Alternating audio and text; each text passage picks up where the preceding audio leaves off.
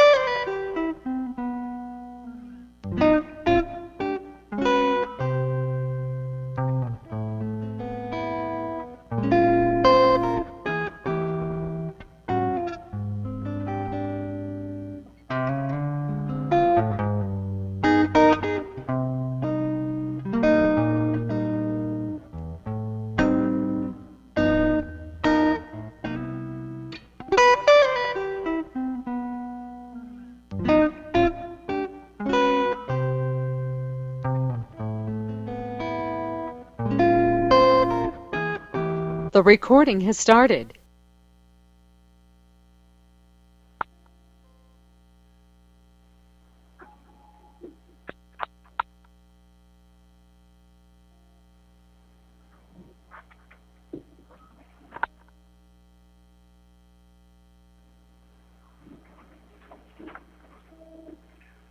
Oh.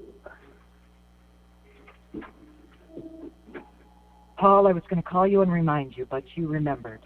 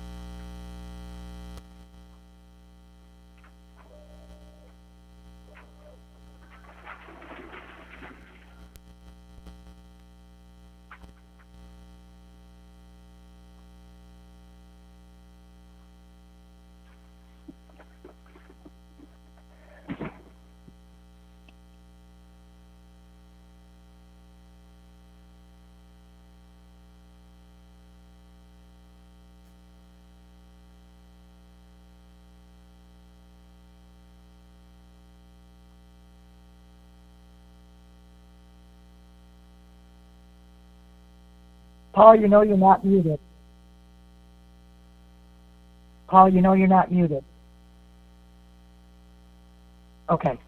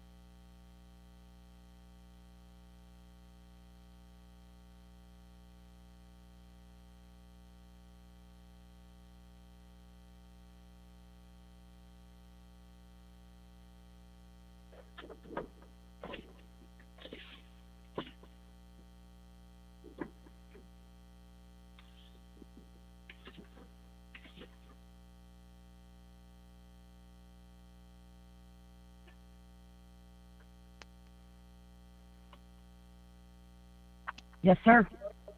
Yes, I am.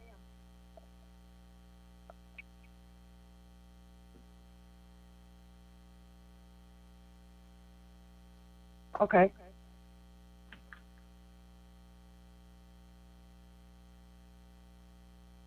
Okay. All right. Thank you.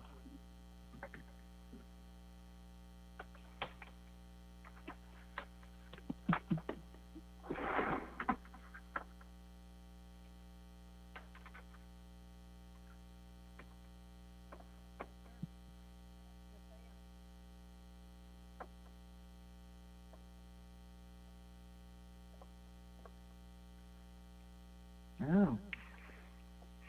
Yeah, I see that.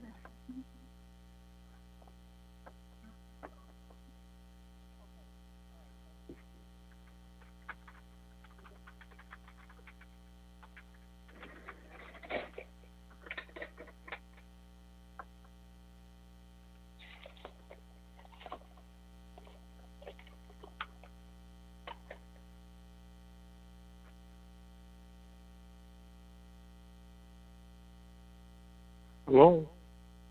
Hello. Yeah, this is Marquez. Hi, Mark. I'm going to put myself on mute. So I'm Okay, need good. to talk.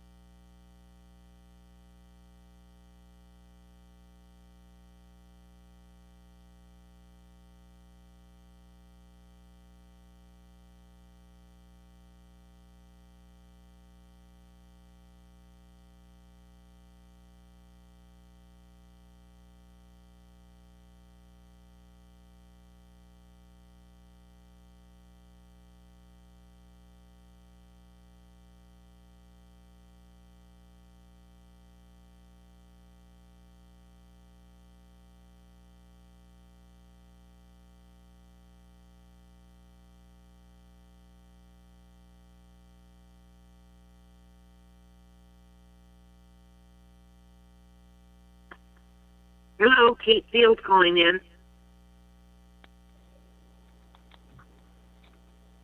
So, what are you driving or what? I couldn't hear you. You're real garbled.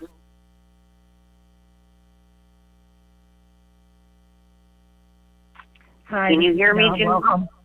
I can, yes. Okay. All right, good.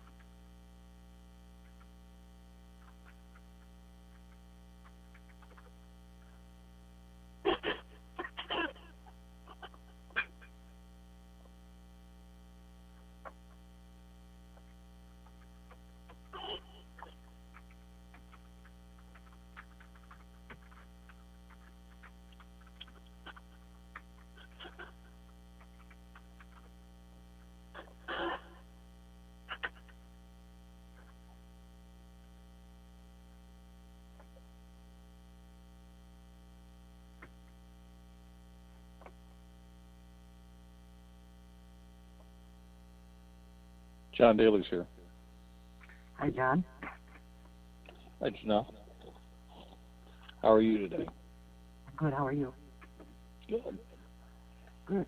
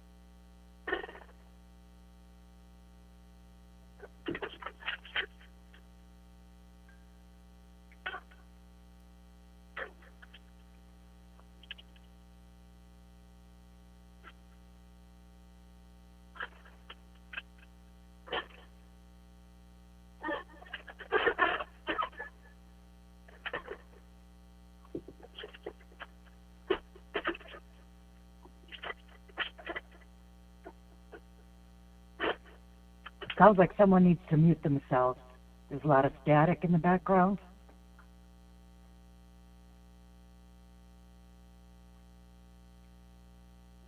Thank you.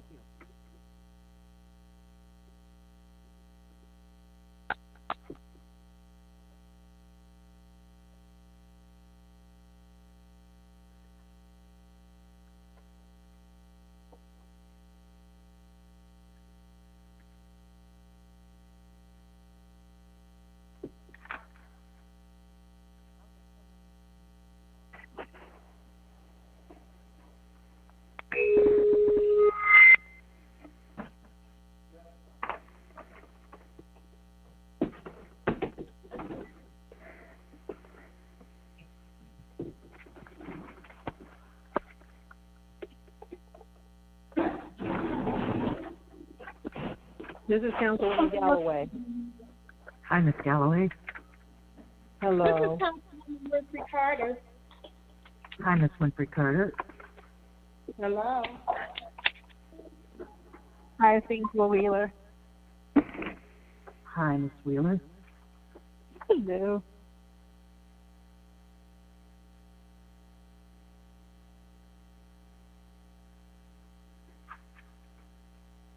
Hey, Janelle Commando. Hi, Amanda.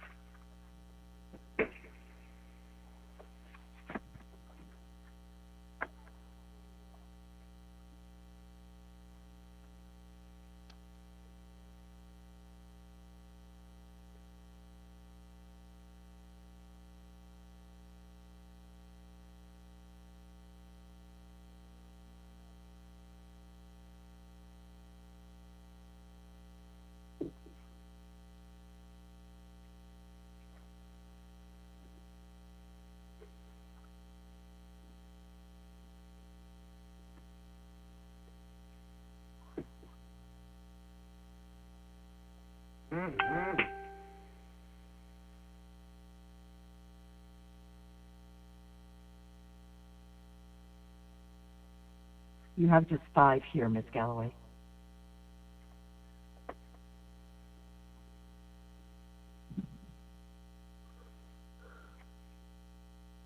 Janelle, I'm sorry. Can you repeat that? I didn't hear you. You have only 5 council members here at this time. Okay. So we have enough to bring our Now you meeting have- to... Now you have 7. Oh, Now you have 7. Perfect. Okay. Let me just get 1 second here.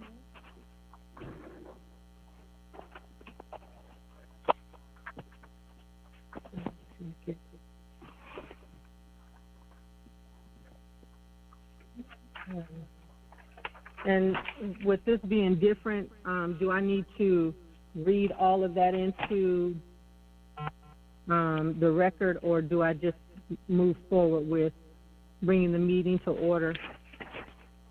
I think you can move forward with. So this is Wednesday, October 21st, 2020, and this is the Flint City Council meeting that the replacement for the one that was canceled on the 12th. And so roll call, please. Mr. Mays? Present. Mr. Davis? Present. Mr. Guerra? Ms. Fields?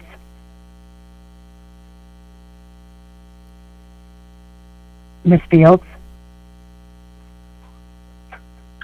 Sorry, I was on mute. Present, attending remotely from Flint, Michigan. I think we're going to do that part next. Ms. Fields? Yeah, we are. Thank you, Janelle. Ms. Winfrey Carter? Present. Mr. Winfrey? Present. Ms. Galloway? Present. Mr. Griggs? Present. Ms. Worthing?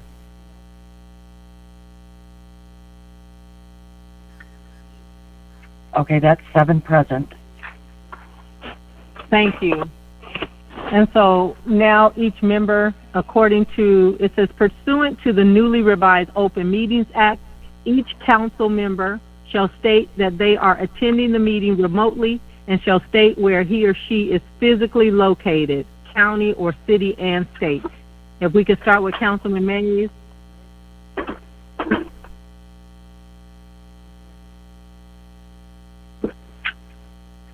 Councilman Mays, just say that you are attending remotely and where you are at this time.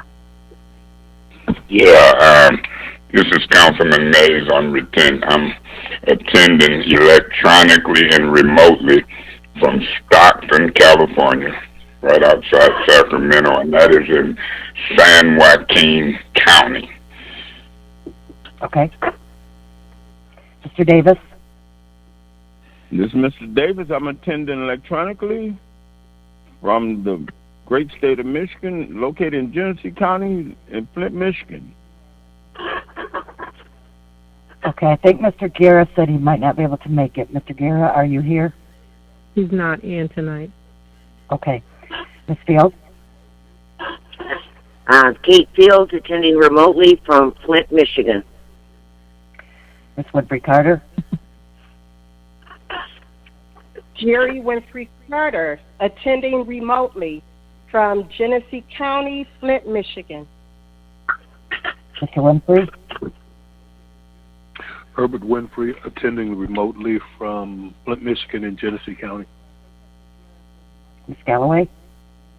Monica Galloway, attending remotely in Flint, Michigan, Genesee County. Mr. Griggs? Alan Griggs, attending remotely from Flint, Michigan and Genesee County. And did Ms. Worthing make it in? Yeah, I'm here. Okay. Did you hear what you have to say or what you're supposed to say? Yeah. Eva Worthing, attending from Flint, Michigan, Genesee County. Okay, thank you all. Thank you. And all council members, contact information is provided in the agenda for the council. That brings us to our Pledge of Allegiance.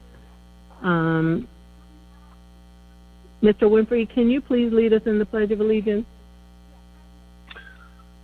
Sure. I pledge allegiance to the flag of the United States of America and to the republic for which it stands, one nation, under God, indivisible, with liberty and justice for all.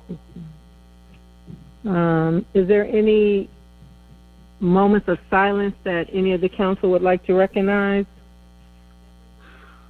Madam President. Yes, Councilman Winfrey.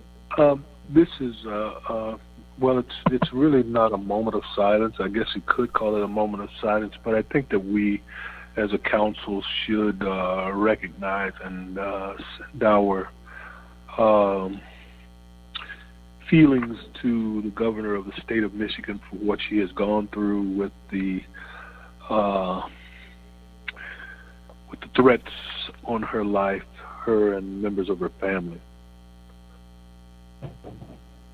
Thank you, Mr. Winfrey. Is there anyone else?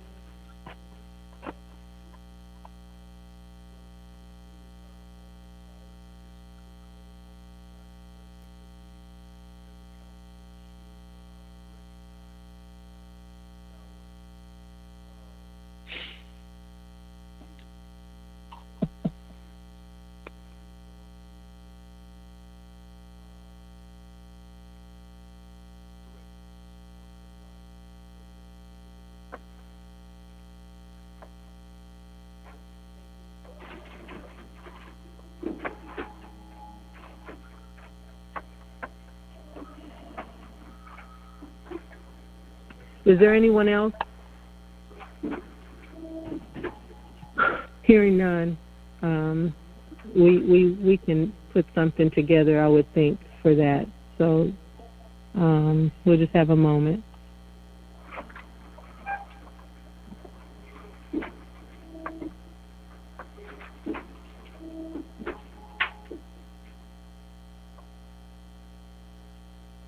So the next part, it says procedures on conducting electronic public meetings. All boards and commissions must adhere to all laws established under the Michigan compiled laws and in accordance with the revisions to the Open Meetings Act adopted in Senate Bill 1108 as passed on October 13, 2020 and signed into law on October 16, 2020. That brings us to the reading of disorderly persons, city code subsection. Any person that persists in disrupting this meeting will be in violation of Flint City Code Section 31-10, disorderly conduct, assault and battery, and disorderly persons, and will be subject to arrest for a misdemeanor. Any person who prevents the peaceful and orderly conduct of any meeting will be given one warning. If they persist in disrupting the meeting, that individual will be subject to arrest.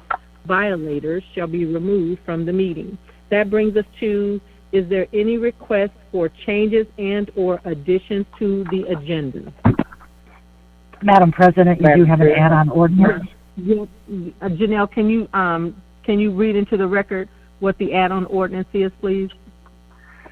The add-on ordinance is to extend the 60-day emergency for the marijuana ordinance. Thank you, and that'll be under ordinances, right? Yes, ma'am. Madam President? Mr. Griggs? Yeah, I'd like to add a special order about a draft ordinance for alcohol sales. I'd like for the special orders to come right after appointments. So, okay, Mr. Griggs, so you want to add another special order at the end of the other special orders to draft an ordinance for, is that what you mean? No, just to discuss the draft ordinance for store hours. And move all the special orders after the appointment. So that's one. And then the second thing you want to do is you want all of the special orders to be moved. Where is that? After appointments, right after appointments. After appointments, but before resolution. Yes.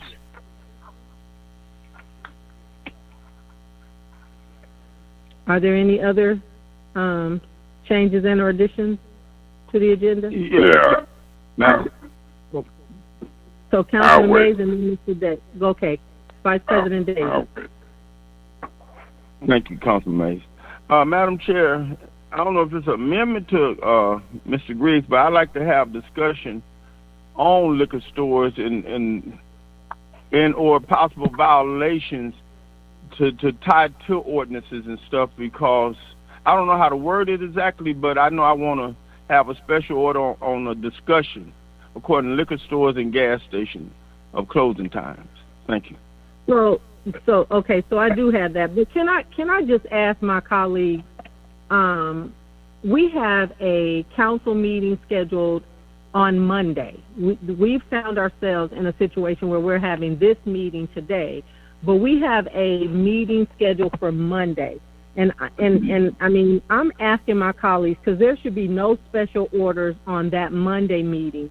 I'm asking you all to consider putting this on that meeting, since it's only 5 days away, and that way it would have all the attention and we wouldn't be adding another special order.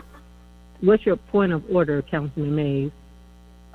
Madam President, once you get the proposed agenda changes, we vote on them in motions. Wouldn't it be proper for you to have your discussion on that during the vote on these issues rather than, taken away from what we're into by agenda? I don't believe so, Councilman Mays. This is a request for changes and or additions to the agenda, and I'm making a request to my colleagues. And so point of order. I hear what you're saying. What is your point of order, Councilman Mays? We're not at the discussion on these motions yet, ma'am. You don't have to be.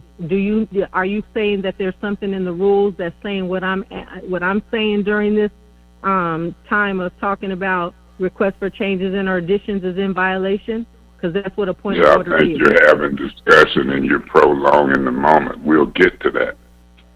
Thank you, Councilman Mays. And so I'm saying that to my colleagues. Are there any other ones? So, Councilman Mays, wait 1 second, Mr. Griggs.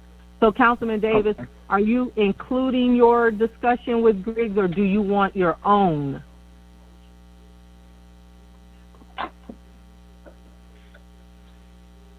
Councilman Davis, are you there? Oh, I was on mute. Yes, it could be included. It could be included. I'm not trying to make it a timely process today. No problem. Okay. Thank you so much. Mr. Griggs, you have something else? Yeah. Well, to answer Councilman Davis's question or interest in a violation, what a violation would be, that's included in the draft ordinance in front of us tonight. Is there any other I would recommend. What? Are there any other changes to the agenda tonight? Yeah, I have a couple. Councilman Mays.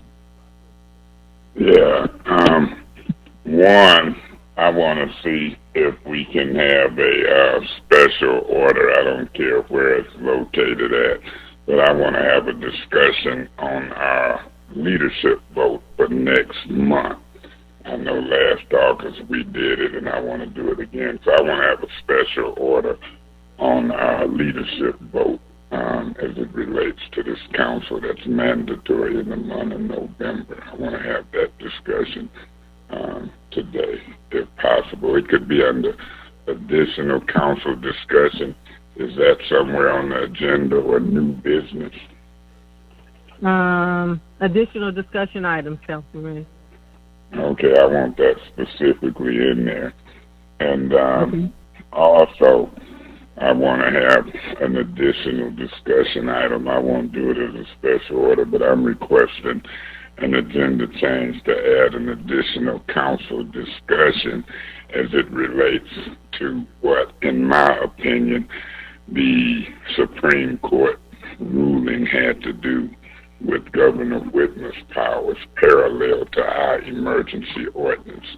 So I guess the quickest way to say this agenda change, we're still operating locally in an emergency, and I want to talk about what that means for the legislative branch of local government and the executive branch. I want that under any council discussion. Okay. Anything else, Councilman Mays? Not at this time. Do we have new business on there or just additional council discussion? Just additional council discussion? Yeah, I want that to, after that, I want new business. In case we could do motions and additional council discussion, but I don't know if the council rules adds new business or not. If it do or don't, I won't get into it. But forget with the new business. I'll deal with that under any additional council discussion. Okay. So if there's no more, we'll vote on the changes. So the first one is there is an additional, an extended emergency ordinance for the marijuana, 60 days. Is there any discussion on adding that to the agenda? Any discussion? Madam President. Councilman Mays.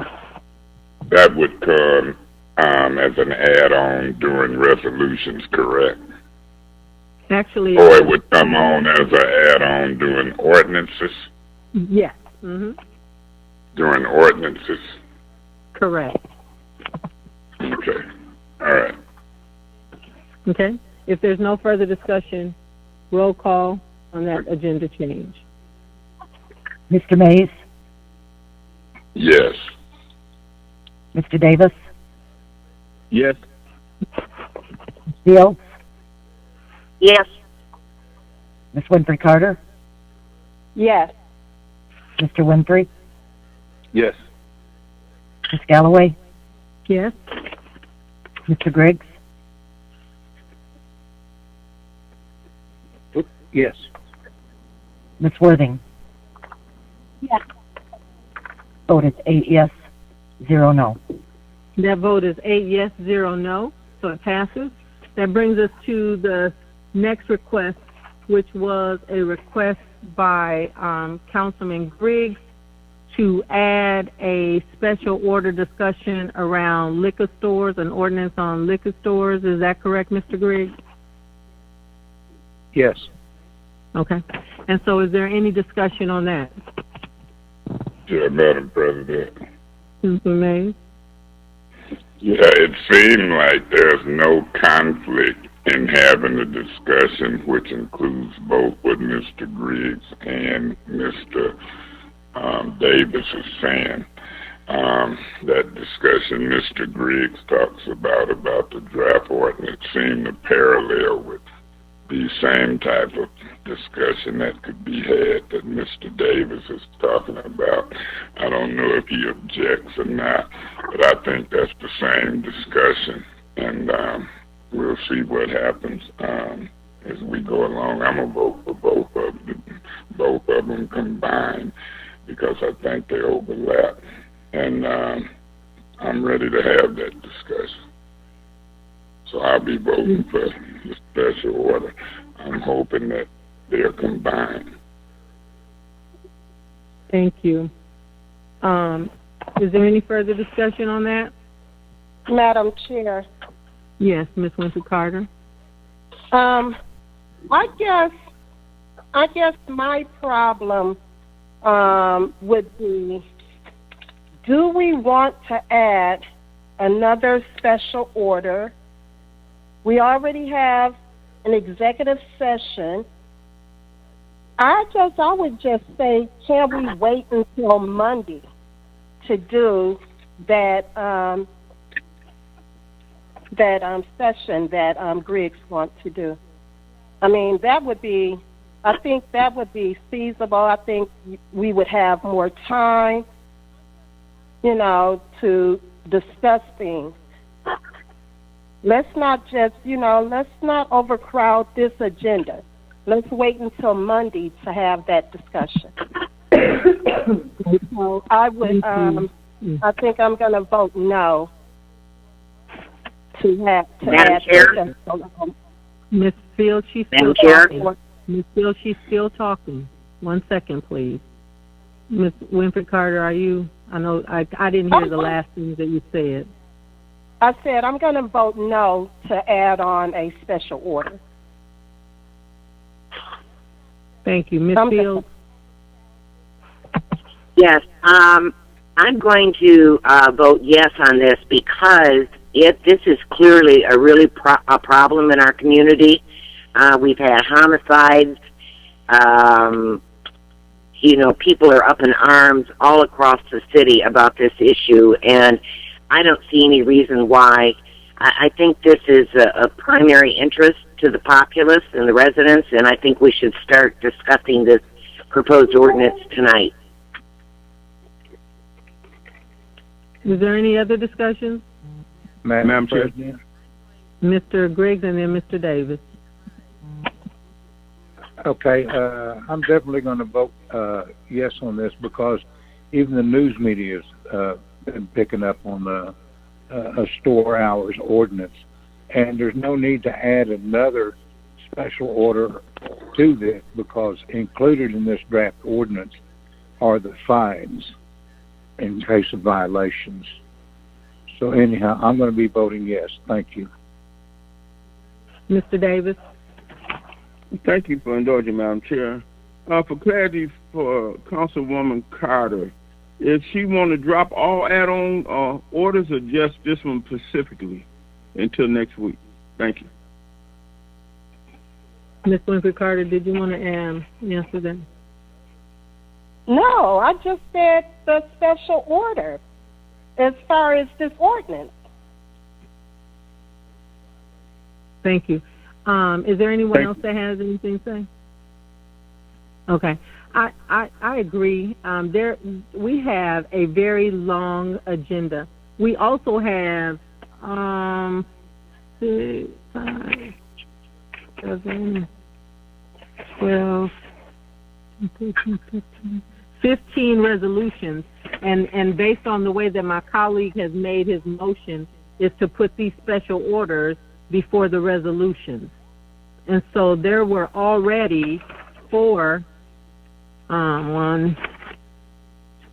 special orders. And so I think that it is something that we should have a conversation about. But all I'm asking is that my colleagues stay as long as it takes to make sure that we get everything done. I would have liked to see the special orders done after the resolutions if this is the way that the council has it, but I wasn't making the motion. And so with that being said, no more discussion. This is roll call. Yeah, Madam President. Councilman Mays. I don't know if it's not any more discussion. You asked, was it anyone speaking? You hadn't spoken. You could be mine now. I have time on the second round. Somebody talking? You called me. I had the floor. Somebody saying something. Somebody saying something. Who was that? Okay, I thought I had the floor. And now let me get my thought back together. Where was I at? Somebody was saying something, and it threw me out. That was out of order. Man, can somebody help me? What was I saying? We were talking about adding a special order, Councilman Mays. Oh, no, I know what I was saying, that the second round, even if you take a first round, you should always ask, is there anybody for the second round? In this case, I have a second round. My point is this, through you to Mr. Davis. Mr. Davis, does Mr. Griggs' discussion request satisfies yours as well? Do you know? It depends the degree. 'Cause I know we got different issues according to different wards and styles. So my problems wouldn't be his, but I would be all right combining them. I wouldn't have no issue combining them. Okay, so if they call for the next one, we might can say that they are combined and continue to move forward, because we can also carry it over to Monday. But I'm going to be voting to start the conversation. Mr. Griggs is right. It's been in the media. I'm hearing one side. So I'll be voting yes to have the discussion. We are the council. We dictate, if we vote 5 or more, what's out there in the public and what we have as priorities. So I'll be voting yes. I hope y'all combine them, because it sounds like you can do your discussion and what he's saying. This draft ordinance, I'm going to be eager to hear who helping draft it and what is it talking about. And I'm going to see if you and Mr. Griggs have a meeting of the minds. So it'll be an interesting discussion. It might have to postpone to Monday if it gets too long, but I'm willing to vote yes. Thank you. Thank you. Mr. Griggs, you one last thing, if I may, Madam President. One last thing. Councilman, once I'm done, I started talking, sir. Mr. Griggs, you said something about a draft ordinance. Is that you? I don't have a copy of a draft ordinance. Are you just going to be talking about a draft? It was probably, Madam Chair, it was probably emailed to everybody about 2 hours ago, maybe 2 or 3 hours ago. It's in your email from Davina. So you're adding on an ordinance in addition, because I didn't. No, I'm adding on. No, I'm adding on a discussion of a draft ordinance. Perfect. Okay, thank you, sir. Councilman Mays, you have one more. Well, your second round was already up, and so technically we can have that discussion when we have when we actually go into that segment of it. So, is there anyone else that hasn't spoken twice? Okay, then roll call on this special order. Mr. Davis? Yes. Ms. Fields? Yes. Ms. Winfrey Carter? No. Mr. Winfrey? Yes. Ms. Galloway? Yes. Mr. Griggs? Yes. Ms. Worthing? Yes. Mr. Mays? Yes. Vote is 7 yes, 1 no. The vote is 7 yes, 1 no. The next change was to have special orders to follow appointments. Is there any discussion on that? Yeah, Madam President. Councilman Mays. Yeah, I think I'm leaning toward voting no on that. What I'm hating that I neglected to do was request that the public comment come before the executive session. The executive session, as I've looked at that agenda, I looked at the October 12th agenda as amended. I don't think it changed. It seemed like I had information to tell me. And so, to mute and unmute, I had to pull the agenda up on my phone to stay unmuted, and I'll do that probably in resolutions. But I'm really hating that we didn't allow public comment before the executive session, and now we're talking about moving these special orders. In some cases, I would like to have the special orders where public could comment on some of these hot topics. But my position is this. We didn't do that. That means I think the executive session might come before public speaking. I hope people will wait. Maybe we won't be in there long, but I'll be voting no. I think the special orders is a hot topic. This council can adjourn this meeting.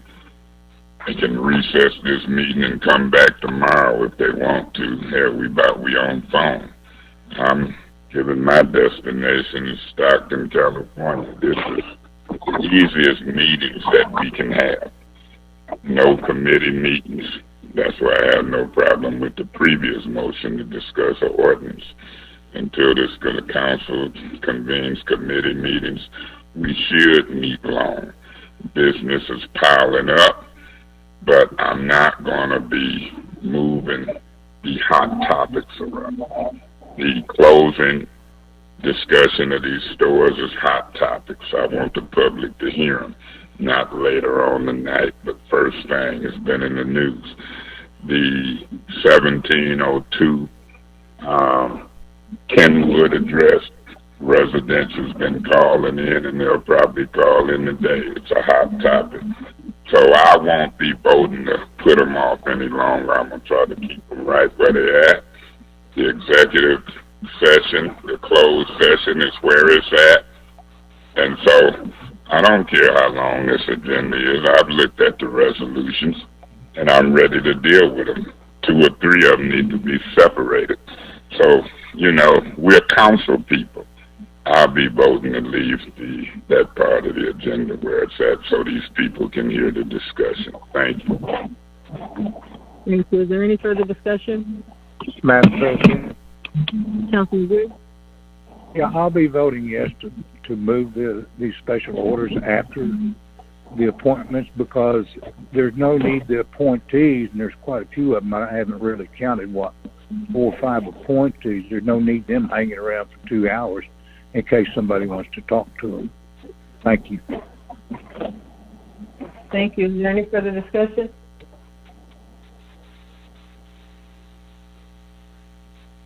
Madam President, Councilman Mays? yeah, there's no other discussion.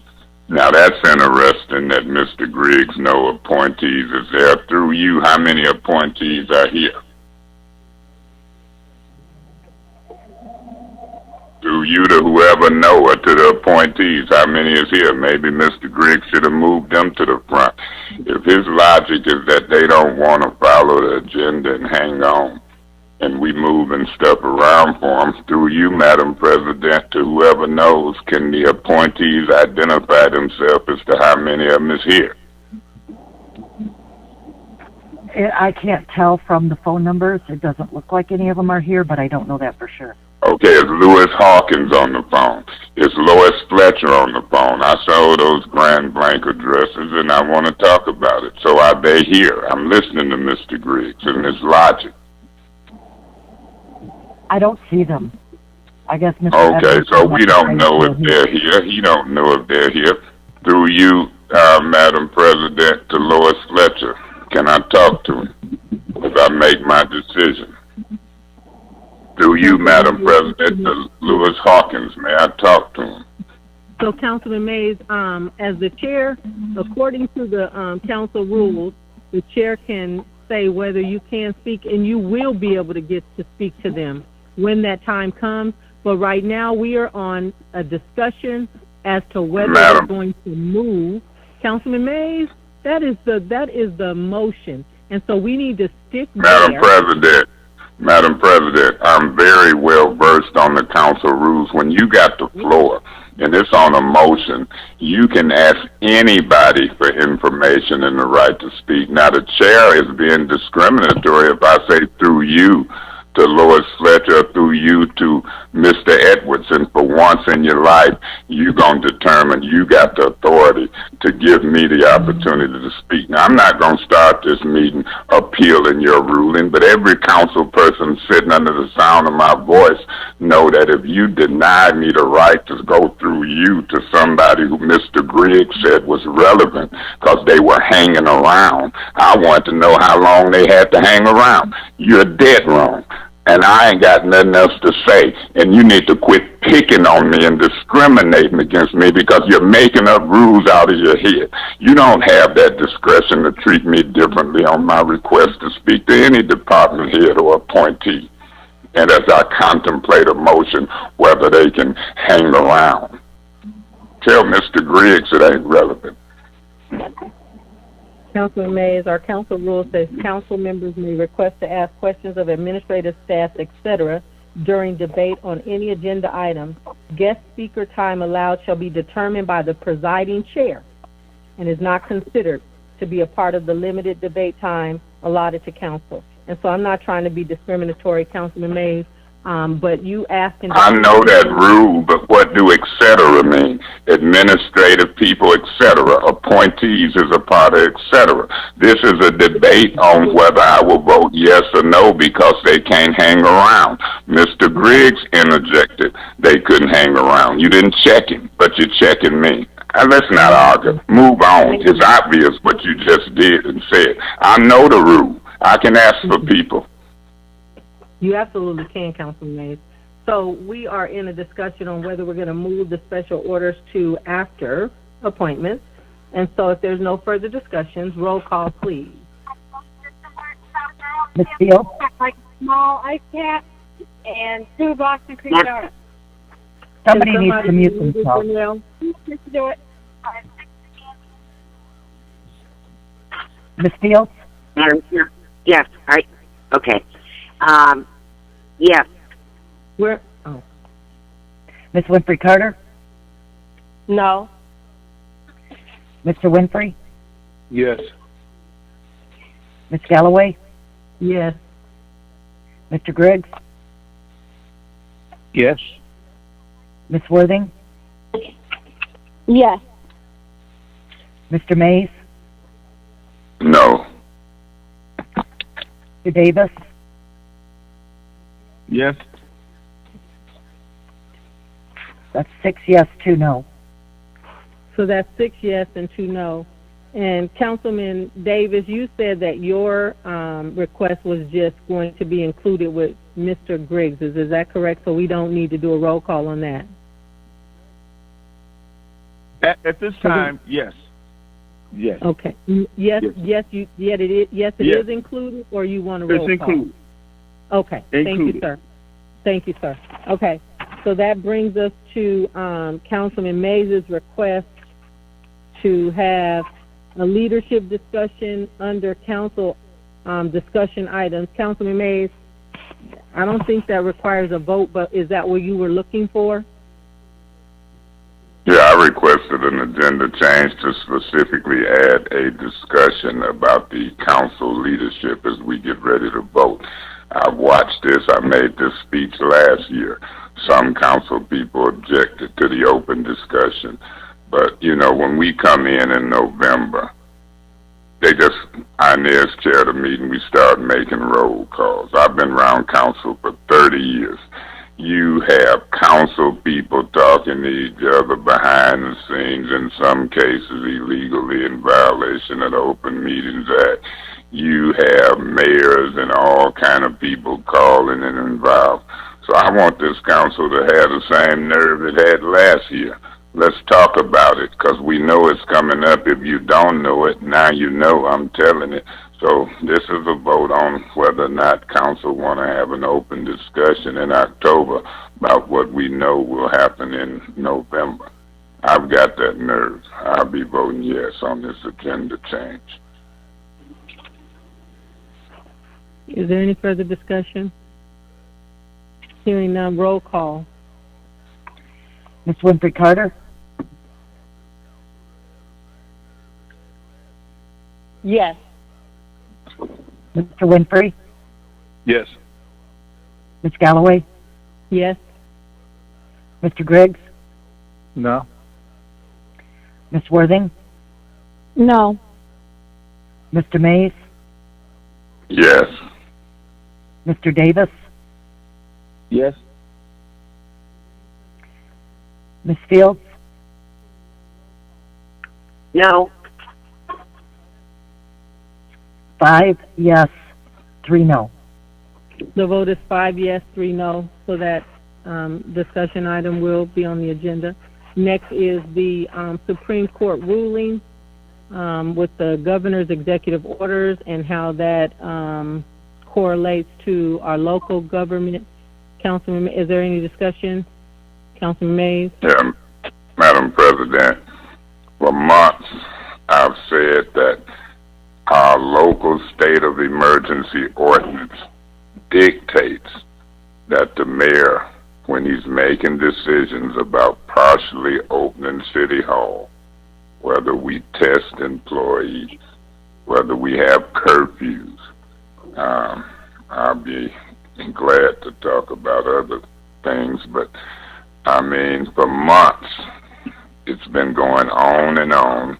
The mayor came up last meeting and seemed like he came up with an understanding as we don't know what's going on in the city.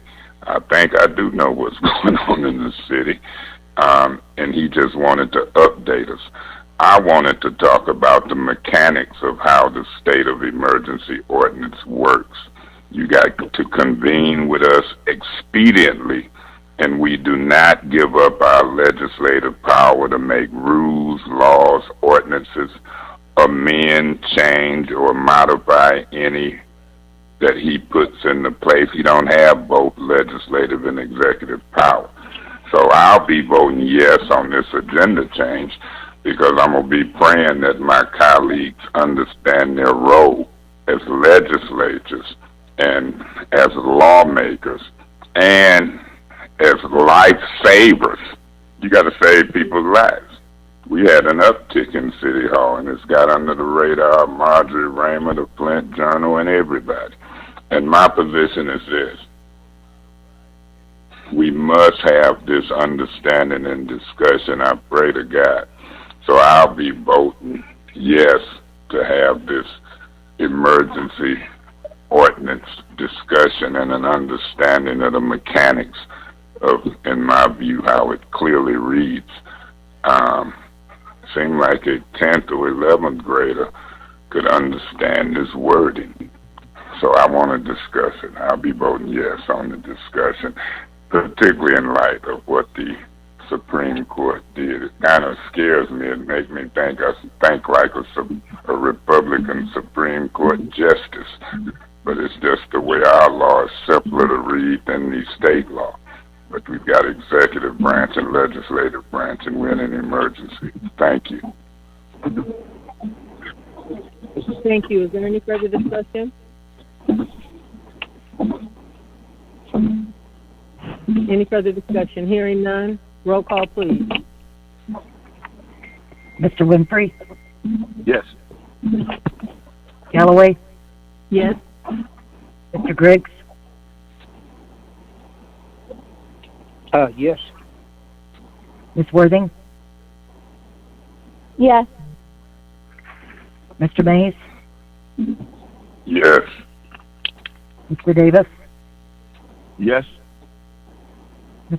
Ms. Fields? No. Ms. Winfrey Carter? Yes. Vote is 7 yes, 1 no. Vote is 7 yes, 1 no. That passes. So that is all of the, and a motion for new business to be added to the council agenda. Point of order, Madam President. I withdrew that request. I'm sorry. Great. Okay, so that brings us to our executive session. The Department of Law requests, well, Attorney Wheeler, you can go ahead.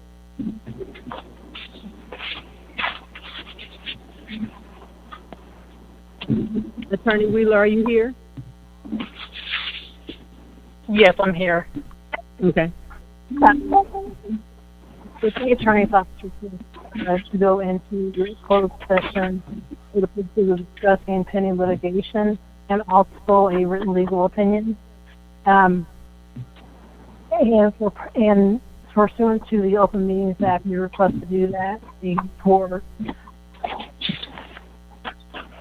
purposes of pending litigation.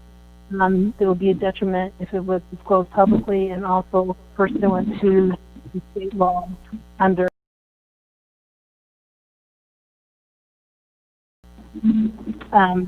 subsection.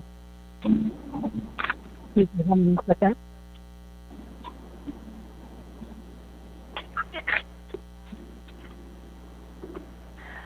Under MCL 15.263 and the exemption stated there. And this would be in the matter of information.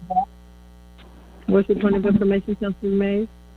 What is, can she read into the record the subsection she's referring to?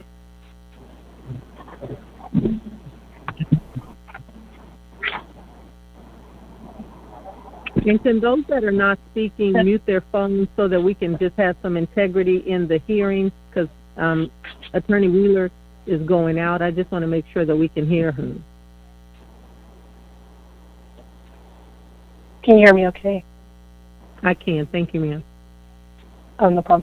That'd be under MCL 15.268E to consult with an attorney regarding trial or settlement strategy, and also under Section H to consider material exempt from discussion or disclosure by state or federal law, and that would be in the matters of the Flint water cases, case number 5:16 CV 10444 JEL-MKM, and also for a legal opinion pursuant regarding the Open Meetings Act and Executive Order 2020-75. Thank you. Attorney Wheeler, were you done? Because he did a point of information. Did you have anything else you wanted to add? No, I'm sorry. No, I did not. Okay. And so, is there a motion from the council? Madam President. And here, Councilman Mays, and then Ms. Fields. Yeah, I would move that we go into executive session on the cases and the legal opinion matters that's been stated on the record by Attorney Wheeler and the legal purposes that she read into the record regarding pending litigation and or material that's exempt from public discussion, such as the legal opinions, and I would so move. So there's a motion on the floor to go into executive session. Is there support for that motion? Madam President, Councilman Winfrey? I support the motion. It's been moved and properly supported. Is there any discussion on the motion? Yeah, Madam President. Councilman Mays? Through you to Ms. Wheeler. Ms. Wheeler, do we have guests waiting in the wings?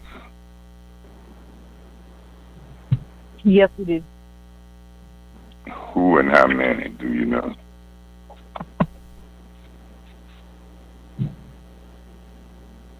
If you don't want to say who, how many, because I'm thinking about tabling this till after public discussion or seeing if it can be tabled till after public discussion. I'd rather have the public get in and out and let them 2 or 3 attorneys wait. How many do you know?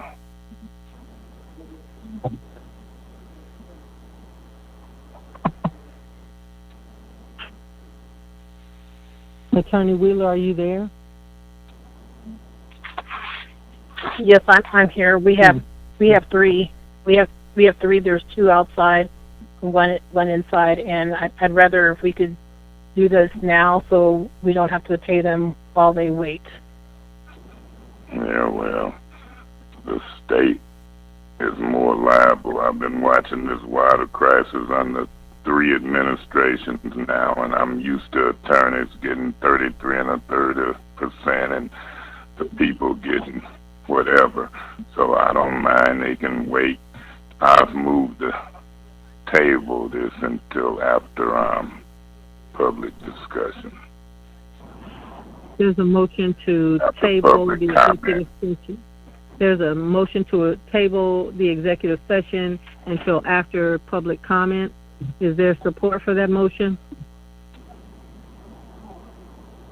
Is there support for that motion? Is there support for that motion? That motion dies for a lack of a second. Any further discussion? Hearing none, roll call. Madam President. Councilman Mays. This will be real quick, but I would hope that you would get in there. But if any discussion, any further discussion on the first round, and then is there anybody with a second round? But I handles it because once I see you clearly moving on, then I interrupt for a second round, whether it's 30 seconds or 1 minute. My position is this. This council is inconsistent when it comes to, in this particular case, public comment and so forth. I would ask the public to hang in there. Maybe the executive session won't be long. The Kenwood residents, I ask them to hang in there. People don't want to discuss certain things, and maybe we'll have 2 or 3 meetings before Monday. I'm up for it, even in Stockton, California. So my position is this. I'll probably abstain on the vote for an executive session prior to public comment for the reasons it's inconsistent with the pattern of this council for some reason. And so, thank you. Thank you. Is there any further discussion before we vote? Any further discussion? Any further discussion? Hearing none, roll call on executive session. Ms. Galloway? Yes. Mr. Griggs? Yes. Ms. Worthing? Yes. Mr. Mays? Yeah, I abstain on this vote for the reasons that it sends conflicting message to the courtesies that's been given to the public in the past. So I abstain. Mr. Davis? Yes. Yes. Ms. Steele? Yes. Ms. Winfrey Carter? Yes. Mr. Winfrey? Yes. 7 yes, 1 abstention. So that is 7 yes, 1 abstention. That motion carries. We will hang up and go. I need to know how to get to executive session. So one of the ladies, please get Councilman Mays what he needs. So Sure. we are recessed to go into executive session. Madam President. Madam President. Can we request that they send the number to all council people? Sure. Okay, thank you. All right. And to everyone else, if you stay on the line, they will be back.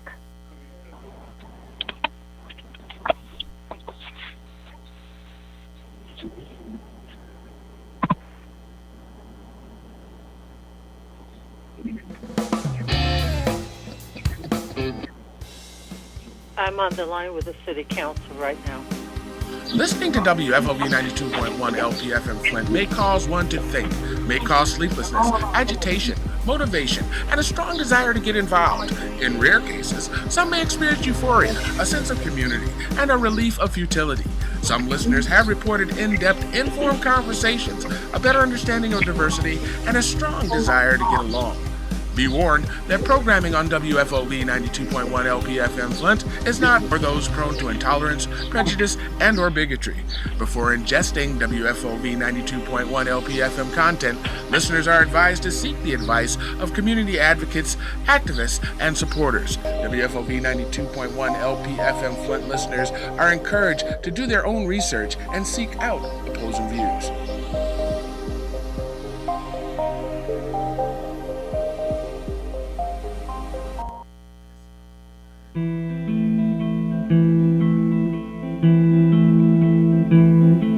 Scroll through the ads of the paper today.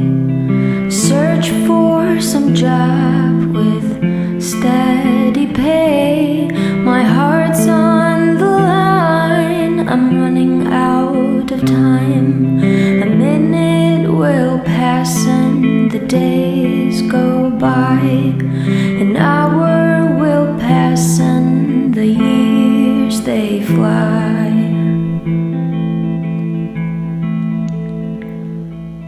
Look to my lover for affection lost.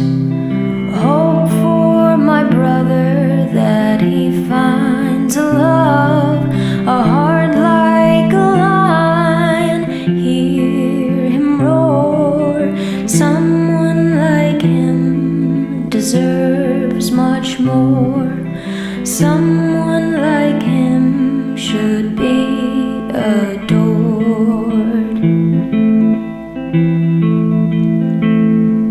And I'll color you and I'll color me. Paint a picture just like a dream. Search for the child lost inside. Finally take back what has always been mine.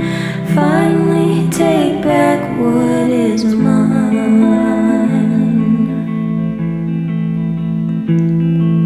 The flower, it lives and the flower will die.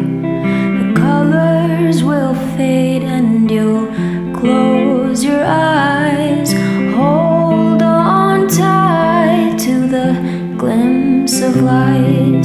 Pick good over bad 'cause they both make you cry.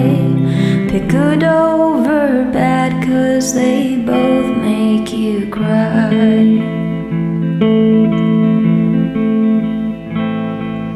And I'll color you and I'll color me, paint a picture just like a dream, search for the child lost inside, finally take back what has always been mine, finally take back what is mine.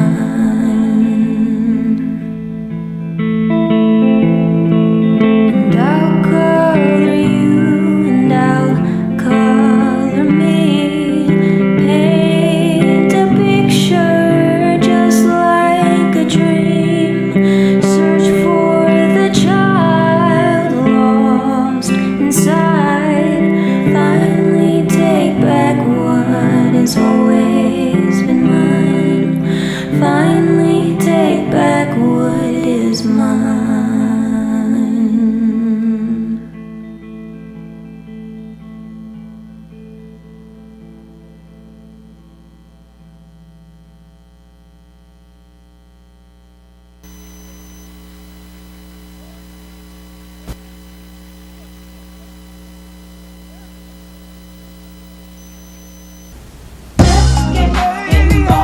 Let's get serious.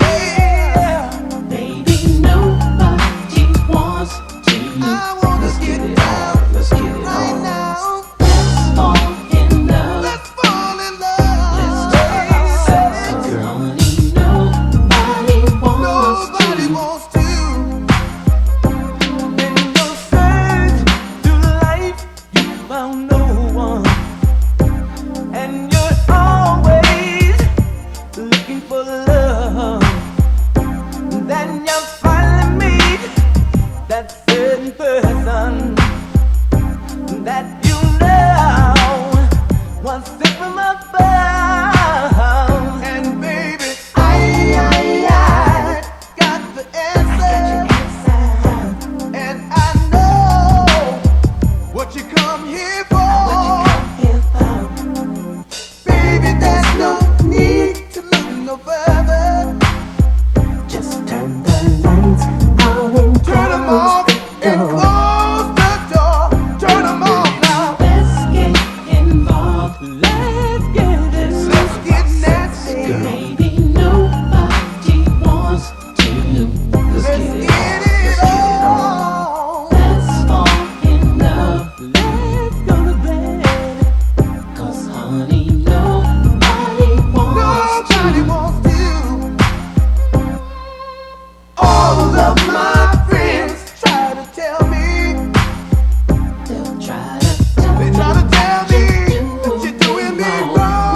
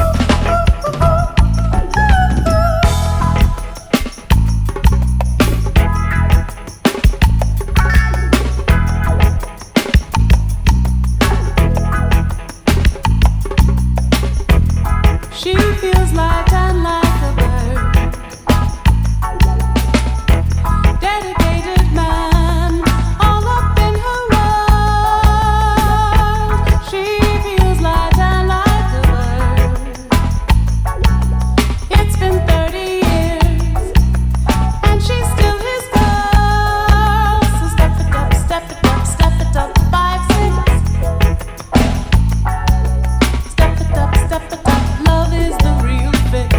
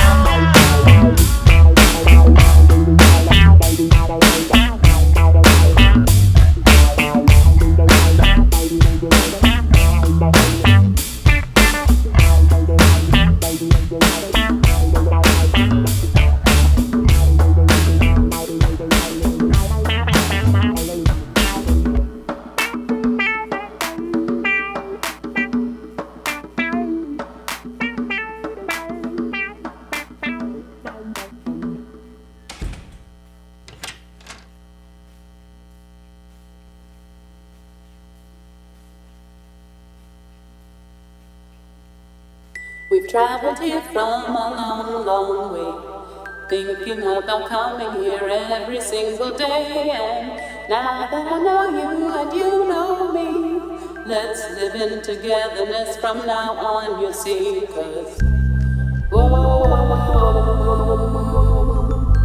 one day in paradise, whoa, things will be oh so nice. Whoa, one fine day in paradise. Oh, how we'll smile when we see through Jud's eyes. Everything will be just right.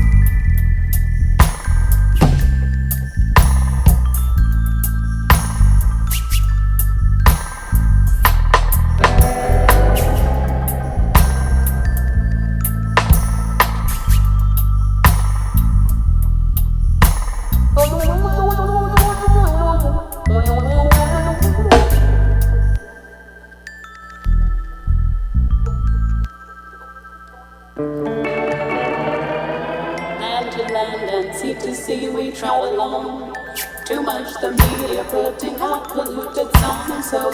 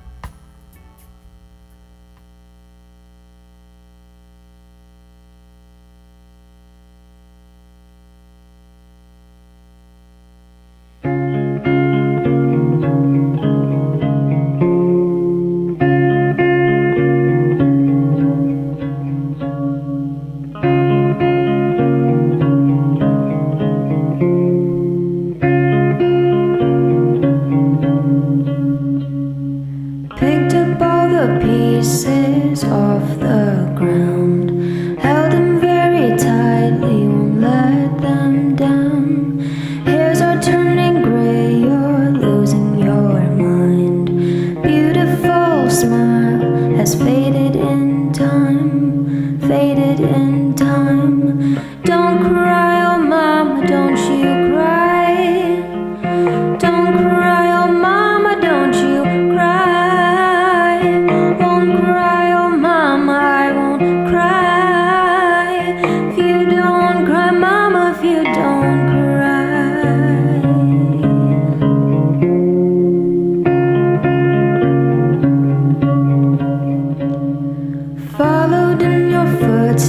steps one by one. Climbed up your tree, oh, I know where I'm from. Look into that mirror, see your stare. Genetically destructive, I'll have to beware, have to beware. Don't cry, oh mama, don't you cry. Don't cry, oh mama, don't you cry. Won't cry, oh mama, I won't cry. If you don't cry, mama, if you don't cry. I know it's not fair, I know it's not right. We know it's not fair, we know it's not right. I know it's not fair, I know it's not right. We know it's not fair, we know it's not right.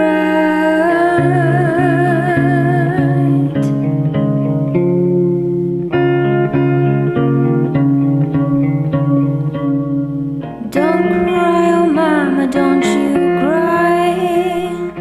Don't cry, oh mama, don't you cry. Won't cry, oh mama, I won't cry. If you don't cry, mama, if you don't cry. I know it's not fair, I know it's not right. We know it's not fair, we know it's not right. I know it's not fair, I know it's not right. We know it's not fair, we know it's not right.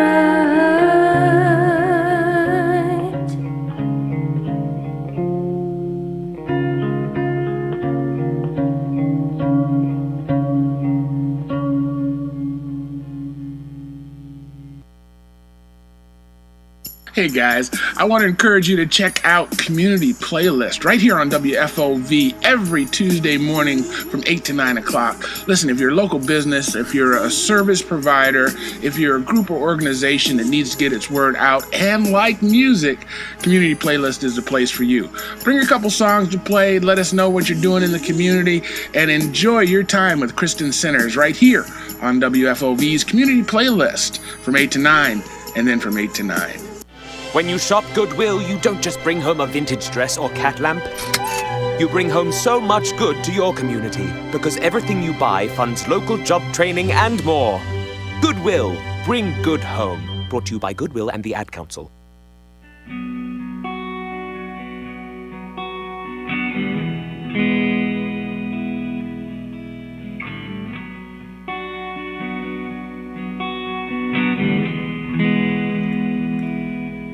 It is 2 a.m. and I'm still awake. Will I be alright now? I think I'll be okay.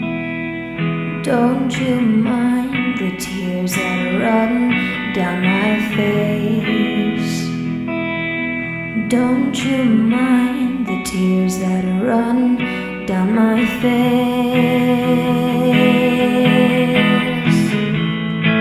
Say it's all just in my head now. Say you're living some kind of dream world. Think I might need someone's help now. Feel I'm being misunderstood. So many words that I couldn't tell you. I held them all in, oh, till I turned blue. I'm choking on all of my own garbage. I guess that's what I get for not being true. Say it's all just in my head now. Say you're living some kind of dream world. Think I might need someone's help now.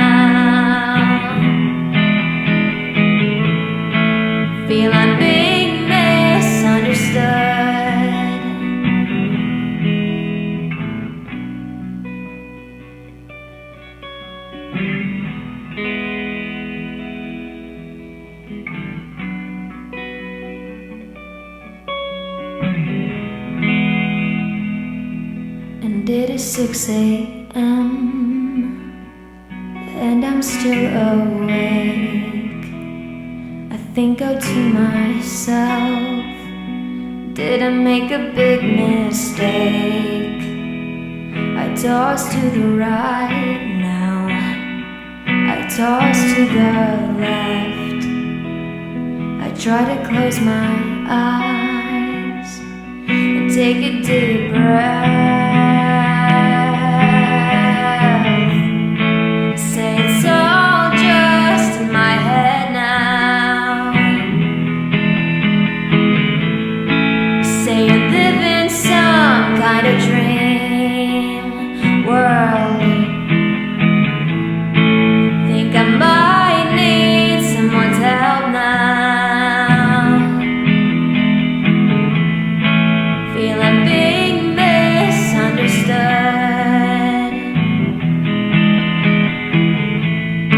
Say it's all just in my head now. Say it's all just in my head now. Say it's all just in my head now. Say it's all just in my head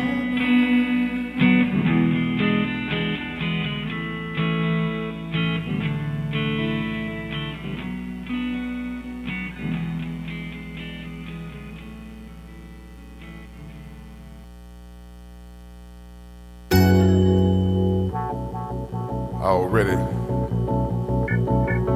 What's up, mama? Peace to you. I'm just getting off work. 24 on, 48 off, baby. Standing, man.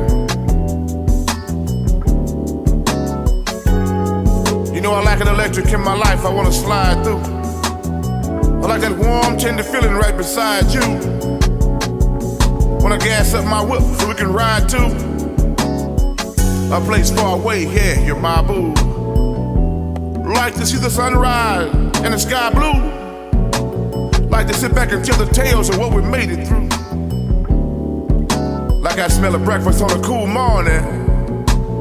Like that surprise love making with no warning. Like to keep it going through the rain and storming. Like that secure feeling to what can't no one harm me. I see the frown on the hater's face.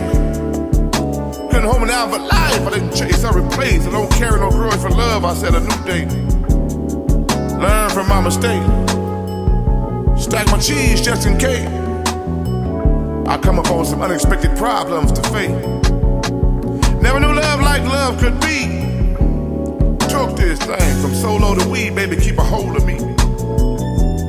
Keep my mind occupied so I don't have to run these streets. Learn a lesson without stressing, cause tricks ain't never had no treat, just a trap door for me. I'ma tell the world about you, baby boo. Discreet with the message, cause the world don't need to know exactly what me and baby do. Much love and respect to you and your baby too. I hope y'all continue to connect, cause I know what us fellas can take y'all through. I say I hope y'all continue to connect, cause I know what us fellas can take y'all through. Wanna keep it simple, don't wanna complicate. Wanna have a plan for we're about to fade. Wanna hear your pain, take your troubles away. Cause I like to like too. And there's no doubt, baby, I love and like you. I won't lie. They gon' borrow your car, bring it back bone dry. Look me in the face, girl, and see my eyes. I look you back in the face and won't stare up at the sky. And I won't quote you verses or what it sounds like when the doves cry. I might sip a little bit, but I don't get high. Might fall short one time, but not cause I didn't try. Cause I like to like too. No doubt about that, mama, I love and like you. Want a separate room for us? I want flowers blossoming year round we can take pictures of. So tell me about that love thing, predicted like the weatherman, girl. Bring me sunshine, I'll keep away the hurricane. I like to like too. And ain't no doubt, baby, I love and like you.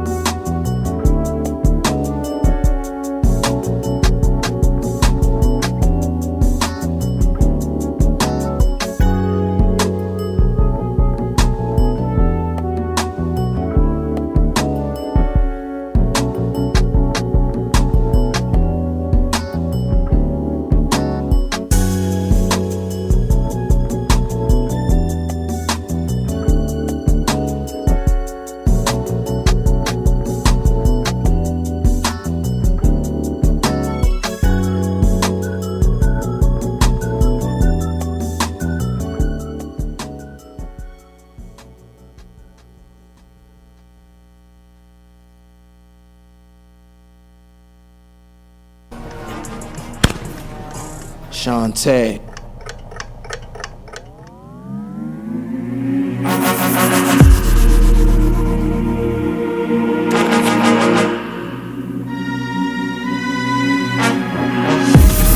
Skywalker, outsider. This is an emergency. Take a look around. Tell me, what do you see? Emergency. I put my life on the line. It really ain't nothing for me. I grew up in the jungle. It really ain't nothing to see. Death and destruction on every corner and street. It get real in the field. Even my homies was plotting on me. Hey, see that guy right there? Remember him? I think he doing something in church, man. Hey man, drop a meme on that dude. Put him on Facebook. Yeah, man, we gonna drop a dime on that, man. I don't like that. George gonna be mine. He keep trying to get people. He ain't even from Flint. He from Frankenmuth. Right. I don't even like that, man. I don't appreciate that, man. Trying to save people and crap, Trying to get people saved. He probably stealing money just I like heard all he the used to other be a hot plotting on me. Man, I almost lost my mind. I didn't want to hurt that boy. Ain't you the one when the yard with them toys? Who the one making all that noise? Hold up, wait up, shut up, sit down, listen, get your mind right. Oh, you talk, you think I'm playing, boy? This is hindsight. Check it. Oh, you got a gun? You stuck in that trap? Are you getting that money? Refuse to go hungry, he suffered for that. Yeah, he took them stripes, so we can be free. So we walking them chains while cussing his name. Emergency. Emergency. No hook. I just need you to think for a minute. Emergency. What was you thinking? I don't know. Forget what you thought. Original Hebrew boys, position your eyes on the cross. Skywalkers, walking the earth, but you don't know your worth. You just jive talking, mind-boggling. Born a king, but still walking around these parts starving. What you need is the truth. His words will open your eyes. Don't focus on the hypocrites, cause the blind can't lead the blind. But he's real, he's able. The love of God will change you. Great save, your debt's paid. You free, no angles. Our love is conditional, but he loves us for free. I'm done living miserable. I had enough of these streets. You can stay if you want in the streets. In the block it gets hot as a sauna. I'm sick of the drama. Got too many problems. Still listen to mama. Emergency. They killing us out here. Emergency. Black on black crime. Emergency. We don't rap no more. All they do is diss. What are you saying? Come on now. I can't get jiggy with this. Man, I need some substance. Something that's gonna make me think. What can I do to get out of the game? Cause I don't wanna die like this. Rats and roaches fighting for crumbs. Man, look what they done to us. You think cause you rap where you're from and busting your gun, man, really you coming up? Not at all. This is a poverty mindset. Man, we gotta change our thinking. I might have been born in the projects, but I'ma die in the kingdom. What good is your hard work if your soul don't prosper? I'm in love with the Almighty, and I ain't talking about the dollar. Yeah, I see through the smoke in the mirrors, my vision is clearer today. I look at the man in the mirror, I scream emergency. Emergency.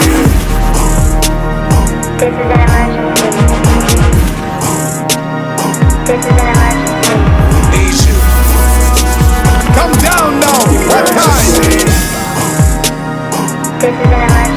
Death on every corner. Emergency. No love in these streets. No love for your brother. No love for your mother. Emergency. Hi, I'm DJ Truly Blessed. You're listening to WFOV 92.1 LPFM Flint.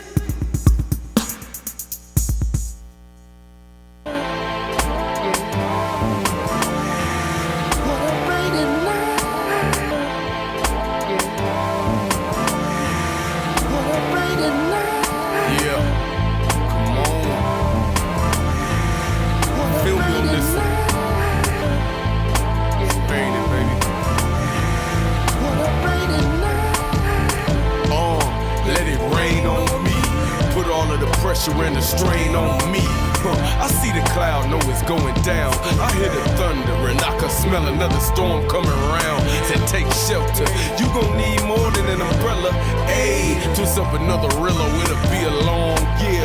Haters in red form, hitmen out doing snitches like Calgon. It's cold outside, streets don't forget men. That's why we get murdered, the same hoods we lived in. My mind on the rebound like I was Big Ben. Stumble in the race, but it's all about finishing. I'm thinking dividends, structure and discipline. But see, it's always raining up in Michigan. But I could tread through the water, make it through the storm. And pray to God I see the sunshine in the morning. Hey. Now I see light. Now I see light. I can see clearly through the night. I can see clearly. It used to be darkness, now I see light. I pray to the Lord that He give me sight. I look up in the sky like Mother Nature just gon' spoil my July, but I still burn it down, can't spoil my high. I feel like Jada and that Hamilton, like why, man? Why the kids killing kids? Why my homie in the grave, little cousin in the pen? Like, damn, but Leone did it again. I done made it through the rain and torrential wind. It's on the south side every day, 4th of July. I could never tell a lie, them shots gon' fly. They might hit your situation, mess up your whole agenda. Some do it for fun, some do it for dinner.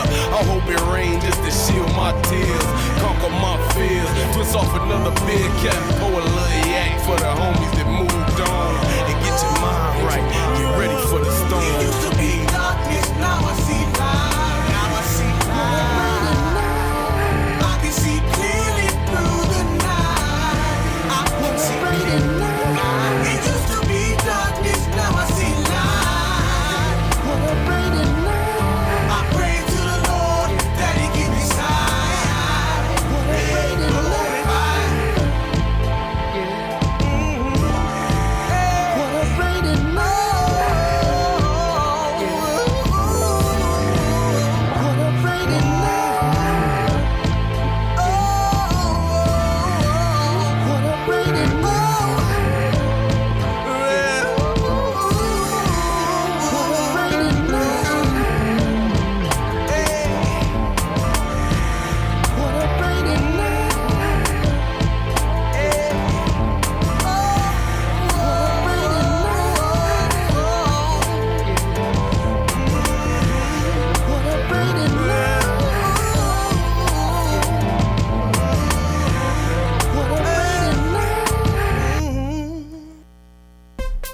Donna.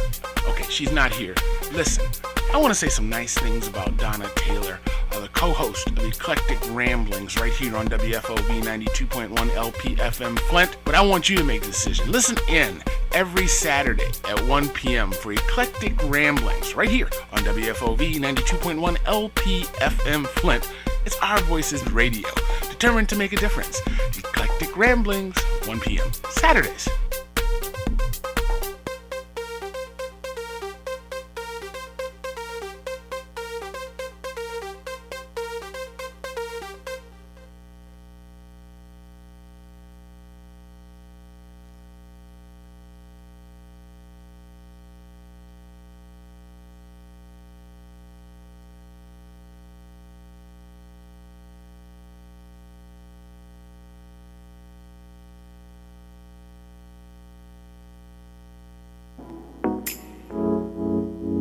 called me Stan. She called me baby. Say I'm her man. They think we crazy. Scrambled in the mind sometimes, but we know what today be. This be's the day of the soulmates battling so much hate. Intertwined together for destiny's sake. If I ain't concerned about your soul, I ain't your soulmate. We going steady. She my already. She my that which is understood way before I said it. My heart won't search cause I won't let it. She locked my heart, ain't no one get it. You call me Stan. She called me Stanford. Don't come with questions, she come with answers. Trust me, she do. Trust her, me too. A lot of miles between us both, but we respect what we've been through. Like the famine in this world shook the locust off me, invited this love into my life, and she put the focus on me. Posted like security, baby, watch me as I sleep. Watch my walk with you, baby, and where I plant my feet. Foundation run deep, here with balance, mama, lean on me. You call me Stan, she called me Stanford. Don't come with questions, she come with answers. Sweet words for my baby, be so sweet and nice. I present to this world the steering wheel for the turning point in my life. She my cool chick, my sweetest thing, and I'm convinced in my heart and mind that I need this thing, I need this change. Whatever you want to call whatever to a special man. Talking to you about 3 for sure things in life. Wrong, right, and love at first sight. I'll take the last one in my grades because it just feels so right. You call me Stan, she called me baby. I call her my destiny and my destination. Twister, her favorite movie, let me tell you what it did. She took my heart off the market and wedged it up under her bridge. If you never seen the movie, you gon' get what I said. She called me Stan, she called me a baby. I'm her man, and she my lady. Forever never tasted sweeter than today be, and I went all to my baby who kisses drive me crazy. You call me Stan, she called me Stanford. You got a question, well she my answer. I reached that turning point in my life. You call me Stan, she called me baby. My destiny and my destination already. Hey, good people. Paul Hearing here. Asking you to stop calling, man. Just stop calling and asking me to play your songs if they have cussing in it. We can't do any of that. No N-words, no B-words, no nothing. It's got to be... Usually, what I used to say was, if you couldn't play it for your grandmother, I can't play it here. But I'm going to update that and say, if you wouldn't play it for your great-grandmother, we can't use it. All right, it's WFOV 92.1 LPFM Flint. For those of you who have clean music, feel free to check us out, WFOV.online, or by calling 810-259-9789. We're looking for clean music. We're looking for Flint talent. We're looking for you right here, WFOV, Our Voices Radio, determined to make a difference. 810-259-9789.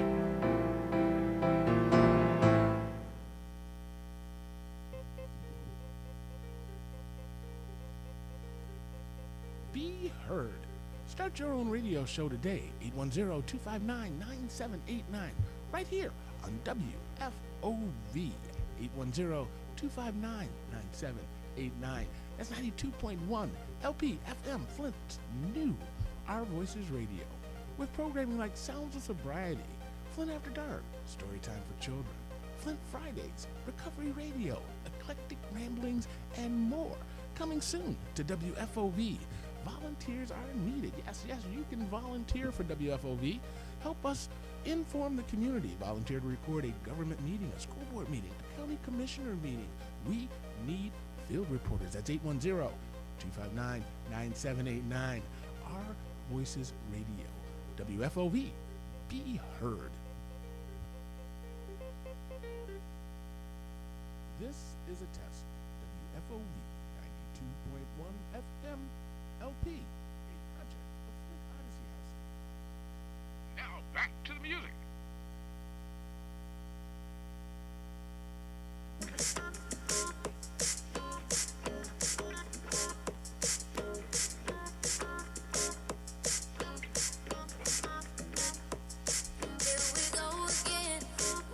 Keep running around, acting like I don't see you, and you don't hear me screaming out.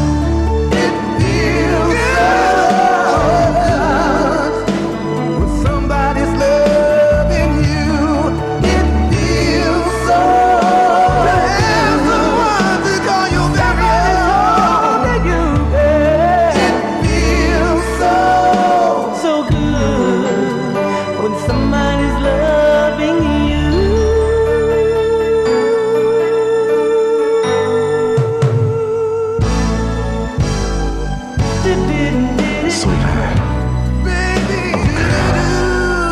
Words just can't express the way you make me feel inside. I never thought I could love anything like this. I thank the Lord above that you're with me. I love you, baby. It feels so good.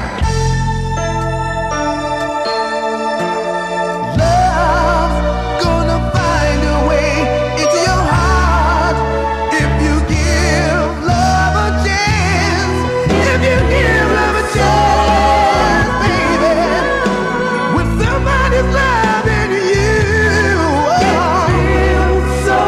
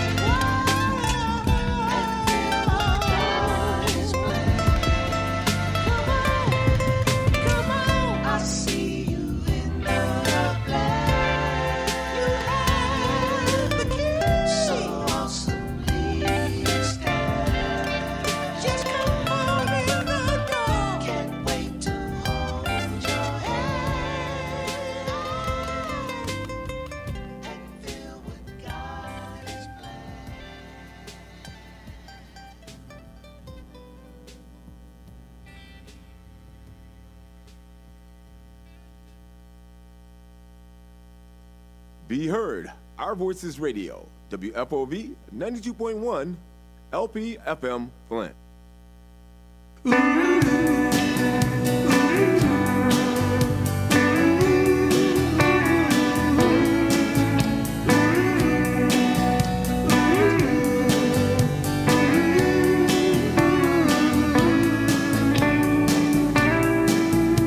There's trouble in Flint, Michigan. The governor said it's fine. He's playing with the water and playing with our minds. He thought he'd have some luck and save himself a buck, but he dredged up a monster from the Flint River muck.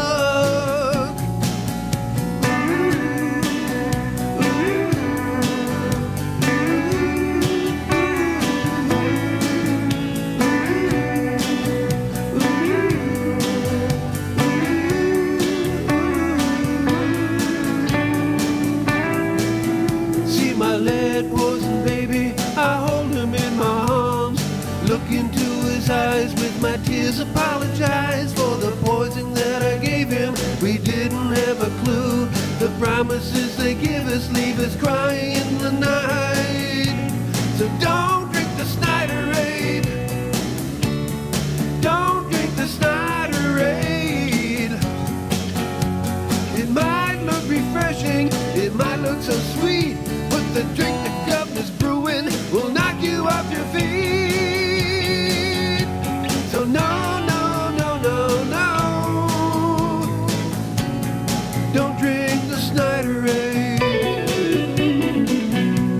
The Washington politicals are stepping off the bus, smiling for the cameras and making such a fuss. They promise you this and promise you that. When the election is done, they're gonna leave you flat.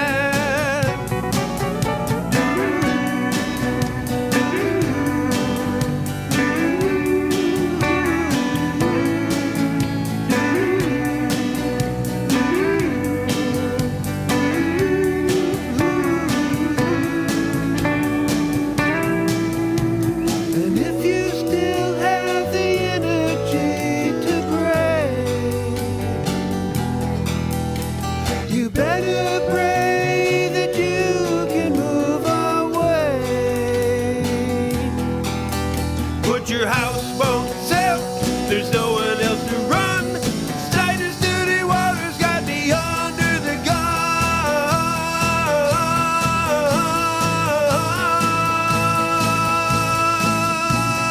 Don't drink the Snyderade.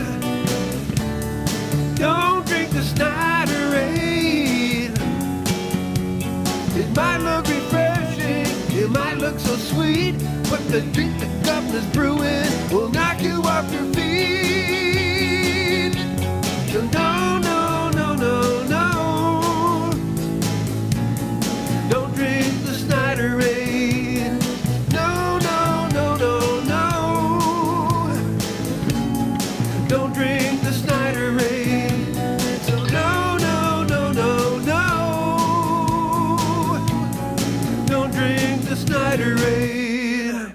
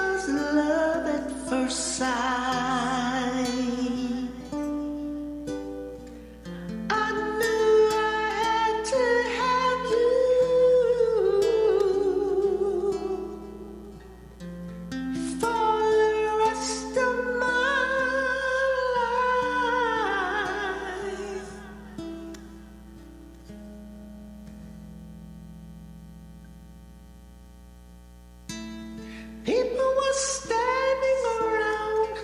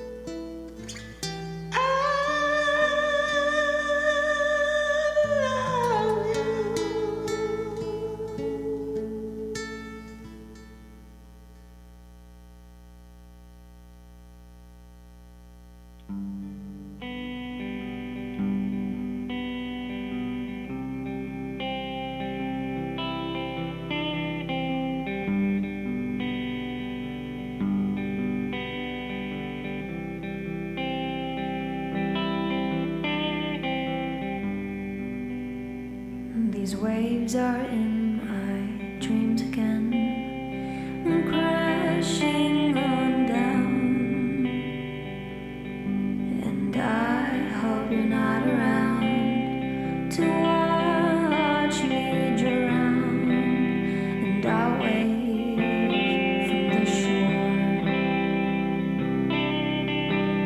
I'm not sure if I'll be here anymore.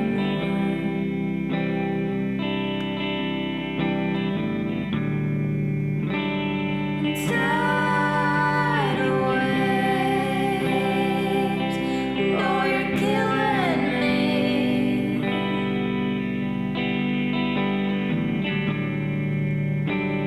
And tidal waves, oh, you'll bury me.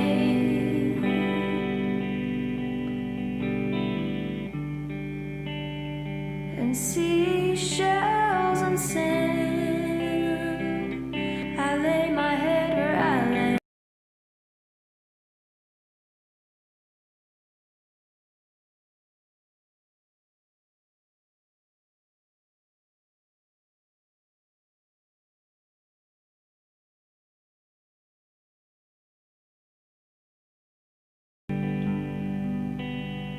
These waves are in my dreams again. The tide's running high, and I will drift on by. The waves have surprised and swayed me to sleep. I'm not sure where these waves will bury me.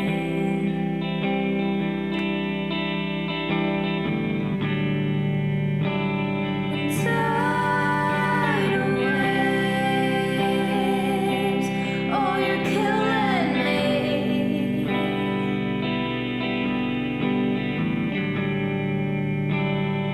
Tidal waves, oh, you'll bury me.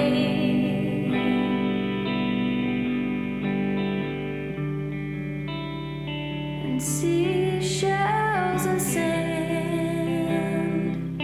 I lay my head where I land.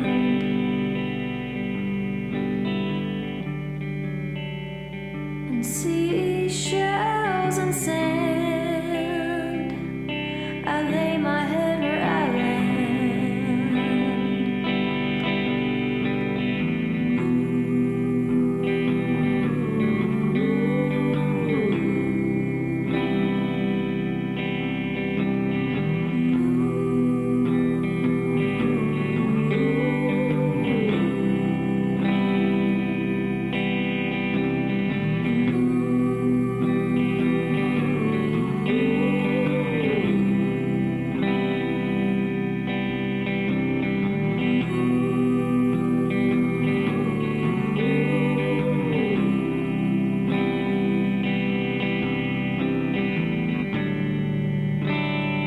tidal waves, oh, you're killing me.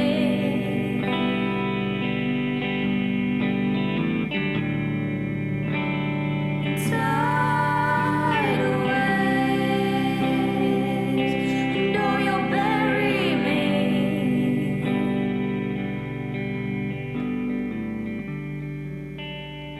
And seashells and sand, I lay my head where I land.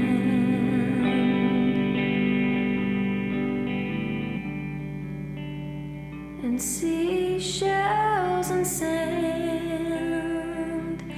I lay my head where I land.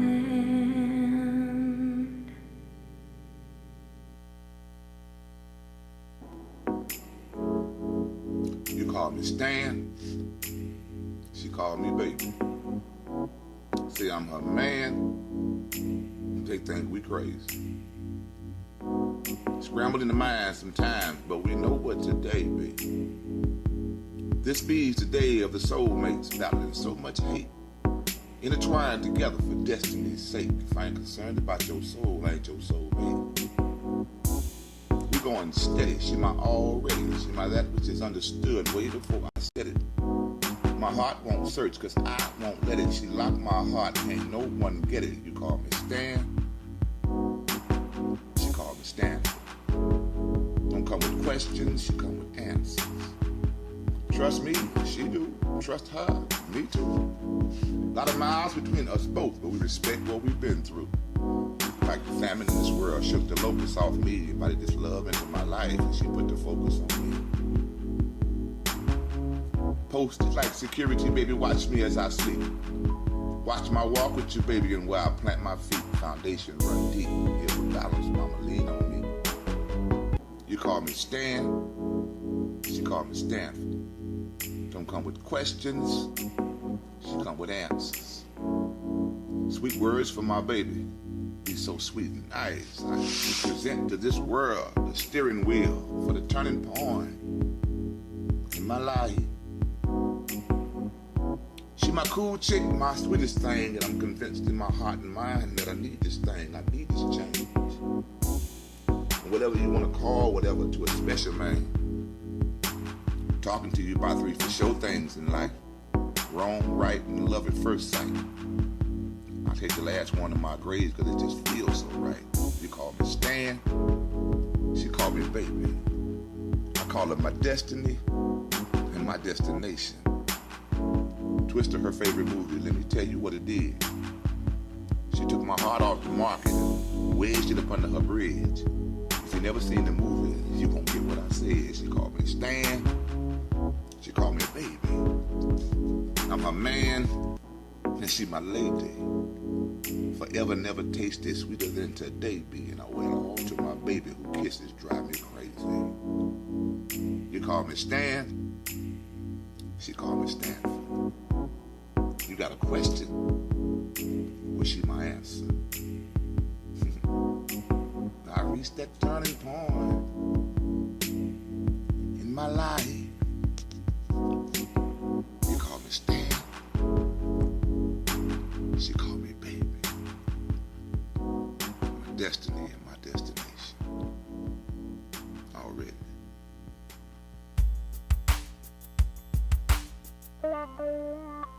Hey, Brother Ronnie. What's up, Brother Jay? Hey, man, I think we got something for the people in the house. Yeah, we do. We yes, really do. indeed, man. This is a Chi-Town stepper gig, man. Yes, it is. I can't wait. I think it's on fire. Come on.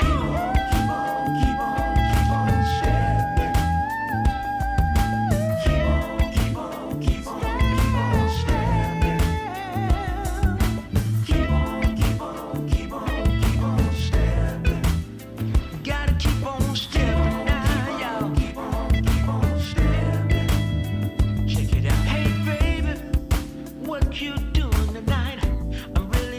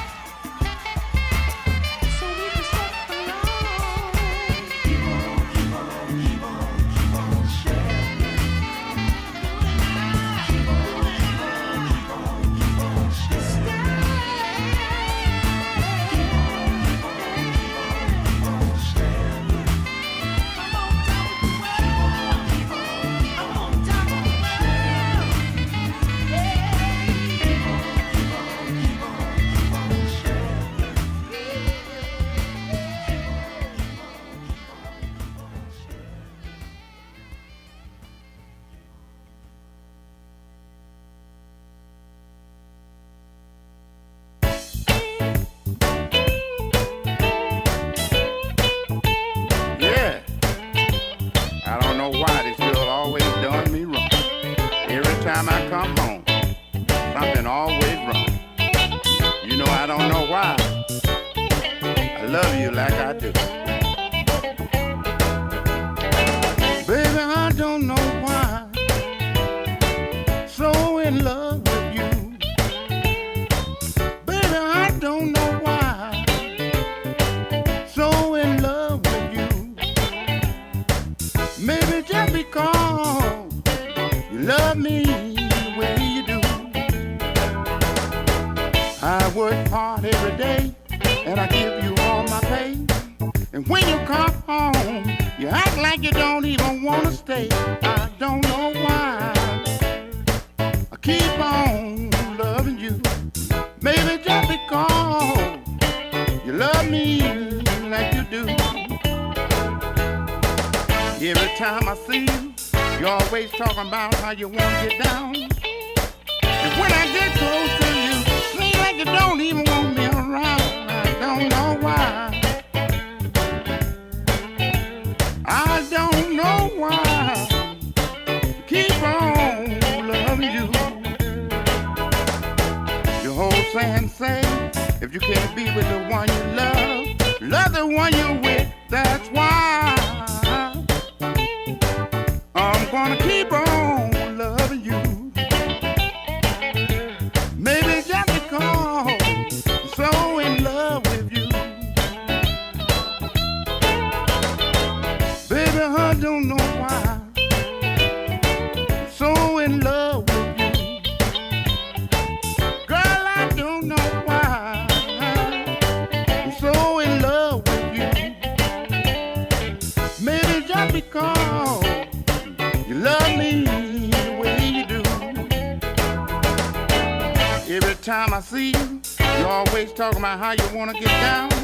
And when I get close to you, seems like you don't even want me around. I don't know why. I don't know why. I keep on loving you. The old saying say, if you can't be with the one you love, love the one you're with. That's why I'm gonna keep on loving you. Maybe just because I'm so in love with you. Oh, baby, I'm gonna love you. Oh, gonna love you, baby. I'm gonna love you, baby. Longer you keep me satisfied. Yeah, I'm gonna love you, baby. You can treat me mean. I'm gonna love you. I'll be there, baby. All you gotta do is call me on the telephone. Yeah. I'm gonna love you if it takes all night long. Yeah, I'm the man.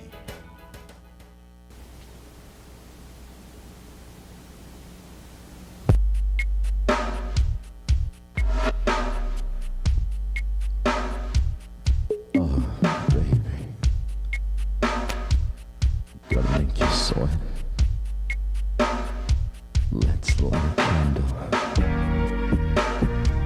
Listen to the listen to how it shine. 'Cause tonight you're mine.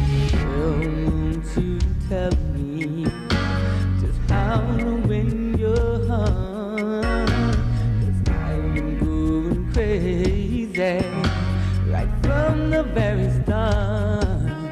I've been about you, baby, it's true. I've got day and every night, girl, I'm holding you close. Girl, it feels so right. Girl, I make you sweat. Gonna make you sweat. You know you won't regret. Oh, God. You something right. I'll make you feel real. Girl, I'll make you sweat. Sweat.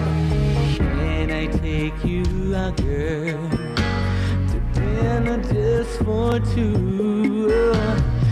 Then I'll take you home with me and make sweet love to you, 'cause it's so tight. I'll wrap it down all night long. It's been all so long. check. 1, 2, 3, 4, 5, 6, 7, 8, 9.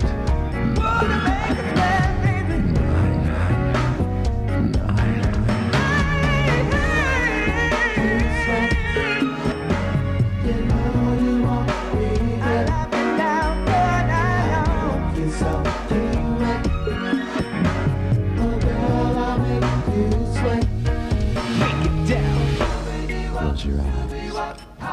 What are we gonna do, Flint? Just trust me. That feels good. Now just keep it right there. Oh, just.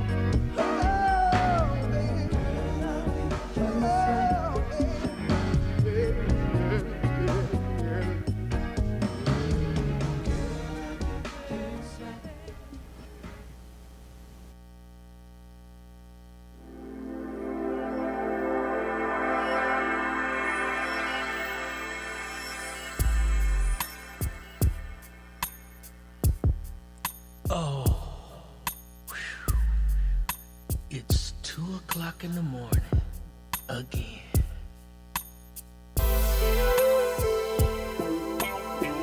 Sitting here thinking about you.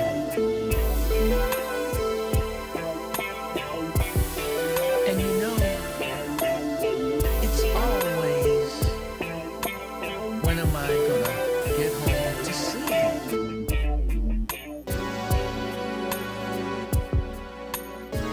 So I thought I would write this letter. Wow, and just send it to you. Because, you know, you're always on my mind.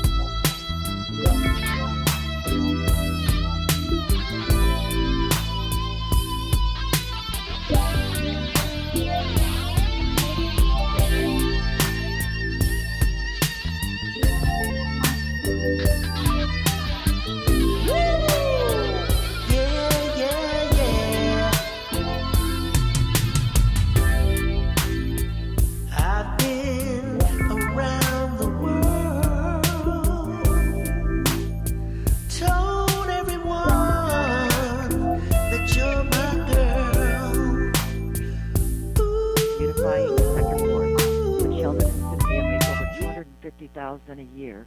Derval Murdoch makes $100,000 and a free city truck. Marjorie makes over $100,000. We never see any of them pick up a damn thing because all they care about is their bank account. Thank you for indulging the Anderson family, Ward 2. The next one is from Kelly Swanson. We're in the 6th Ward, and we feel like our councilman does nothing. He doesn't answer his phone. He doesn't respond to emails. He's just full of hot air. And I bet he vocally does not support this 9 p.m. ordinance because he's done nothing to shut down the drug houses and party stores here. Does hot air Herb Winfrey work for the 6th Ward residents and homeowners, or does he work for slumlords, corner store merchants, and tax-dodging nonprofit millionaires like Glenn Wilson? Glendale Hills is turning into a dangerous slum because of Herb Winfrey. You've done nothing for this ward, Herb, and you are not using your city phone or email. Sure sounds like someone trying to dodge Freedom of Information Act because of potentially illicit activity. Can't wait until you're voted out of office next summer. Thank you, Kelly Swanson. The next one's from Michael Ellard, and he's asking about the Court Street construction. Why can't this project be completed? Court Street has been a debacle from the beginning with no information available to residents affected by this. There is no sign this project is anywhere near completion.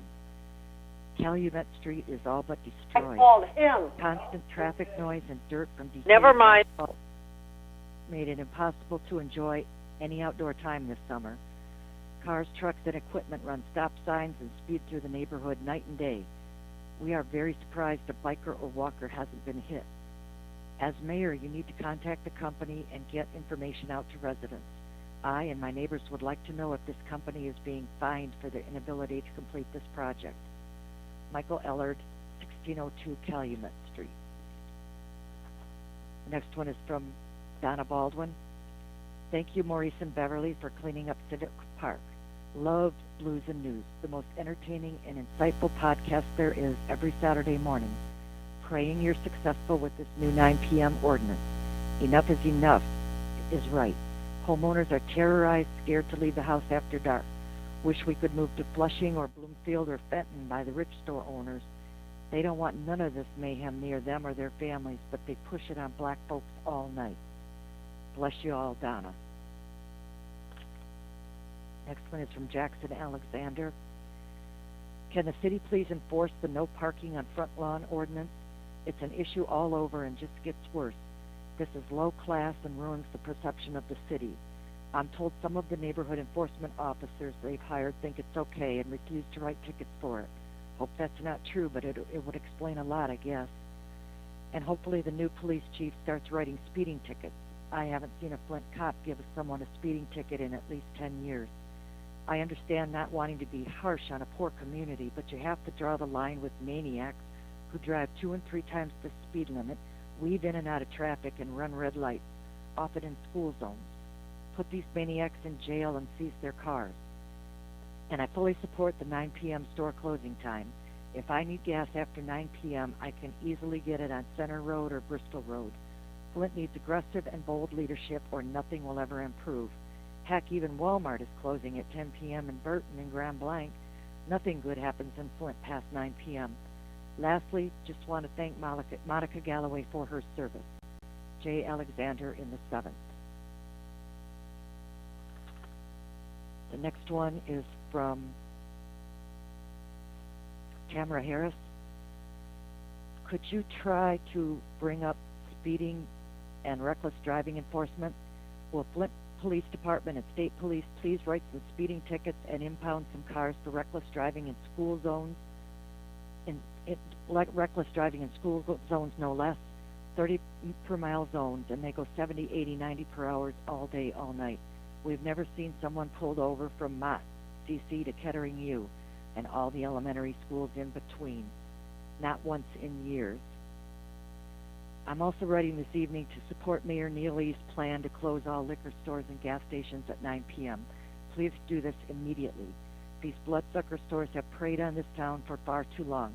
Everyone I know with a little change in their pocket has moved away or wants to move away because of the late-night crime, chaos, noise, and family destruction these stores promote. We all know what these stores are about. Let's not play dumb, and let's not pretend these are honorable businessmen.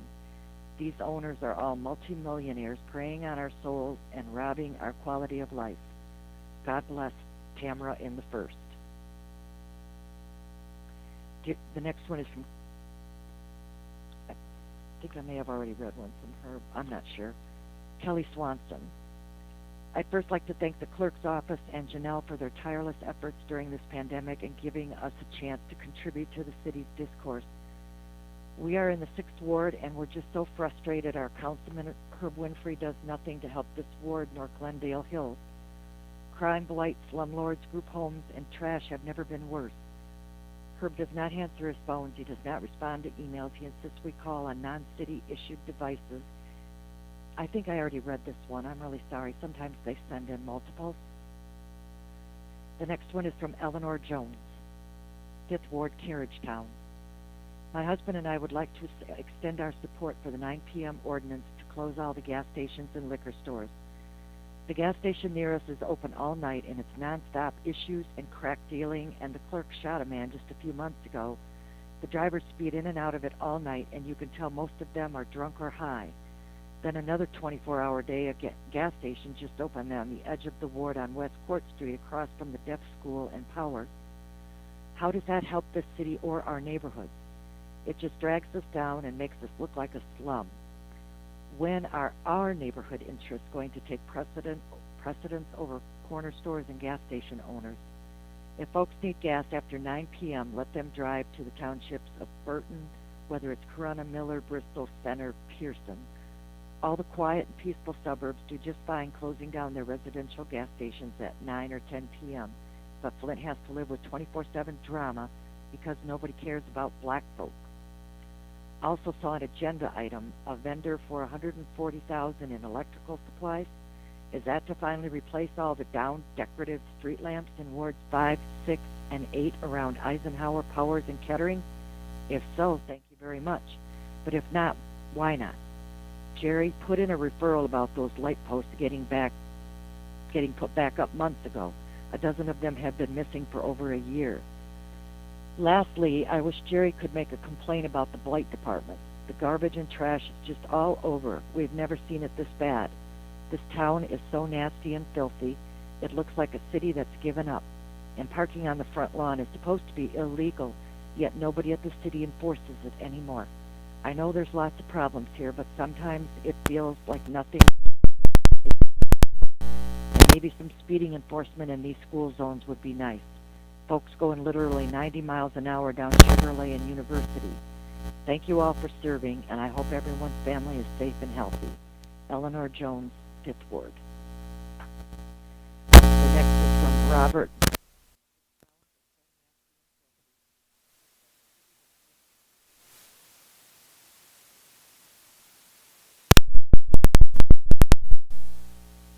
Problem. One is from Elise Bell. Dear City Council, I'm Elise in the 5th. The lovely Jerry Winfrey Carter is our council person. Motivated to write tonight because I saw on ABC 12 and NBC 25 that you're going to finally close down all the stores at an earlier hour. Just want to say thank you, Jesus. About time. And please consider having Blight Crew or Landscaping Company clean up I-69 and I-475 through Flint. Everyone makes remarks about how nasty it looks right when you enter Flint. Bless you all, Elise. The next is from Veronica Parker in the 9th Ward. Miss Worthing is our councilwoman. Please pass that 9 p.m. ordinance to close all the liquor and gas stores at 9 p.m. It's an injustice that this poor black majority community is poisoned all night by these predatory owners, while more affluent families in the suburbs get peace and quiet. These stores leech on the depression and hopelessness in this downtrodden community. It's so wicked. Our reputation has been destroyed. People mock us for being nothing but nasty water, corner stores, and crime. It's comforting to hear the mayor's office and city council may finally weaken their stranglehold on this community. Thank you, V. Parker, 9th Ward. Next one is from Allison Mayer. Dear City of Flint, I just wanted to share a story that happened yesterday in Detroit as we in Flint rubber stamp all these marijuana shops around Flint And they even tried to put one in Woodcroft residential neighborhood and pretended it was no big deal. The Woodcroft homeowners were even attacked and ridiculed. Well, a broad day shootout just happened at a marijuana shop in Detroit yesterday. Detroit, Fox 2. This is a story. An attempted robbery at a medical marijuana dispensary in Detroit goes sideways for the suspects as the would-be victims put up a fight. 2 people working inside opened fire on 3 armed suspects trying to rob the store. Now 2 of the three suspects are in police custody while recovering at a local hospital. She gives a link to the story. That's why we don't want this anywhere near residential neighborhoods. And it isn't just about rubber stamping too many marijuana shops in Flint. It dovetails on way too many liquor stores, corner stores, and 24/7 gas stations your predecessor ruined this town with. We absolutely love the early closing time ordinance idea. The draft is perfect. Please get this done. Thank you all. Be well, Allie. And that, Madam President, is the last one. Thank you so much. That brings us to public comment. Council response. We'll start with Ms. Worthing tonight, if you don't mind. Yeah, I don't have any comments. Thank you. Mr. Griggs?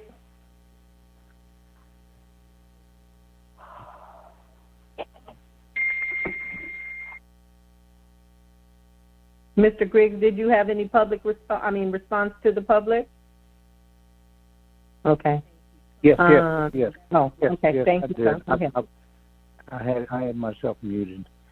This is to Ms. Ingram and Ms. Rio.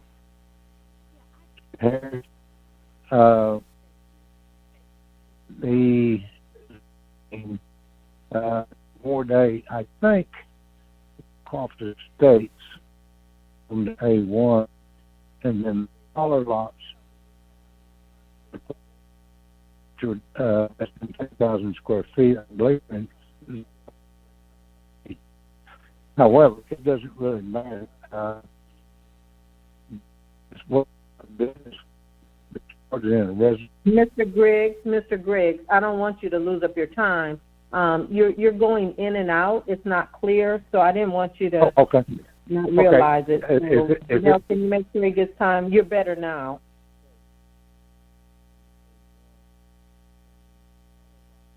No, you were. Now I can't hear you.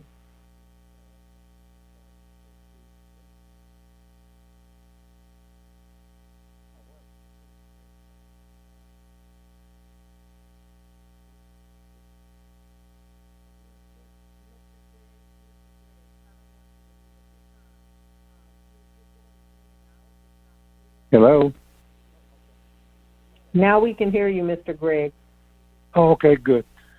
Anyhow, to Miss Ingram, Miss Perillo, Mr. Harris, there are zoning regulations that have been in a draft stage for 7 years. And you can see those zoning regulations down in the basement of City Hall at the in the Planning and Development Department down in the basement. They're about 1.5 inches or 2 inches thick, but they go into what businesses are allowed or not allowed in residential areas. And when these regulations finally get approved, then they'll be enforced, but they haven't been approved yet. And now's the time to be looking at it. About 5 years ago, I had off-street parking introduced into the zoning regulations, where any residential business has to provide off-street parking. And then to Miss Elise Bell, we adopted a 3-mile section of State 69 4 or 5 years ago. And I know there's trash out there, and you wouldn't believe what the stuff we pick up out on I-69, both east and westbound. But I wish that other people would get hold of MDOT and start adopting sections of highway there and on 475 too that you mentioned. Okay, that's all I've got. Thank you. Thank you, Mr. Wimper. Thank you, Madam President, and to all of our constituents that responded, whether you were in person or whether you wrote. You know, sometimes we hear some really good things. Sometimes we hear some things that's kind of southward, as I would use the term. But it's good to hear what our people are saying, because then that's the only way, or one of the ways I should say, that we can begin to address the issues. To my issues, to my constituent, Miss or Mrs. Kelly Swanson. Mrs. Swanson, I'm not sure what you mean by the Freedom of Information Act. I tried my best to listen, but I didn't catch it all. But every time you speak or send correspondence, I try my best to get in contact with you. I have left my number for you to call, and you've never called me on that number. You've never called me. I've asked you not to use the city number because I don't have the city cell phone. My cell phone, again, is 810-691-7463. I would really like to discuss some specifics with you because I'm not aware of what it is you want me to do. If there is an issue that you need me to address, I am willing to address it, but I've got to know what it is. And it's got, I've even, as far as Glendale Hills, I'm in contact with Glendale Hills residents almost weekly, and I'm in contact with the president of the Glendale Hills Neighborhood Association. I've even inquired of the president of the Glendale Hills Neighborhood Association that they can give you my number, because when they want me, they call me, or they even send it through my email. So if you really want to get in contact with me, my number is 810-691-7463. And I promise you, if you call that number, I'll either answer or I'll call you back. And if there is an issue that you need me to address, I will do that as well. Thank you, Madam President. Thank you, Ms. Winter Carter. Thank you, Madam President. First, I would like to thank all of the public speakers and those individuals who also emailed their comments in. I would like to say to Mrs. Jones, I want to thank her for sending in her email. I will save all of my comments about the neighborhood safety officers for tonight. We're going to have a special order, and we're going to talk about enforcing the ordinances and everything that you mentioned during your the reading of your email. And I think that's it. I wanted to also say to my constituents of the 5th Ward, if you have any complaints, issues, or concerns, please do not hesitate to call me. Call me at area code 810-397-3621. And I will help you to resolve your issues or concerns. Thank you, Madam Chair. Thank you. Ms. Fields? Yes, I'd like to respond to the first gentleman who spoke with complaints about the Holiday Inn Express. I would suggest a couple of things. One, I'm not totally sure which ward that is in, but I would call your council person to get them to work with you on this. And I don't know if your company is still employed. That I am hanging on from 10 Sorry, Madam Chair? One second, Ms. Fields. Can you guys mute whoever that is, Janelle and Davila, and make sure that Ms. Fields gets her time? 1 second, Ms. Fields. Sure. Thank you. Go ahead, Ms. Fields. Okay, so my suggestion is, first of all, get with your council person, find out what ward that's in, and get with your council person to get you to help them with that. Contacting our police chief. about if you think there's so many illegal activities going on, I would try to address this directly with the chief.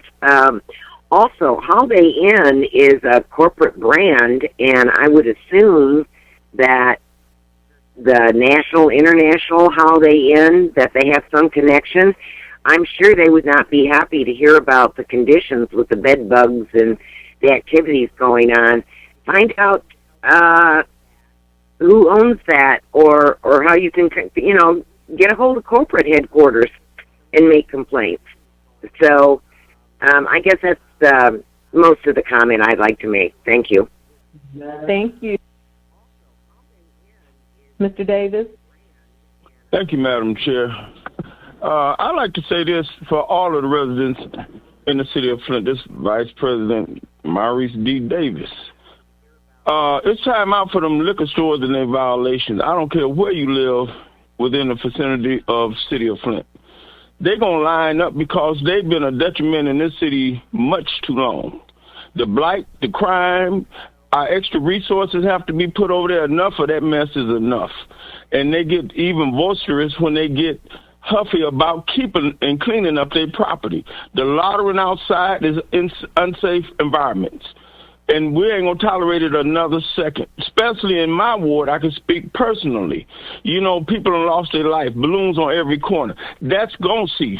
We will be working diligently and having a discussion, even this evening, on the ordinances and everything else far is violations of them type of establishment and or gas station / service station. We're tired of it. All they do is take away from this community, lottery and on and on and on, stuff that people already in hardship do not need. Liquor, they do not need, but if you're grown, you can get that. But you get it at a reasonable hour, like the homeowners is stating. Every homeowner on the side of my voice, you understand, they're not giving away houses. We're going to clean up this city from the top to the bottom, but we must start somewhere with crime, and that's going to be them liquor stores and gas stations. Thank you, Madam Chair, for indulging. Thank you, sir. Councilman Mays? Yeah.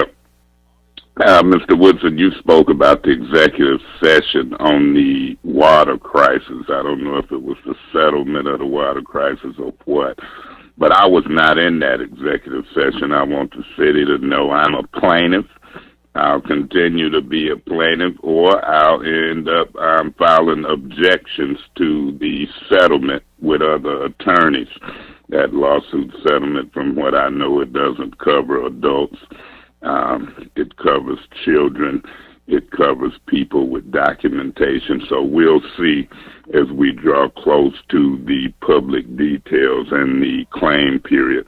But I was not in that executive session, and I'll continue to talk about the water crisis as I have for the last 4 or 5 years. You got council people saying, what have you done, Councilman Mays? What have you done anything? Yeah, we were key players in the water crisis. Mr. Griggs, you keep saying 5 to 4 years ago you adopted or did something. I thought you was only on the council 3 years going into 4. That kind of baffles me. What are you talking about? 4 or 5 years ago you introduced and adopted. You have to listen close to what folks say, particularly elected officials. I've heard everybody talking about the liquor stores, the gas stations. But when we get into that discussion, I'm going to make it clear. I even seen the mayor's sample of 4 quadrants and 1,000 calls, which they say is about 2% of the police calls. The other 98% might be in the community. People waiting 3-4 hours for police, ain't but 6 cars a shift. The people that's proposing this cut down on crime ordinance is the same people who voted no to put police on the streets. This council has squandered, along with the Mayor Neely administration, in my opinion, $24 million. I'll wrap up, and I'll get more into this when we get into the special order on it. How you gonna vote no to put police on the street to take care of these problems, but then get creative to shut businesses down. I look forward to the discussion. Thank you. I just want to say thank you to all the residents that sent in their, whether it was written or spoke publicly. And so thank you. That brings us to petitions and unofficial communication. Madam President? Mr. Griggs? Yeah, I wanted to correct Councilman Mays. Mr. Griggs, you can't. Mr. Griggs, that's out of order. Councilman Griggs, Mr. Griggs, correct? Mr. Griggs, please, Mr. Griggs, you are in violation, and so we will move on. We are at petitions and unofficial communication. Yes, we have one, Madam President. We are at communications from the mayor and other city officials. There is one. Any additional communications? There are none. That brings us to appointments. The first appointment is for the Human Relations Commission, Ward 8, Councilman Griggs. Does that mean I can speak right now? No, that means you can speak on your appointment. We are at appointment 200422, which is your appointment to the 8th Ward. Yes, I don't know if Ms. Bowhouse is on the phone right now, but I went through other people, constituents, and came down with her. Actually, I made the appointment of her over a year ago, and but then I... Point of order. Yes, what's your point of order, Councilman Mays? Yes. What's your point of order? Yeah, I thought y'all like to threw me out of meeting and enroll repeatedly. It needs to be a motion first. I don't know if the motion first applied, but that's my point of order. Thank you, sir. You are right. Mr. Griggs, please do a motion, and then you can discuss your appointment. I make a motion that we approve Ms. Susan Bowhouse for the Human Relations Commission or Commissioner. There's a motion to approve Susan Bowhouse for Human Relations Commission, Ward 8. Is there support for that motion? Madam Chair? Mr. Davis? I second. It's been moved and properly seconded. Is there any discussion? Mr. Griggs? Yeah, I had appointed Ms. Bowhouse more than a year ago, and but then I was told to wait for an ombudsman. Then we got an ombudsman, and then I was told again to wait until she was ready. So anyhow, this is kind of long overdue, but this is my best pick of the group. And if you'd like to have her speak, or anybody'd like to ask her questions, I think she may be on the phone right now. If you could please check. Mr. Griggs, I don't see her. If she has a different name or phone number, you'll have to let me know. It'd be 232-1942.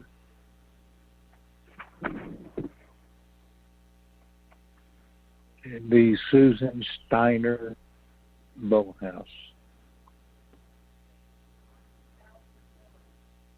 You don't have there? I can call her. I do. It's under a different name. I will unmute her. Okay, thanks.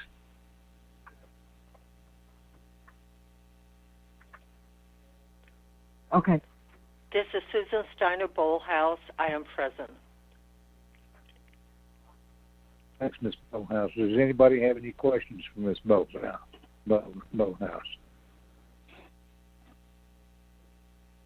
Well, Councilman, Mr. Griggs, I'll go ahead and, are you done?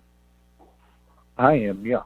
Okay, thank you. Is there anyone else that would like to have discussion on this appointment? Anyone else? Madam President. Councilman Mays. Yeah, Madam President, we're not having committee meetings. We're not having governmental operation meetings of no kind. And these appointments has came on the agenda, and I'm not sure exactly what's going on with these human relation departments, because if people have been talking outside of meetings, I don't know. But this would be the first discussion. I'm not going to vote on them. I'm not going to move on them. I think they should be tabled, but my position is this and why. How many members are on the Human Relations Commission, and where do they come from? Through you, who anybody who know? Because I got to find some stuff out. Who appoints them? How many of them, and where do they come from? Madam President, I can answer that. Mr. Griggs. Yeah, one is appointed by each of the 9 council people, and then they report to the ombudsperson. Thanks. And is the Human Relations Commission 9 people total? I believe it is, plus the ombudsperson. Do anybody know? Is Angela? Angela. The mayor. Is that approved by Councilman Galloway? Okay. You're good, Angela. Okay. Yeah, so it's 9 members that make up the Human Relations Commission, and they're each appointments by from the 9 wards by council. Okay, so those are the only appointments, those 9, no other appointments to Human Relations Commission. That is correct. Are all of them staggering terms, all of them 3-year terms, no matter when they start? Let me double check that. Yeah, I want to see what the charter say. We haven't even discussed the makeup and the intent, and I can't vote on this stuff without knowing under this new charter what's going on. I seem like I seen an appointment from Grand Blank reappointments.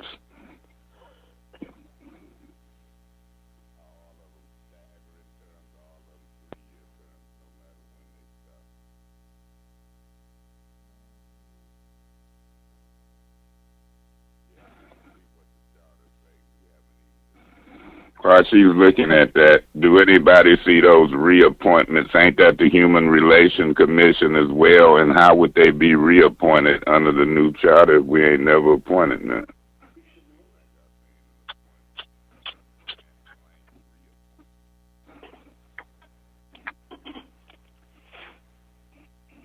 This is Angela. Point of information? Point of information? What's your point of information? Does Mr. Mays have his agenda? Because the other appointments are for the DDA. The reappointments for the DDA, not for the Human Relations.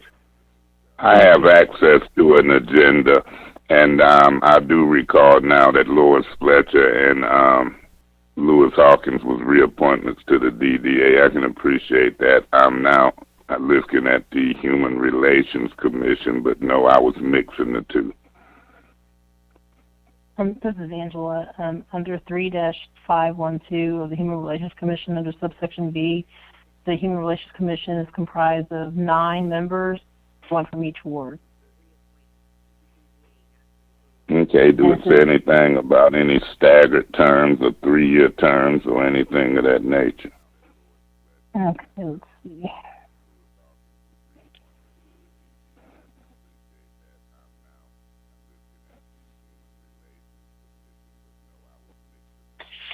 And the purpose of the Human Relations Commission.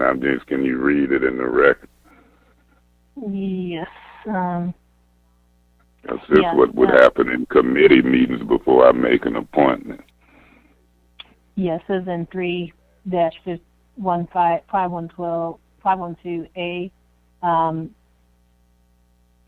the ombudsperson shall organize the Human Relations Commission charged with the responsibility of reducing unlawful discrimination and increasing mutual understanding among the residents of the community.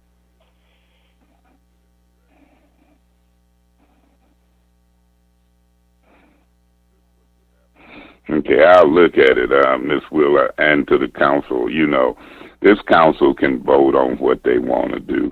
they can approve it. When we get to the 1702 Kenwood, Mr. Griggs, I'm just going to be frank with you. I'm suspicious of your recommended appointments because of what done happened with Miss Sorensen.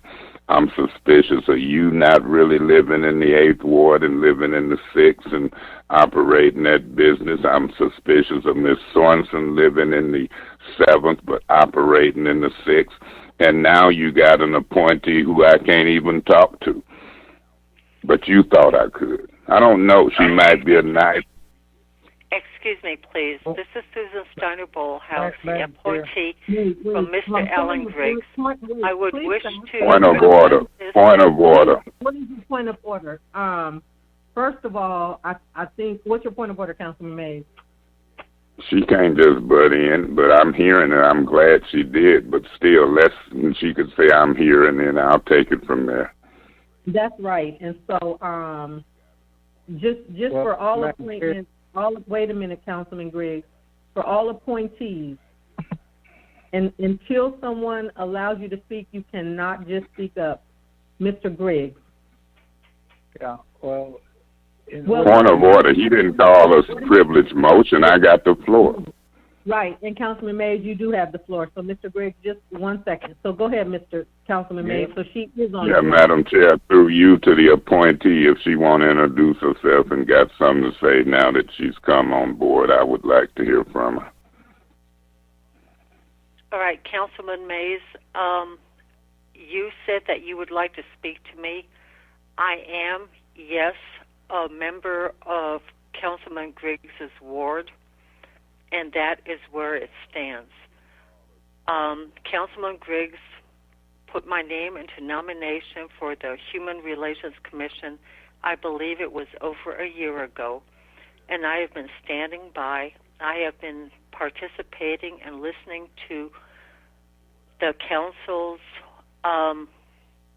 membership and to all of everything that you have had to say, and I am offering myself to be an impartial and a good servant to the Human Relations Commission representing the 8th Ward.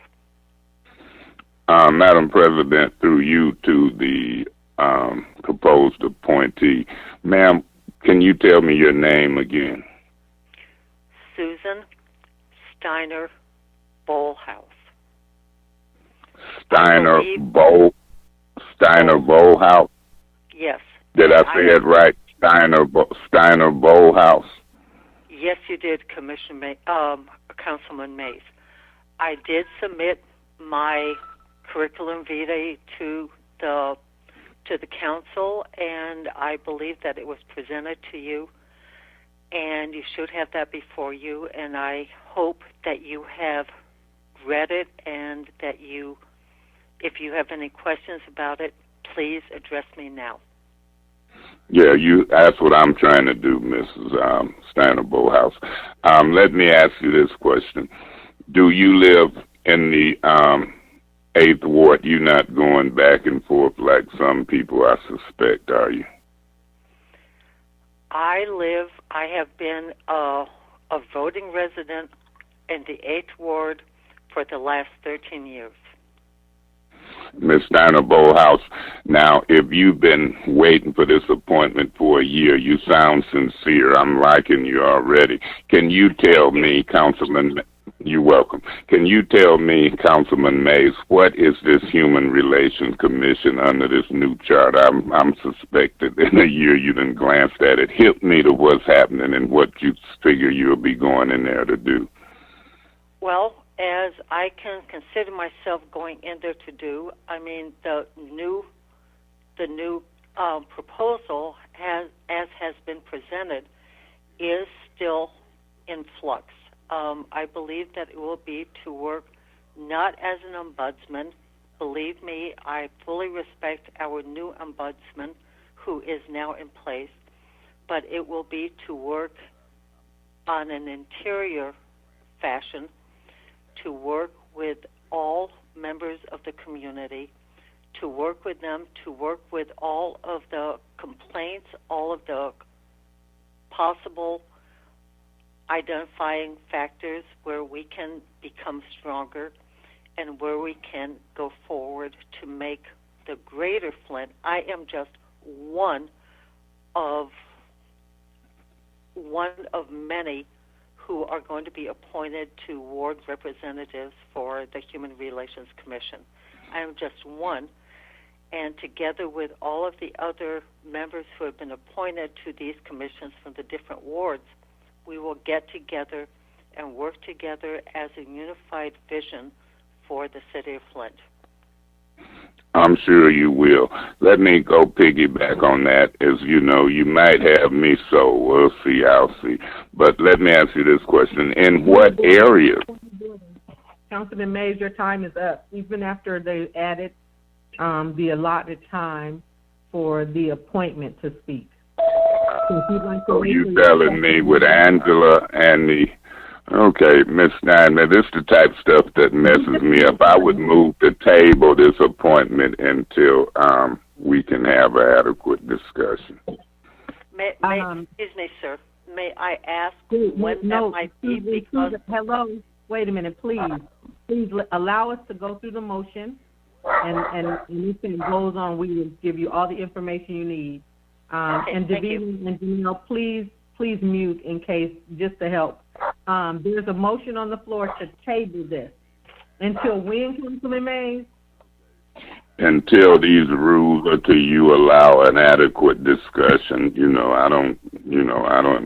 know the time was like that. Them people talk way more than me.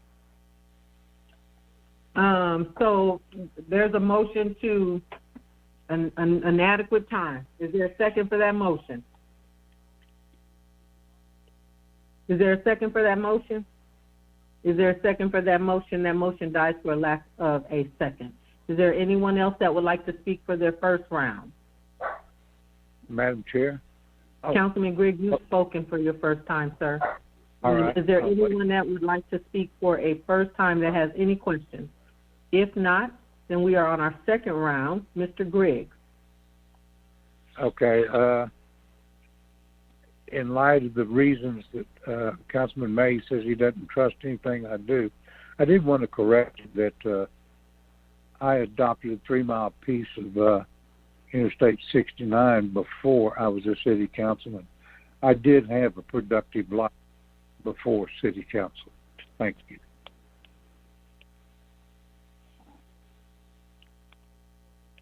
Is there anyone else that would like to speak for a second round?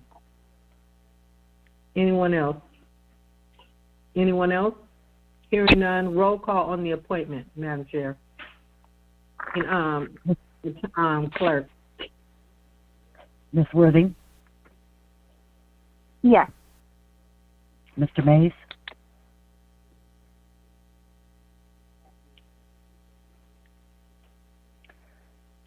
Looks like Mr. Mays left the meeting. Mr. Davis? Yes. Ms. Fields? Yeah, point of order.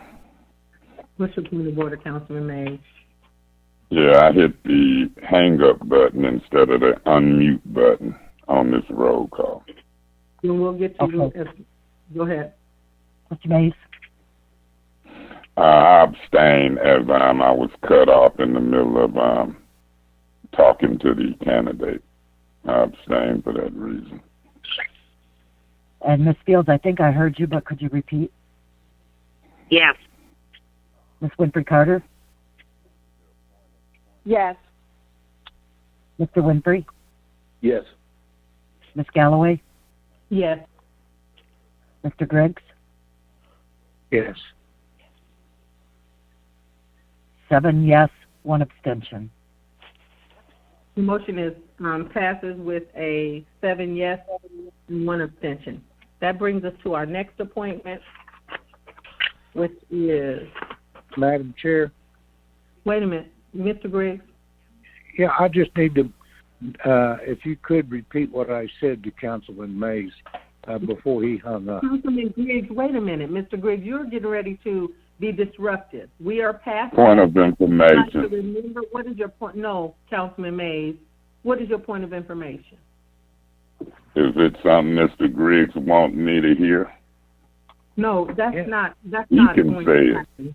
And so this is the thing, Mr. Griggs. You will have time during your final comments to revisit that. But we are moving on. So we are on the next appointment, which is 200430, the appointment to the Human Relations Commission, Gregory A. Eason for Ward 7. And I can't make the motion. I'm asking my colleague, Councilwoman Fields. Madam Chair, since this is your appointment, but as chair you can't make the motion, I will make the motion for you. I move the appointment 200430 to the Human Relations Commission of Gregory A. Eason in Ward 7. Point of order. What's your point of order, Councilman Mays? I don't know where you and Ms. Fields get that rule from. There's no rule under a 9-member body that a chair can make a motion. So I don't know what y'all saying, but my point of order is whether it's mute or not, you and Ms. Fields is both misguided about what a chair can do. Thank you. There's a motion on the floor to approve the appointment of Gregory Eason for Ward 7 Human Relations Commission. Is there support for that motion? Madam Chair. Mr. Davis? I second. It's been moved and properly seconded. I'm hoping that Mr. Eason is on the line. Janelle or Jennifer, is he on the line?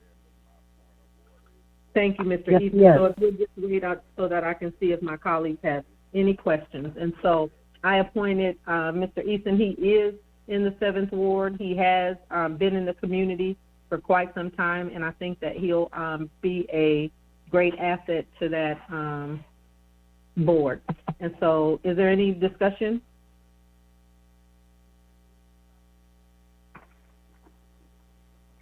Is there any discussion? Yeah, Madam President.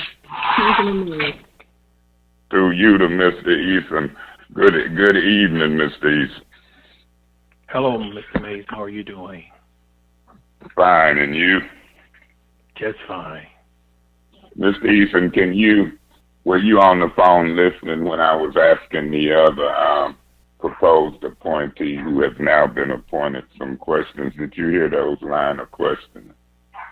No, I did not. Okay, let me ask you this question, Ms. Eason.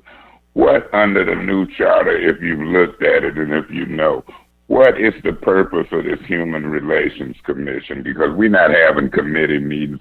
They haven't discussed what it is. We got these cockamamie rules about 5 minutes on appointments, no committee meetings, interviewing people. Tell me, Mr. Eason, because I haven't looked at it in detail, do you know what this new charter is dictating that this Human Relations Commission do? No, I do not. And Mr. Eason, do you know how many members is on it and who appoints them? No, I do not. Well, Mr. Eason, I know you, and you just answered them questions honestly, and I just had an honest conversation with you about what I do know and don't know and what these cockamamie council rules is hindering me from doing on these important appointments. I think I know you somewhat. You were the city administrator at one point, correct? Yes. I know the family member as far as who you're married to, because you're married, correct? Yes. And I'm going to vote for you because of that and because of your honesty. You didn't try to make up no answer. You say you ain't looked at it. I know you intelligent enough to handle it. I'm going to see what this Human Relations Department do in the area of discrimination and others. I was asking the other appointee. I think you qualified to handle it. You can handle some of these positions these folks got on the council and more. So I ain't going to have a problem. I mean, what I want to do, Mr. Eason, is abstain because of these cockamamie rules, no committee meetings, no government operations. People don't be knowing, and they act like they know, and they so professional. But because of your honesty and the way I do know you and your intelligence, I want to vote for you. But if you hear me change my mind because of some mess and abstain because of the cockamamie procedures and rules, don't take it personally. Is that okay? That's fine with me. Thank you, Mr. East. Is there anyone else? Anyone else? Anyone else? If there's no further discussion, roll call on the appointment, Madam Chair. No, I'm the Madam Chair. Madam Clerk, I can say. Mr. Mays? Yes. Mr. Davis? Yes. Ms. Fields? Yes. Ms. Woodbury Carter? Yes. Mr. Winfrey? Yes. Ms. Galloway? Yes. Mr. Griggs? Yes. Ms. Worthing? Yes. Vote is 8-0, or 8 yes, 0 no. Thank you. The vote is 8 yes, 0 no, approving Mr. Easton's appointment to the Human Relations Commission. Thank you, Mr. Easton. You're welcome. Thank you. That brings us to our next reappointment, 200431. Is there a motion?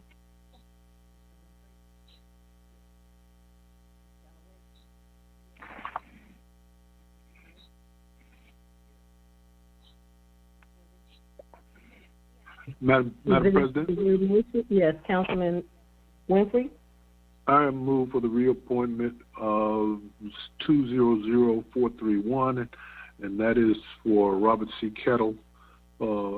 He's being reappointed to the Downtown Development Authority. There's a motion to reappoint Robert C. Kettle. Is there support for that motion? Madam Is there Chair. support for that motion? Mr. Davis? Madam Chair. Mr. Davis? It's been moved and properly I seconded. second. Is there any discussion? Yeah, Madam Chair. Councilman Mays? Yeah, through you to our staff or whoever is this gentleman on the line.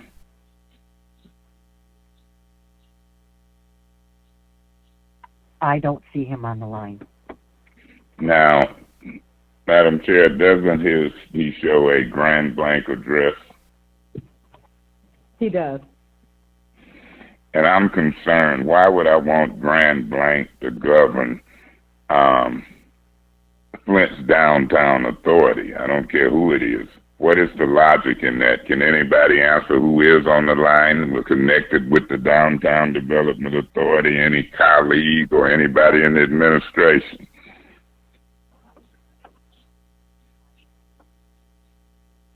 Hearing none, I'm going to move the table until the next council meeting.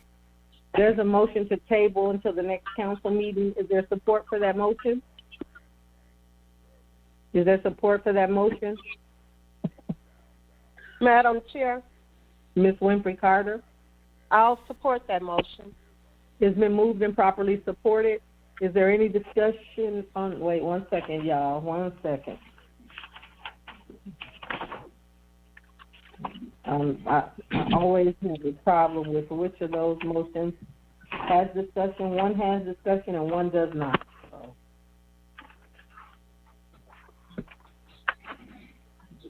My book. Lay on the table 15. Oh.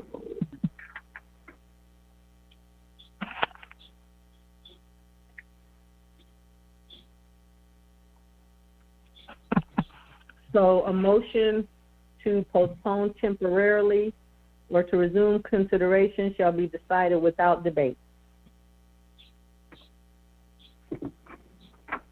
So, roll call. Mr. Davis? Yes. Ms. Fields? No. Ms. Woodbury Carter? Yes. Mr. Winfrey? Yes. Ms. Galloway? Yes. Mr. Griggs? No. Ms. Worthing? No. Mr. Mays? Yes. Vote is 5 yes, 3 no. The vote is 5 yes, 3 no's. That is tabled until the next council meeting. That brings us to the reappointment to the DDA for Lewis Hawkins. Madam President, Mr. Winfrey? I move for the approval of 200432, the reappointment of Lewis Hawkins to the Downtown Development Authority. There's a motion to approve. Mr. Griggs? I second that. It's been moved and properly seconded. Is there any discussion? Madam President. Councilman Mays? Yeah, Madam President, through you to our staff, or is Mr. Hawkins on the line? I don't believe so. You do or don't believe so? Not. He is not. Okay, does that not show a Grand Blanc address? It does. It does. I would move the table that to the next council meeting. And before I make that motion, do anybody know of any qualifications or residency requirement for appointments in boards? But, you know, if you do speak now, I'm talking to anybody. If not, nobody saying nothing, I would move the table this just as well as I did the other one until Monday. Okay. So are you making a motion, or would you like me to read the... Well, I can hold up on the motion if it's something that you think is relevant, and I said anybody, so. So it says, members shall serve in the interest of the citizens of the city of Flint, except for compelling reasons stated prior to appointment, shall be residents of the city.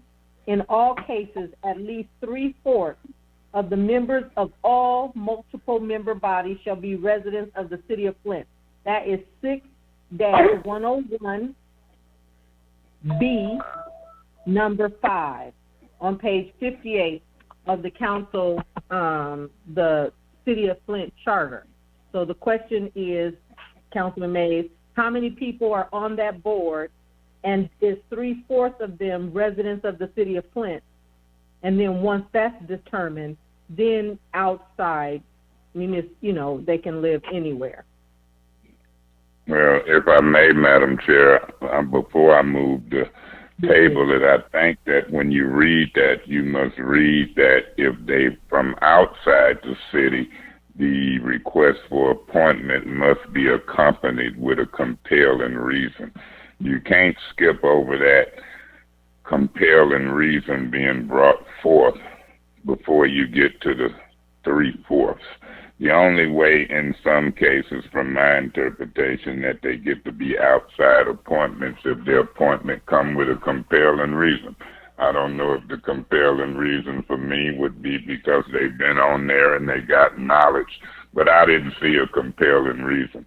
So for 2 or 3 reasons, I moved the table this into the next council meeting. There's a motion to table until the next council meeting. Is there a second for that motion? Madam Chair, I'll second that motion. It's been moved and properly seconded. That is, that motion is made with no discussion. Roll call, please. On the postponement to the next council meeting. Ms. Fields? No. Ms. Winfrey Carter? Yes. Mr. Winfrey? Yes. Ms. Galloway? Yes. Mr. Griggs?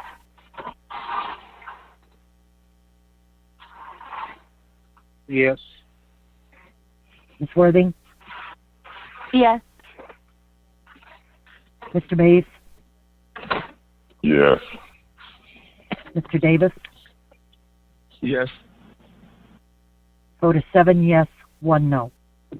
The vote is 7 yes, 1 no to postpone that to the next council meeting. That brings us to the reappointment Downtown Development Authority for Lois Fletcher. Is there a motion?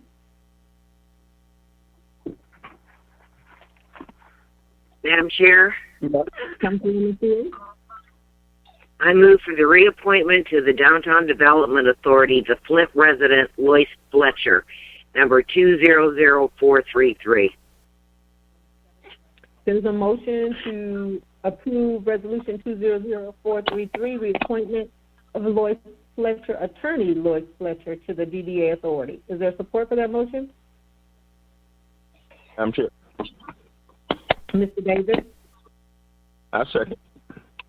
It's been moved and properly seconded. Is there any discussion?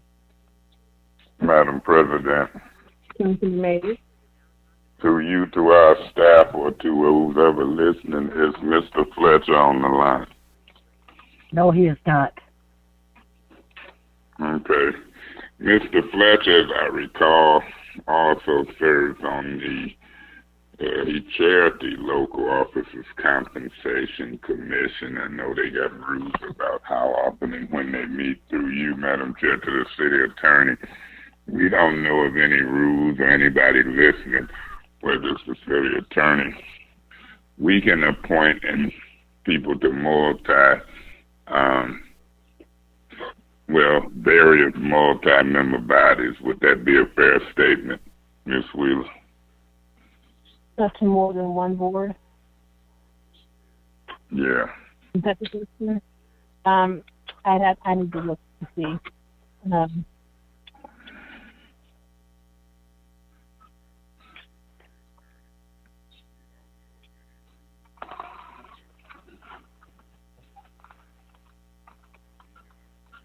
And I know this is an authority. This is an authority that's established through state law. So I need to look. There's nothing wrong with it. I just want to ask on the record. Yeah, I don't know if I'm going to be able to give that to you right this second.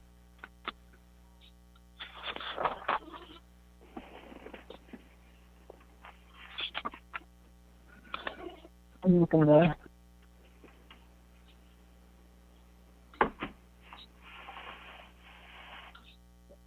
Yeah, I don't imagine it's a problem because he's served in both capacities for many years. But I am still looking for that information. Yeah, because if he was being reappointed, he'd been serving on the DDA while he was chairman of local office compensation, and as we speak.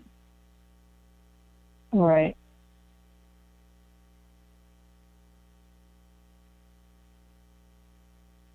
You all said, Mr. Mays?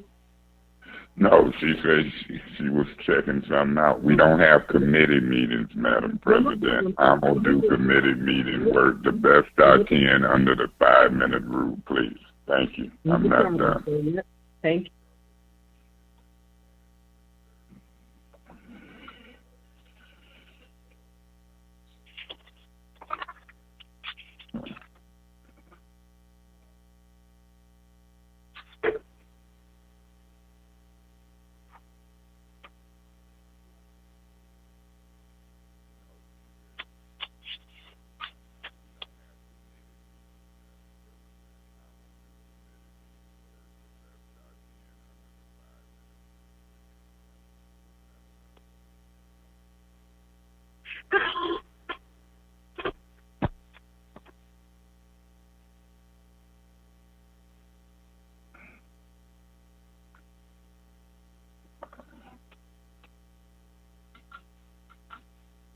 Madam President, through you to Ms. Wheeler. Did I hear you right, Ms. Wheeler, when I was speaking to the President? You said you were checking something out.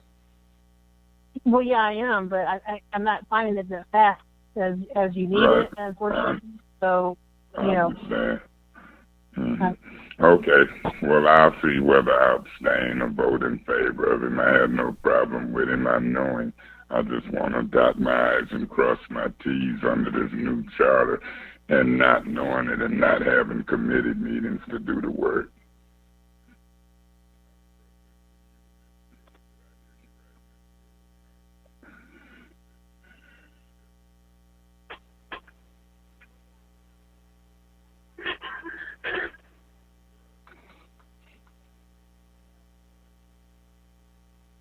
So, Councilman, Councilman Mays, are you going to let everybody else and then come back to you while she looks Oh, at you it? can do that. Yeah, that'll be fine. Okay, that's perfect. So is there anyone else that has any discussion about Mr. Fletcher? Anyone else? Oh, okay. No one else, Councilman Mays.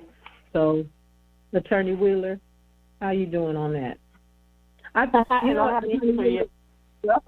Attorney Wheeler, it seems like it seems like we've discussed this multiple times that there is no violation for someone to serve on more than one board. Yeah, I don't really.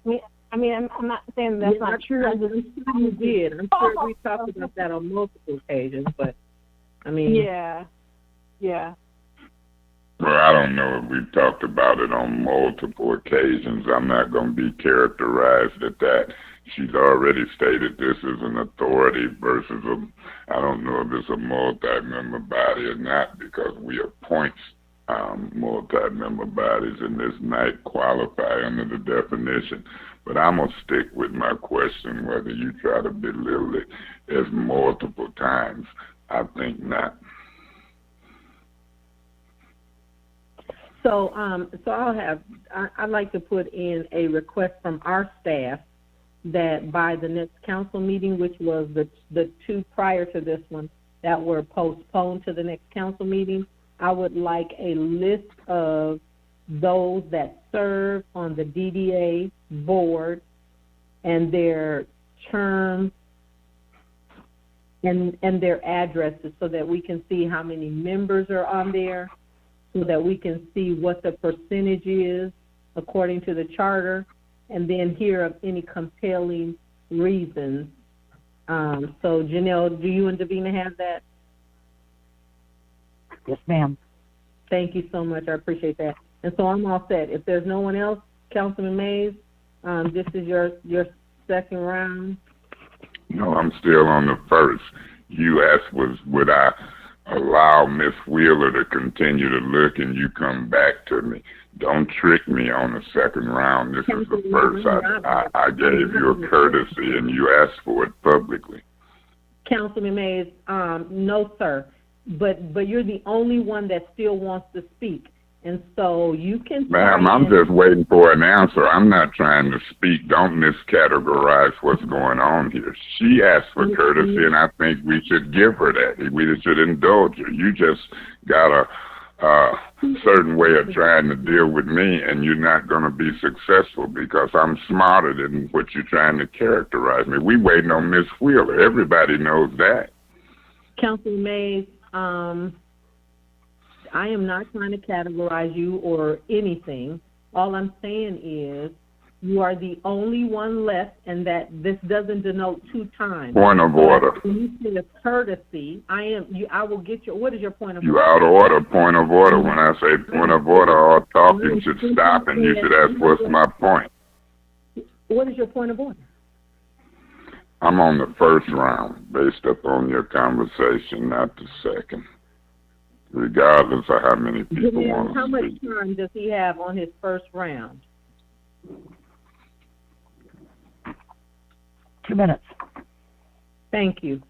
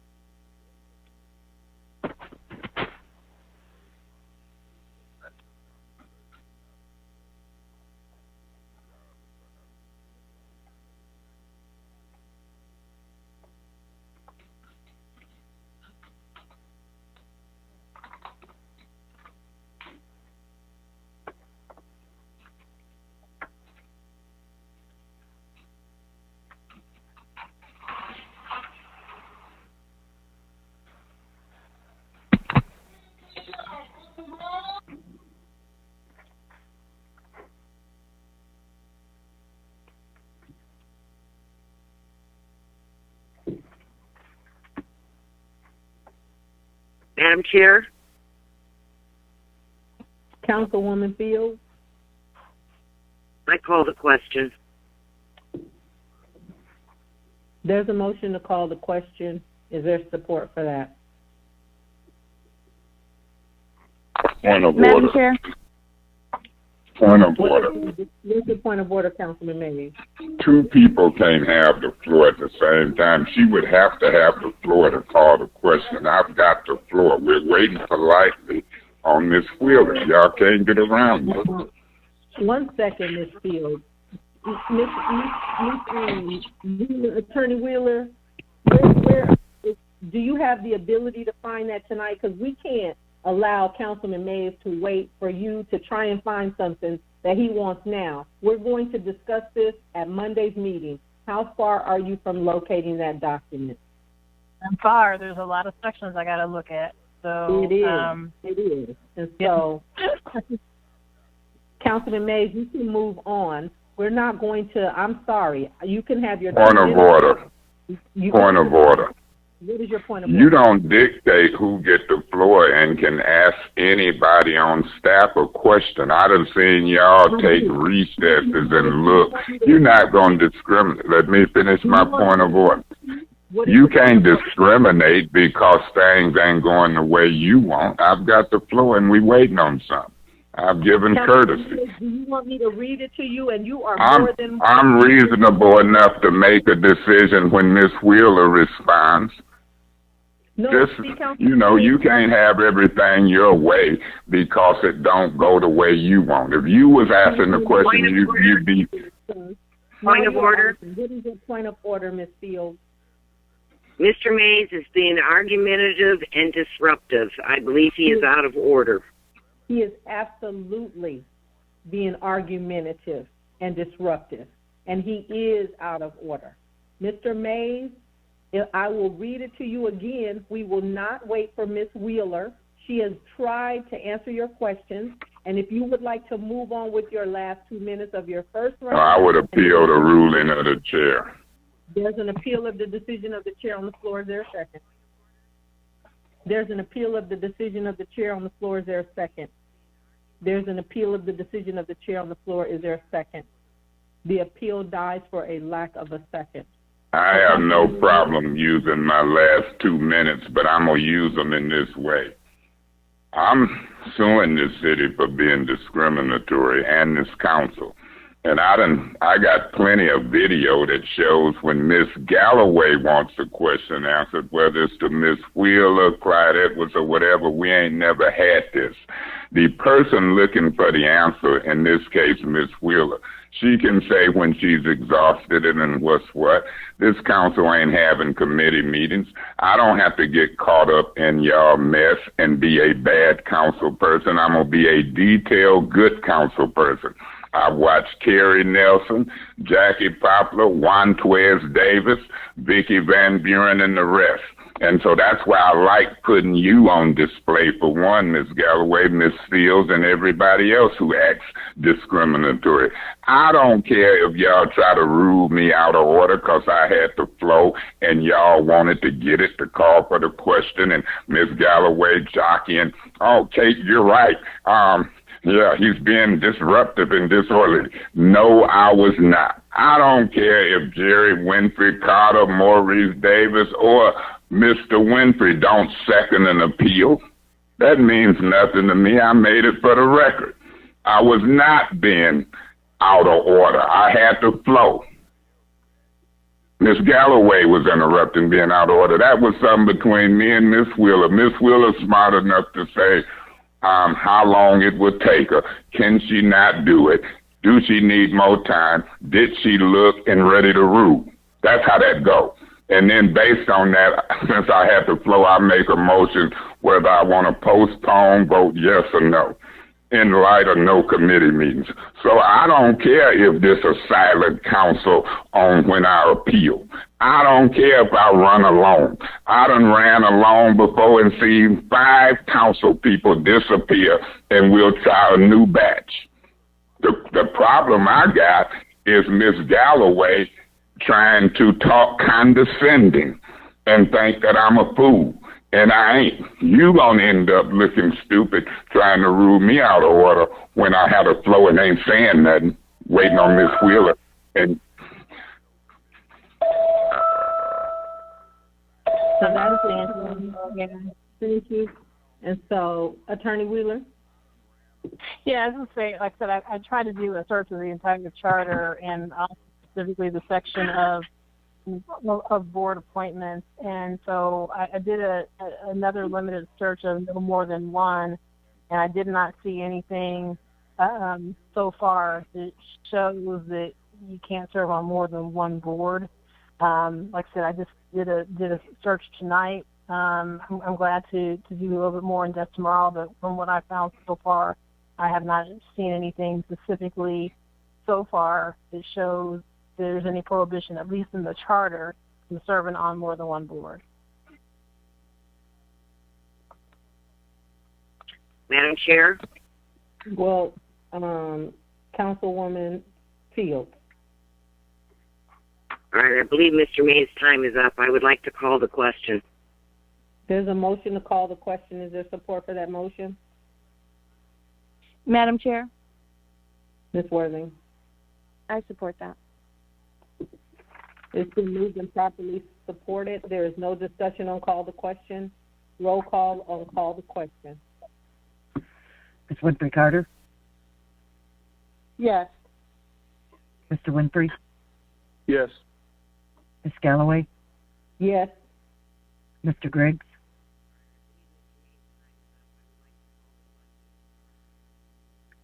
Yes. Mr. Griggs? Ms. Worthing? Yes. Mr. Mays?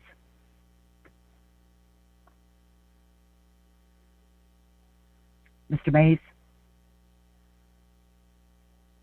I abstain for the reasons that the record would clearly show the shenanigans and the interruptions and out of orderness of Miss Fields and Miss Galloway while I was waiting patiently for Miss Wheeler to rule what she did. So I would abstain for the discrimination and different treatment as I try to take care of the people's business of the city of Flint. Mr. Davis? Yes. Ms. Fields? Yes. Vote is 7 yes, 1 abstention. The vote is 7 yes, 1 abstention. The call the question passes. That brings us to the motion that is before us to approve the reappointment for Mr. Fletcher. Roll call, please. Mr. Winfrey? Yes. Ms. Galloway? Yes. Mr. Griggs? Yes. Ms. Worthing? Yes. Mr. Mays? Yeah, I abstain on this vote based upon what I previously stated on the record about the shenanigans and the disorderly interruption of me when I have the floor waiting on an answer from Ms. Wheeler to try to do the business of the people of the city of Flint in light of this council majority vote. No committee meetings. I abstain for those reasons stated on this record. Mr. Davis? Yes. Ms. Fields? Yes. Ms. Winfrey Carter? Yes. Vote is 7 yes, 1 abstention. The vote is 7 yes, 1 abstention to approve that reappointment. That brings us to special orders.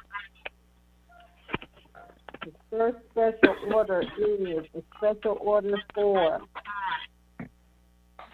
1702 Kenwood, special order by Councilman Mays on the status of 1702 Kenwood, including what is being proposed for that location.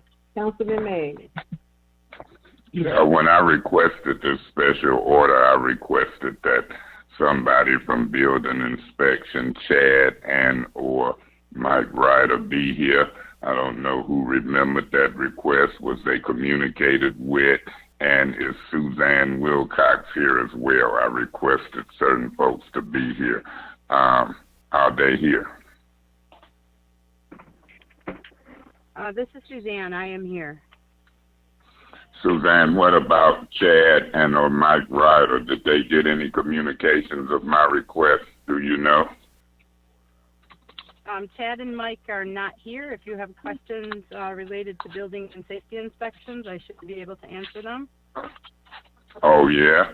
Okay, well, we'll see. But when I request some specific people, I would like for this administration to supply them. Is that a fair request, Ms. Wilcox? I'm the department head for planning and development, and I'm here representing building and safety inspections. So, Ms. Wilcox, it is your position that you blocked me from getting to Chad and Mike Ryder? Is that your intent in the statement you just made to me? Well, let me ask you a specific question. When I request Mike Ryder and Chad, even though you're over that department, are you saying that I cannot get to them? I have to talk to you? I'm saying I'm here on behalf of planning and development representing building and safety inspections tonight. So, Ms. Wilcox, do you believe that I'm lying when I said I requested those inspectors who have more specific knowledge than you? Do you have all the knowledge and license that they do? I do not. I'm here representing... Okay, that's what I wanted to know. Let's try to get it straight. Yeah, believe me, I'll ask questions, but I'm going to first lay a foundation and especially what I requested. When I request people with license and expertise, that's who I want. That's who I need. Ms. Wilcox, have you in that department, Chad and Mike and them, had an opportunity to do an in-house inspection? Have Ms. Sorensen agreed to that yet? Last we talked, you were saying that y'all were trying to arrange it. Update me on that. No, they have not had an opportunity yet to do an interior inspection. They have been working with Ms. Sorensen as recently as today. They did issue a citation on any interior renovations, but they have not yet gained access to the house. Ms. Sorensen, from what I understand, was on the phone with Mike today, and she is supposed to be coming down to pull permits and pay fines and costs tomorrow. What do you mean they issued a citation for, did you say in-house renovations? It appears from review of photos that we received that there were some interior a window was put in. Done. Interior, exterior. I know about the window. Interior. What about the window, the exterior, what we can see from the outside? Is that a renovation that you are concerned about as well? Yes, it is. And that has not been cited yet? It was cited. There was a citation issued, yes. For the exterior as well as the interior? You said there was a citation issued for the interior. What aspects of the interior got cited? For any renovations that appear to be completed without permits, and there were no permits pulled for windows or any interior renovations. So the citation was issued based upon those renovations, which include that window. So that means you haven't been inside, you don't know the details of those renovations, but you issued a citation in case there was some, and then you've seen the outside window renovation and you included that in the citations as well. Am I understanding that?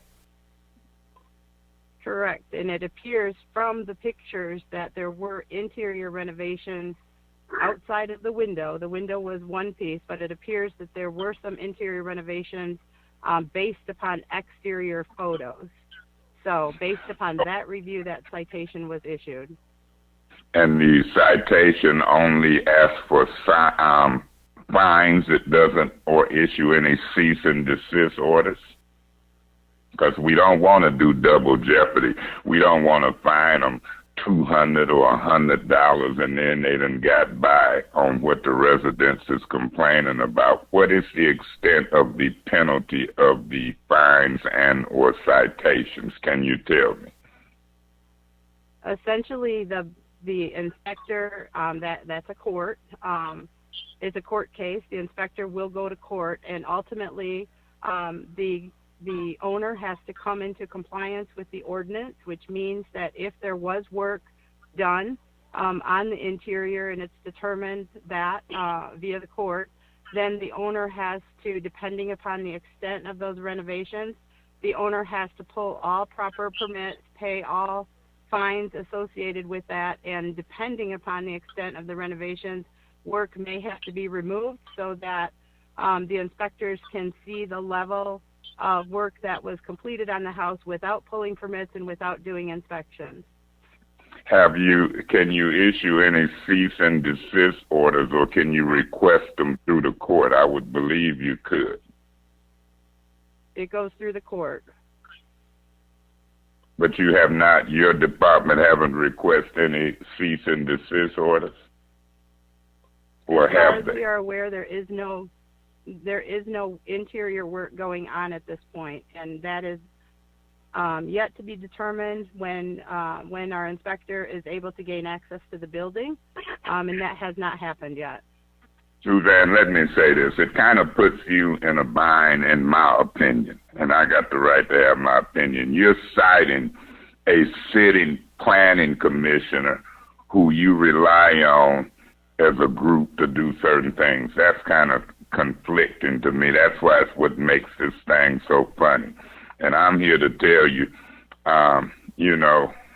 I've been charged with crimes, and I'm looking at prosecutor late now. I got a call from the state police. They wouldn't charge Mr. Murdoch, and we going to work on that as soon as I get back. But the point is, when you got a building inspector or inspectors who won't show up on my request, and you issuing citations and don't know the extent, but you know some, and you ain't requesting a cease and desist order, and you got residents who's turning me on, turning you on, because they've been looking at these renovations. You got a zoning board of appeals department who's approving variance and don't know about this illegal activity that some of my colleagues, particularly, I don't know if Mr. Griggs was that concerned, because I asked him to call a special meeting with me about it, and he told me right in front of the residents he would not. And that's his appointee. So we made some headway. Now this court date and these fines and no request for a cease and desist order.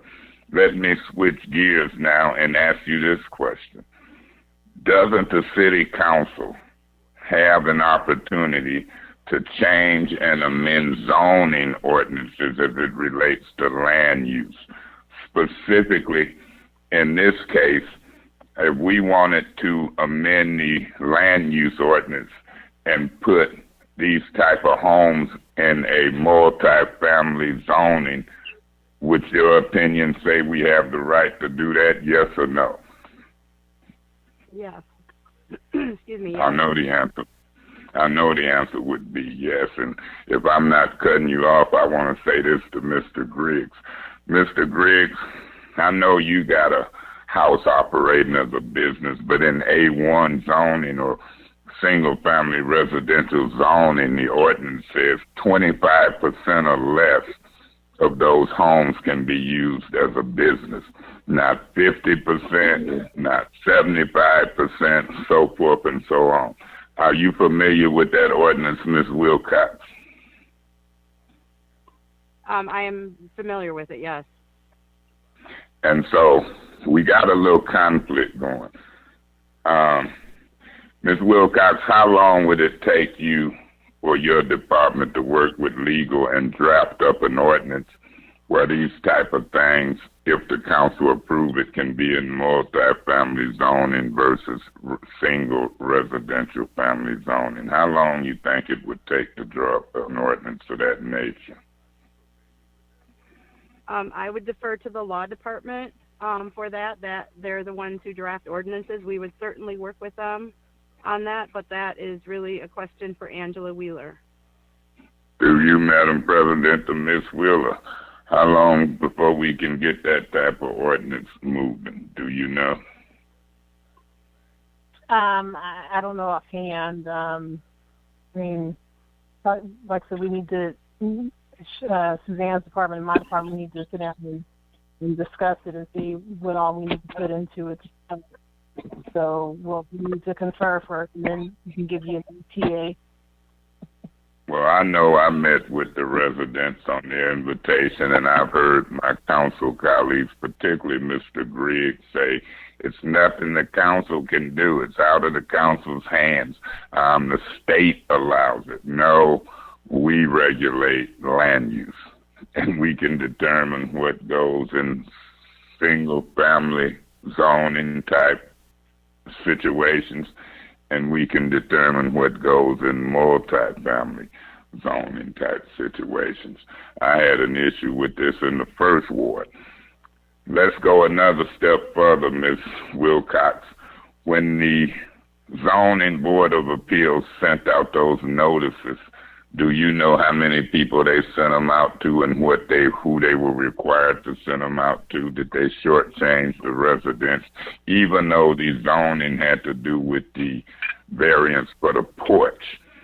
Was that proper, or did they miss sending notices to people?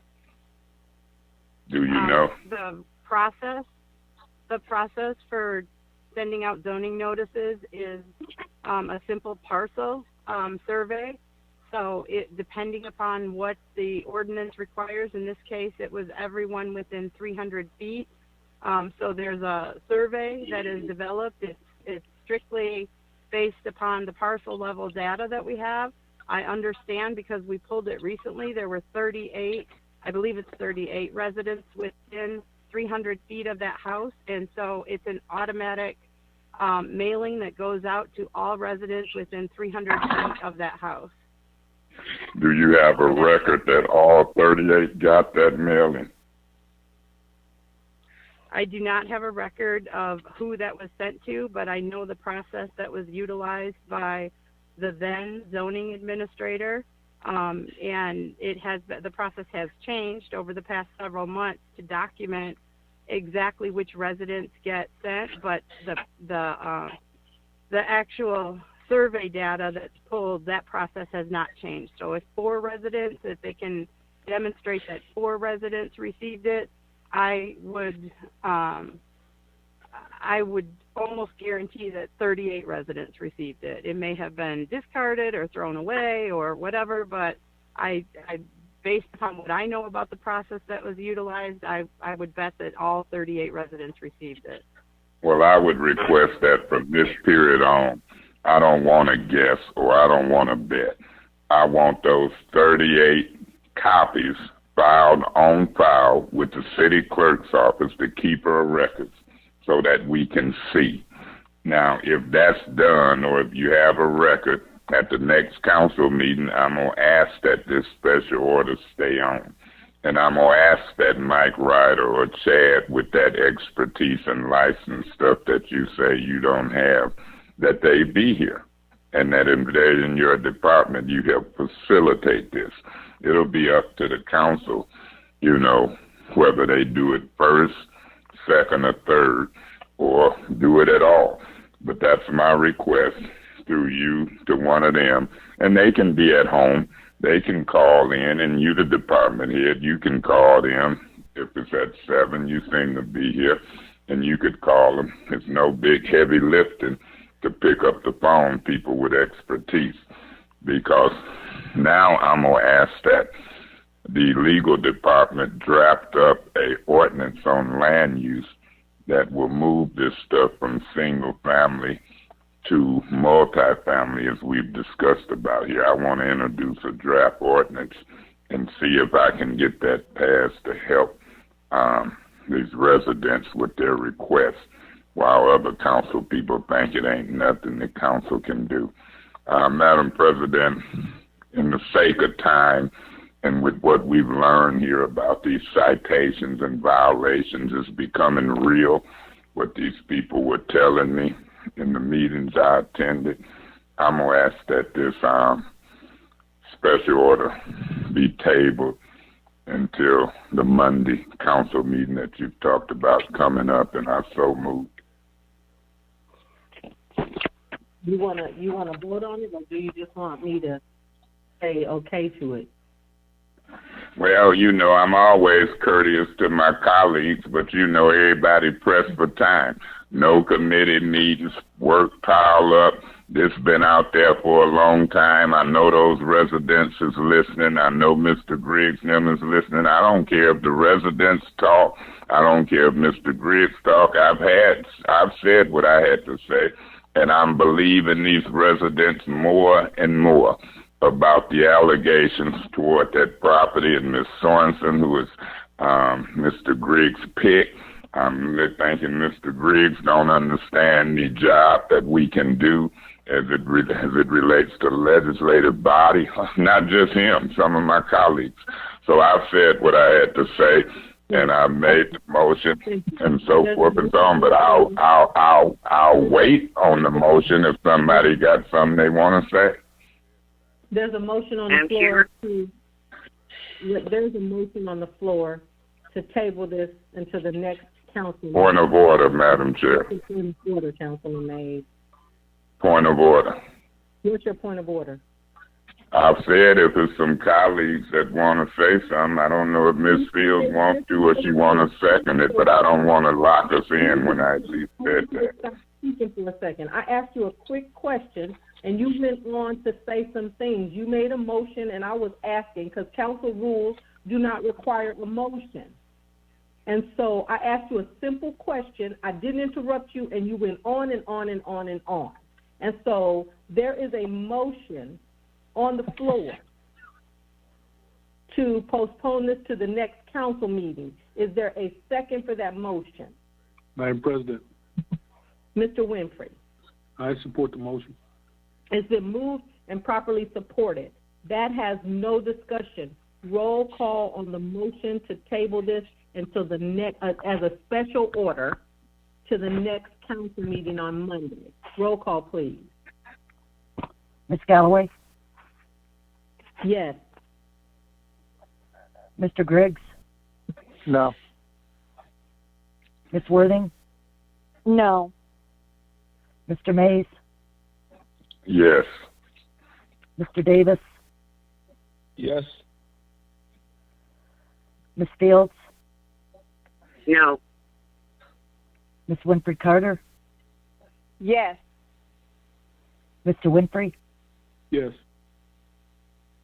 Vote is 5 yes, 3 no. The vote is 5 yes, 3 no. That motion carries. That brings us to the next special order, which is Special Order 200423, Special Order Neighborhood Safety Officer in Blight, as requested by Ms. Winfrey Carter. Ms. Winfrey Carter. Thank you, Madam Chair. I wanted to ask that the neighborhood safety officers come to council to discuss the ordinances that is related to blight. For example, people parking on the lawns, and I have a couple of issues here in the 5th Ward that I want the blight department to pay special attention to. And I just want them to, talk to us about their responsibilities, and let's talk about enforcing the ordinances. So, are there any blight officers neighborhood safety officers on the line? No, there are not. So,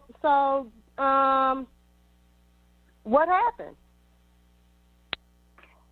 I don't know. They asked me questions, but they're not on the line.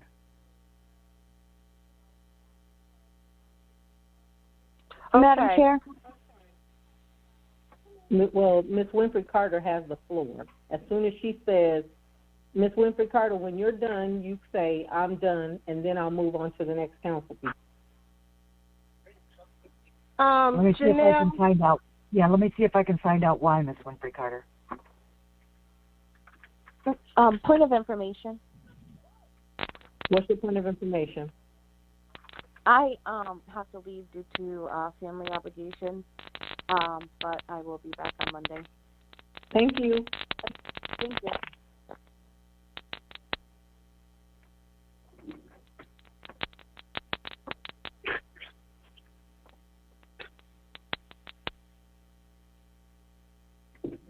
I sent an email, Ms. Carter. I'll have to let you know when they respond.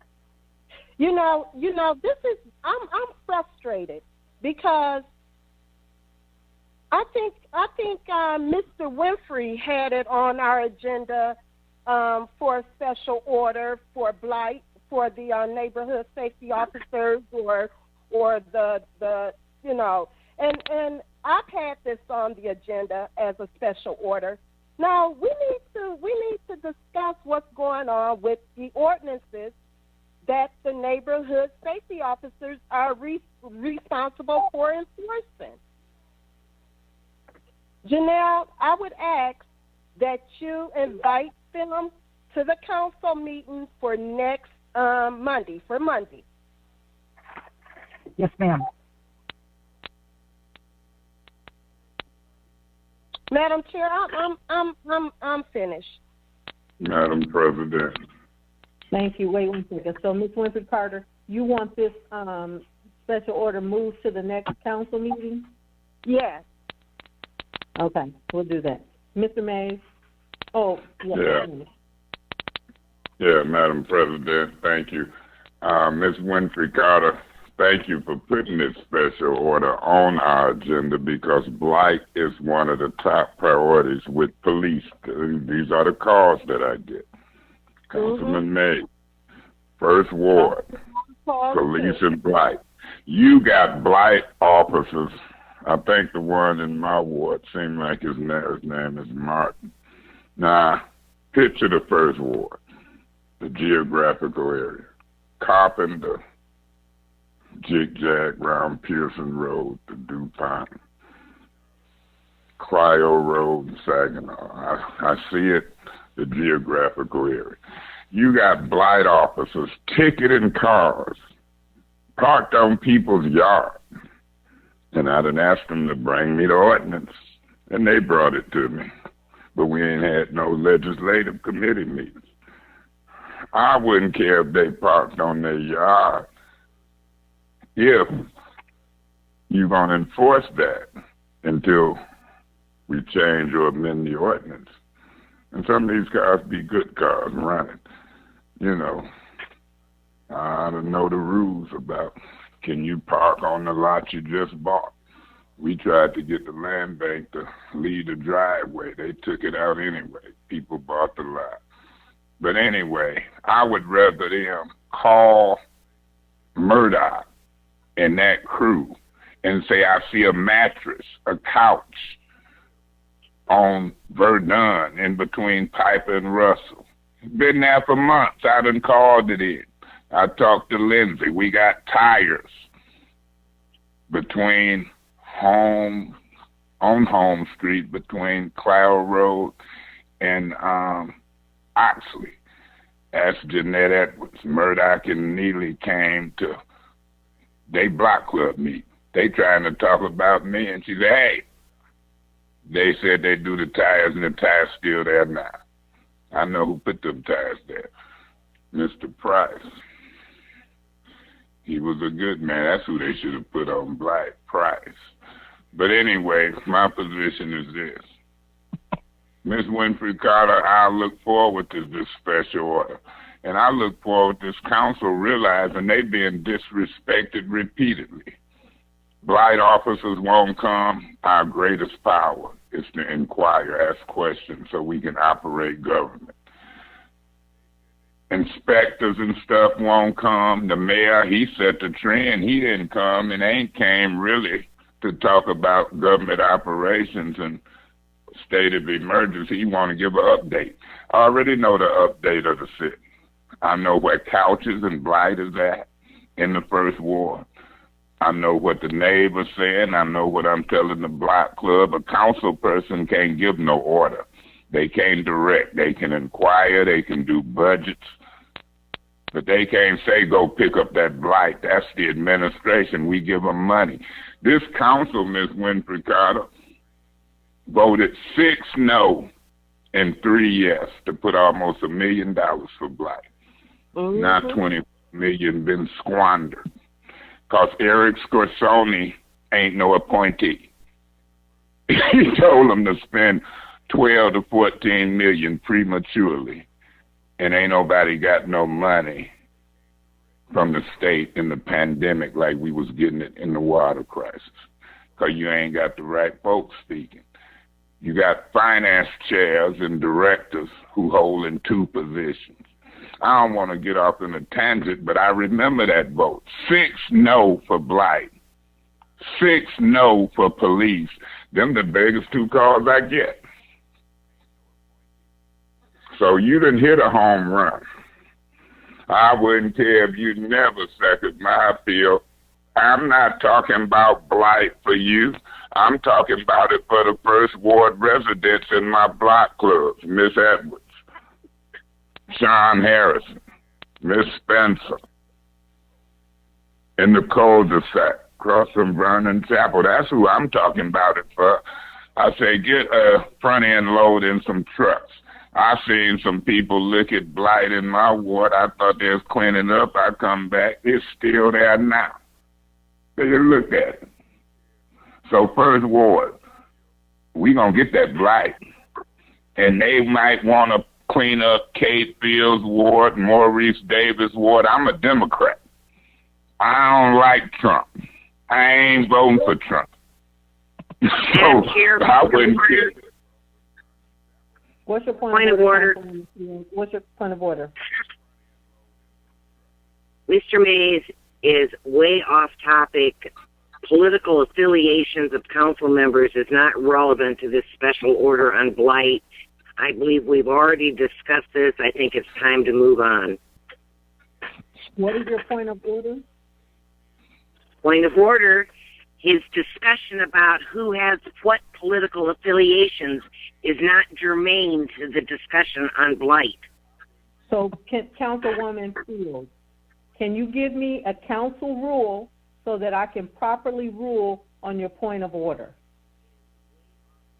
Well, I don't have it in front of me, but you have to, in discussion, stay germane to the topic.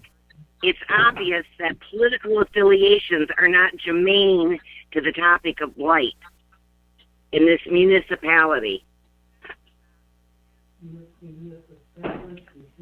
Councilwoman Fields, I hear what you're saying, but as the chair, it's my responsibility to rule on the charter, either Robert's rule or our rule. And so if you'll look that up, Councilman Mays, then I'll rule on that. Councilman Mays, I'm asking that you would stay germane to what we're dealing with in this special order. I am. When it come to Biden and Trump could have been and sent us some blight money. He could have sent us some blight money, but he didn't. I'm talking about blight and federal, state, and local funding. I got that right. Councilman Mays, please now. Yes, ma'am. Let me do this.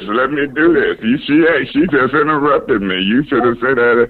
She can't use point of order to take the floor because she might like a politician. I don't. I look at the flow of money.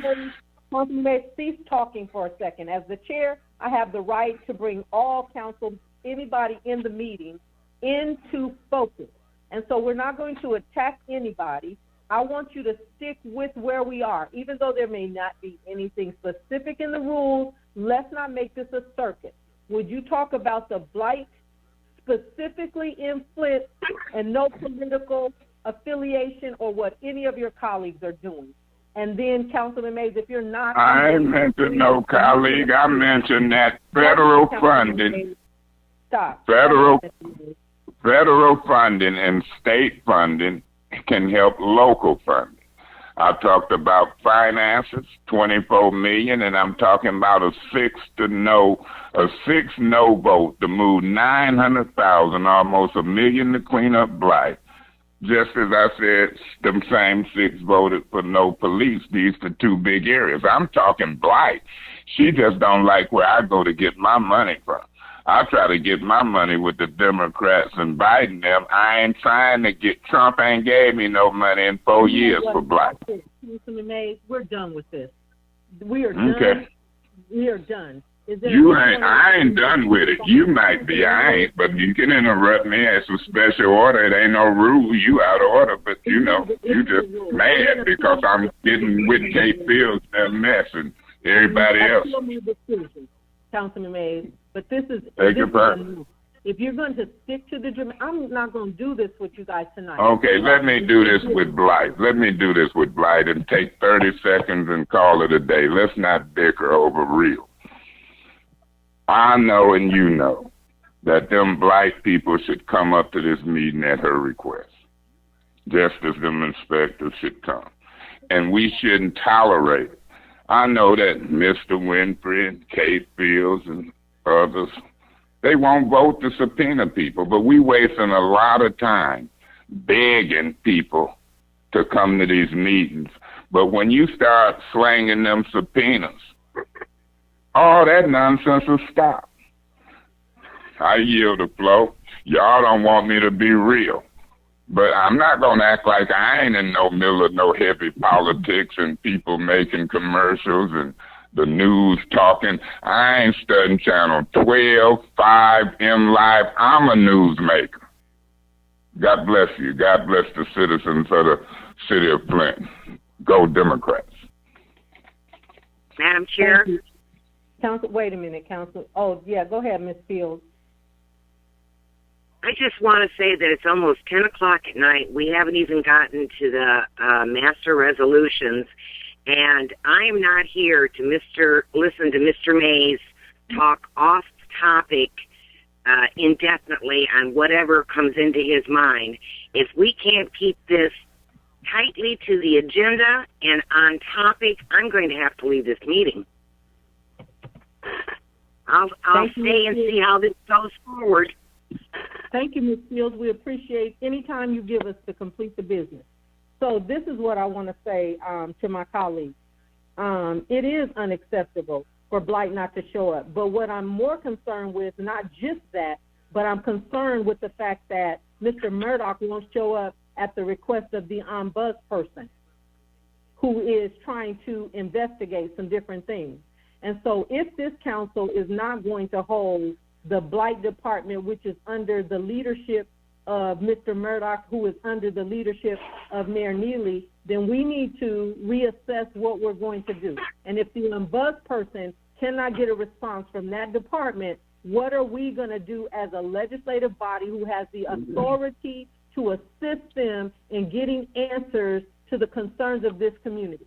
And so with that, yes, this can be on the next council meeting on Monday. That brings us to the last special order, which is a special order for the Community Development Block Grant. And that's Councilwoman Winfrey Carter to discuss whether the mayor is allowed to hold up contracts for agencies that receive Community Development Block Grant money. Go ahead, Ms. Winfrey Carter. Thank you, Madam Chair. Now, I think, if I'm not mistaken, I think I asked, and Attorney Wheeler, I think I wanted to find out. I asked if you could give us a legal opinion. If not, I would like for you to give us a legal opinion, because we voted on August 12th, 2019, or it was presented on August 7th, 2019, and we voted on August 12th, I believe, to award several organizations the CDBG grant, okay? We were told by Suzanne Wilcox that a couple of the organizations did not get their grant money. I found out that one of the couple of organizations did get their grant money, but the second organization did not get their grant money. And that organization happens to be McCree Theater. My question is, How is it that the mayor can not give them their money, and the council has already approved the grant money? Yeah, this is Angela. I'd have to get more information on what happened after that time. But yeah, I can provide you a legal opinion. Point of information. Ms. Winfrey Carter. Yes. Can I make a request that you not ask that be a legal opinion, but that it be discussed in an open setting so that we don't have to worry about waiving privilege? Well, since this is been dialogue in the public. We can discuss it. Let's discuss it now. Let's discuss it. Because you know what? It's a disrespect. It's a disrespect. I have never known of a mayor to totally disregard what the council has approved. It's a disrespect. When we want to talk about disrespect, let's talk about it. And I'm opening it up to my colleagues. Because Madam President. We approved it.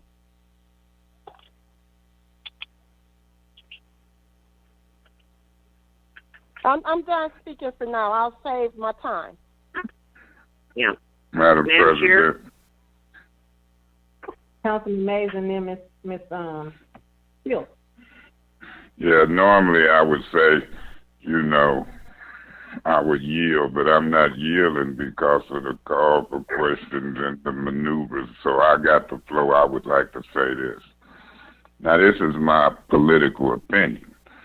This is my privileged political opinion because I'm a councilman. The voters of the First Ward gave me a voice. Now, I'm going to say this. This McCree Theater at one point, I don't know if it still is, but it was housed in the First Ward. I got an interest.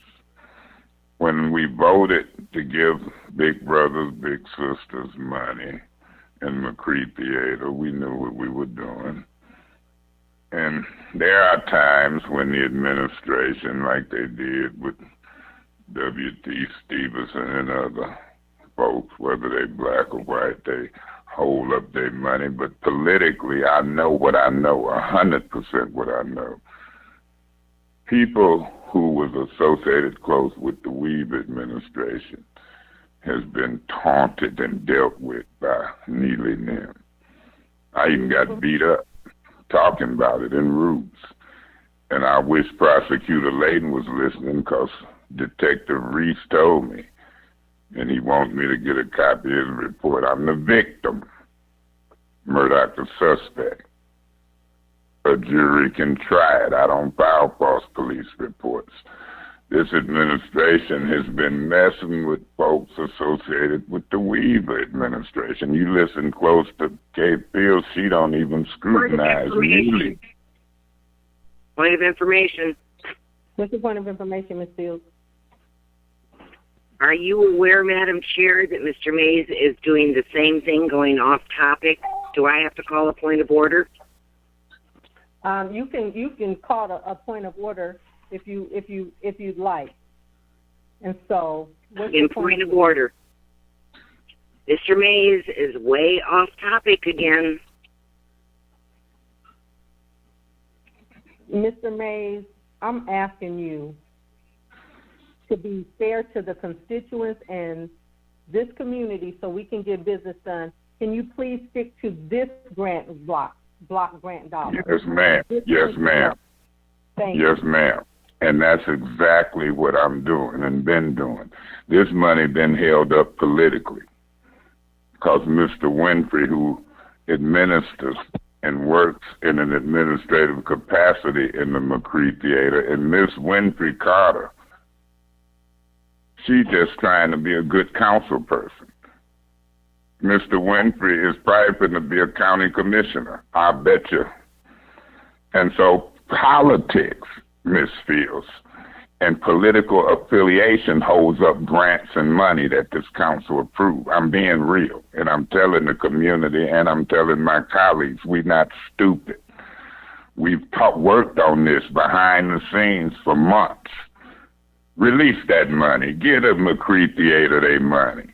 You know, we hear talk, well, they got $400,000 in the arts millage. Yeah, I helped work on it to help pass it. I wanted them to. I want McCree Theater bursting and black folks and institutions to get money. And I wouldn't care if the Republicans endorsed Neely. Give them people their money, man. That's what we saying, Ms. Fields. That ain't no point of order. That's point of political talk out in the open meeting. I don't have to be a behind-the-scenes politician all my life. I went to school for politics, Michigan State. I'm Jermaine. I don't want to say what I say, Tito. I'm helping her try to get this money broke loose. And she trying to be a good council person. And you'll say, oh, she's fighting because it's her dad. No, we fighting because it's right. We voted for this, Neely holding it up. And I want them to know I want the McCree Theater, and I ain't my daddy. He did. He was a pastor. This is a community. I wouldn't care if it's Pastor Flint, Pastor Mays, Mr. Winfrey, Woodrow Stanley. I want the money released when we vote. You know the principle, Ms. Fields. When we reallocate block grant money, that's what means something. We got that right. So I am Jermaine. And Miss Winfrey Carter, just like you, I reserved my time. But this is a special order. Ain't no time to reserve. God bless the citizens of the city of Flint, and God bless the people I represent. I'm going to fight for black, young, old, white, Hispanic, for what's right. I ain't studying what you talking about. Madam President. Thank you, Mr. Winfrey. Yeah. Madam Chair, please. I want to put this in the form of a point of information, and I got to put in a question form, and I guess the only way that I can do it is to say. You have the floor, Mr. Winfrey. I'm sorry. You have the floor. Thank you. Does my colleagues understand or realize that when Councilman Mays mentioned Mr. Winfrey, he's not talking about this Mr. Winfrey. He's talking about another Mr. Winfrey, who I believe is the person who I know is the person who has not received the monies or the block grant that we approved. And he, my colleague also mentioned that he would be he is a county commissioner. He's talking about that same Winfrey. I just wanted to make sure that the public didn't confuse Councilman Winfrey with Commissioner Winfrey. And I wanted to make sure that the community didn't confuse the director of McCree Theater, Winfrey, with Councilman Winfrey. Good man, but I just wanted to make sure that our identities are protected.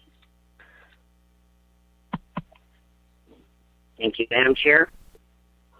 Were y'all done, Mr. Winfrey? I got you, Ms. Fields. You don't have Yes, to ma'am. say Thank you. Yes, ma'am. Thank you, Mr.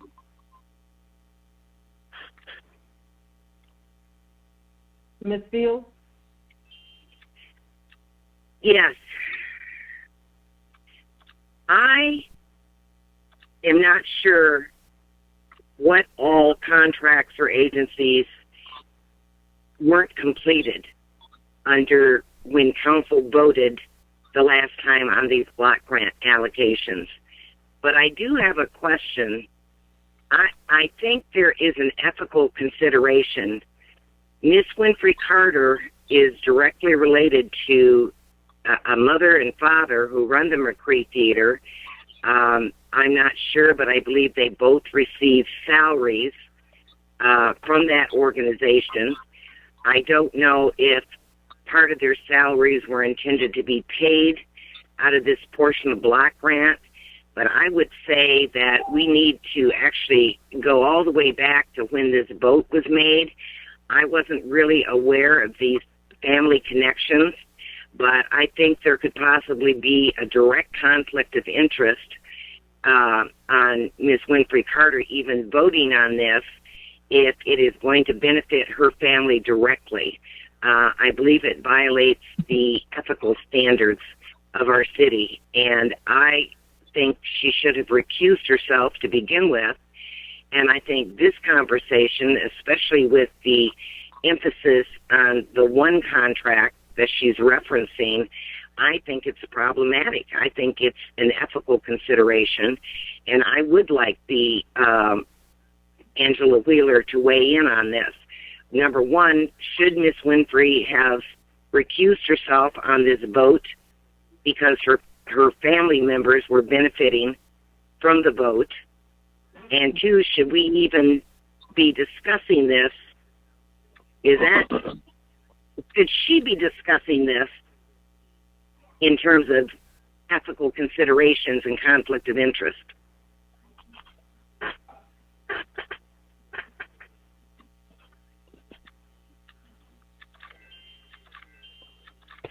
Miss Angela, let's see. So just looking at the ethics section, that's second 1-602,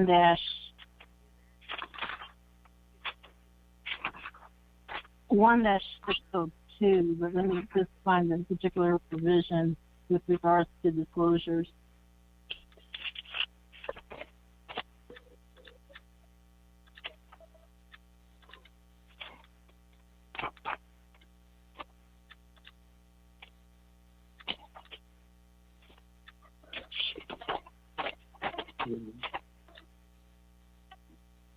So, if someone, let me just read this to you, and this makes a little bit more sense. It says here, except as permitted by state law, any public servant who, in a discharge of official duties, would require to take an oath, official action, or make an official decision that would substantially affect the public servant's financial interests or those of associated business or immediate family member, as defined in this charter, must take the following action.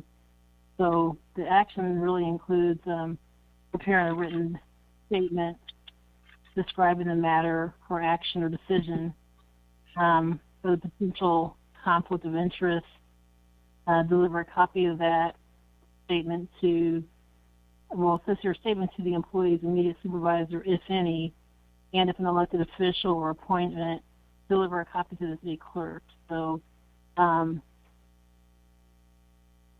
if there's insufficient time to do so, then orally inform the official body of service or the committee of the potential conflict. So, and let me just see what the definition is for immediate family in this particular definition. I just so we can be clear on what that is.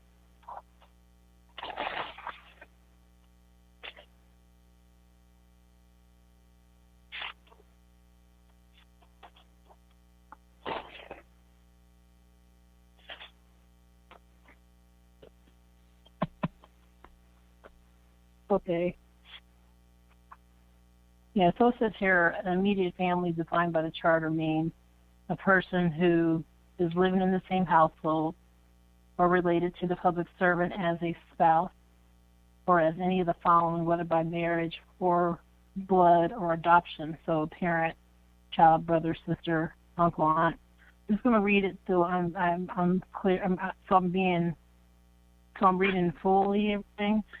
Aunt, uncle, niece, nephew, first cousin, grandparent, grandchild, father-in-law, mother-in-law, son-in-law, daughter-in-law, stepfather or stepmother, stepson, stepdaughter, stepbrother, stepsister, half-brother, half-sister, brother-in-law, or sister-in-law. So just based on this reading, and it looks like it just requires a disclosure of a potential conflict. Okay. And then, well, I'm sorry. No, I was just trying to read on to see what else it said here. And since there are symptoms printed by law, the superior must assign the matter, if possible, to another employee. Well, that's for an employee. Oh, wait a minute. I'm missing a page here. One second.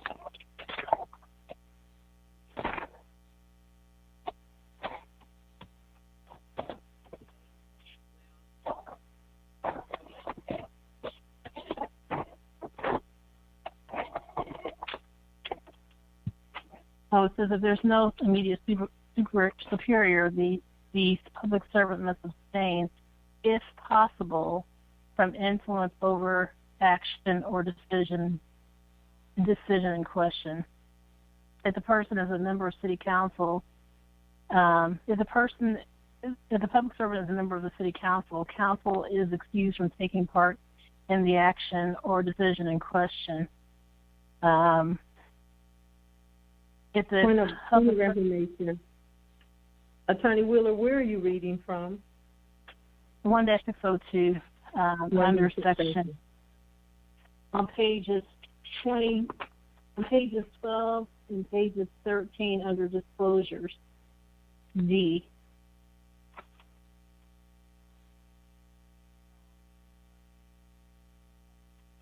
D and David.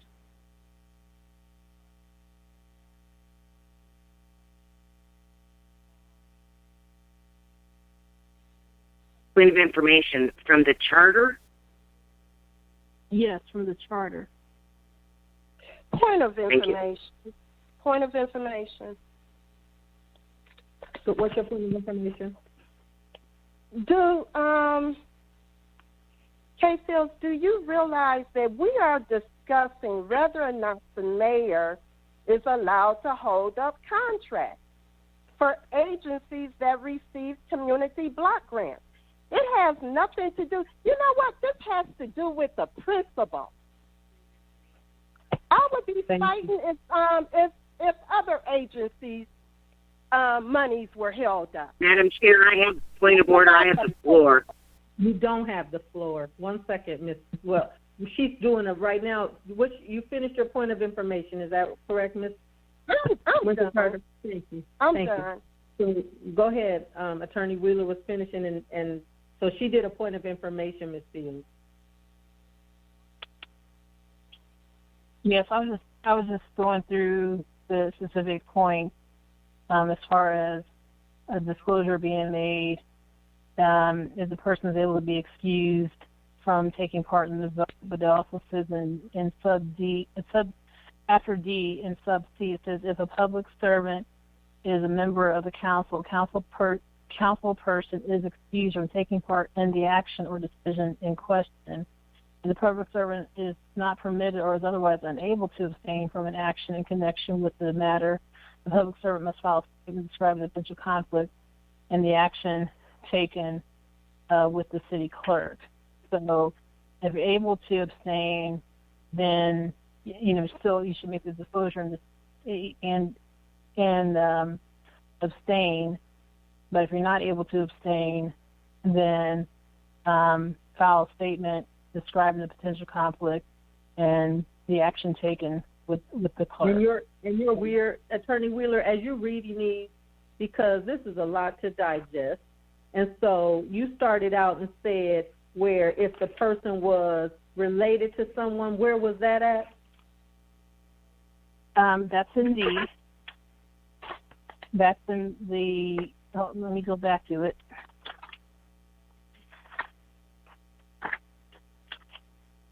Page 12. It's in the first section, D1.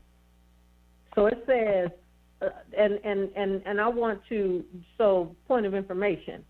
It says make an official decision that would substantially affect the public servant's financial interests or those associated business or immediate family. Is that correct? You're reading from there, right? I'm reading from the disclosure section, subsection D. But you started with... I started with the first section, right? D1. D1, but it says in there substantially affect the right, public service. Okay, yep. I just want to make sure. Okay, go ahead. That's all I have. I mean, like I said, if you know, this goes for all council members. If you know that someone in all those different categories that are enumerated based on the definition of the ordinance, then you have to first disclose. And I think I've only had this happen once in the council so far. I don't know if you all have the same memory that I do, but I remember Councilman Davis had to do with disclosure when this first arose, this new charter. It was based on Ms. Beverly, an appointment to, I think, the Historic District Commission. So he made the disclosure, and then he abstained. That was my memory of it, and just thinking of one. So it's just like something that needs to be done, and then he didn't vote on that one. Thank you. So, Miss All right. Fields. Yeah, I still have the floor. All right. Well, first of all, I guess I would like to make a referral to a council office in the minutes that they could tell us whether, when we voted on those block grants that included the McCree Theater, whether Miss Winfrey Carter made a disclosure and or if she abstained from the vote. And from my understanding, and we all interpret sometimes what we hear as a legal interpretation, we're not always clear on it, but from what I'm hearing, I believe that it's a conflict of interest for even this discussion to try to influence. Now, I do understand the distinction that the principle of the thing was what Miss Winfrey Carter started out with. And I think we all are well aware of where reprogram money comes from. It's because different organizations, for one reason or another, normally don't fit some criteria, so they end up never getting a contract. So even though the money has been awarded, and I don't know if that is the situation with the McCree Theater.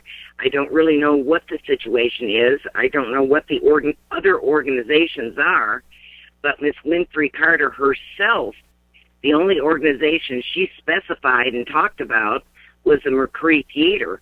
And her parents, I do believe, both received a salary from the McCree Theater. So I think it is definitely a conflict of interest for her to have even voted on that and now to be discussing it.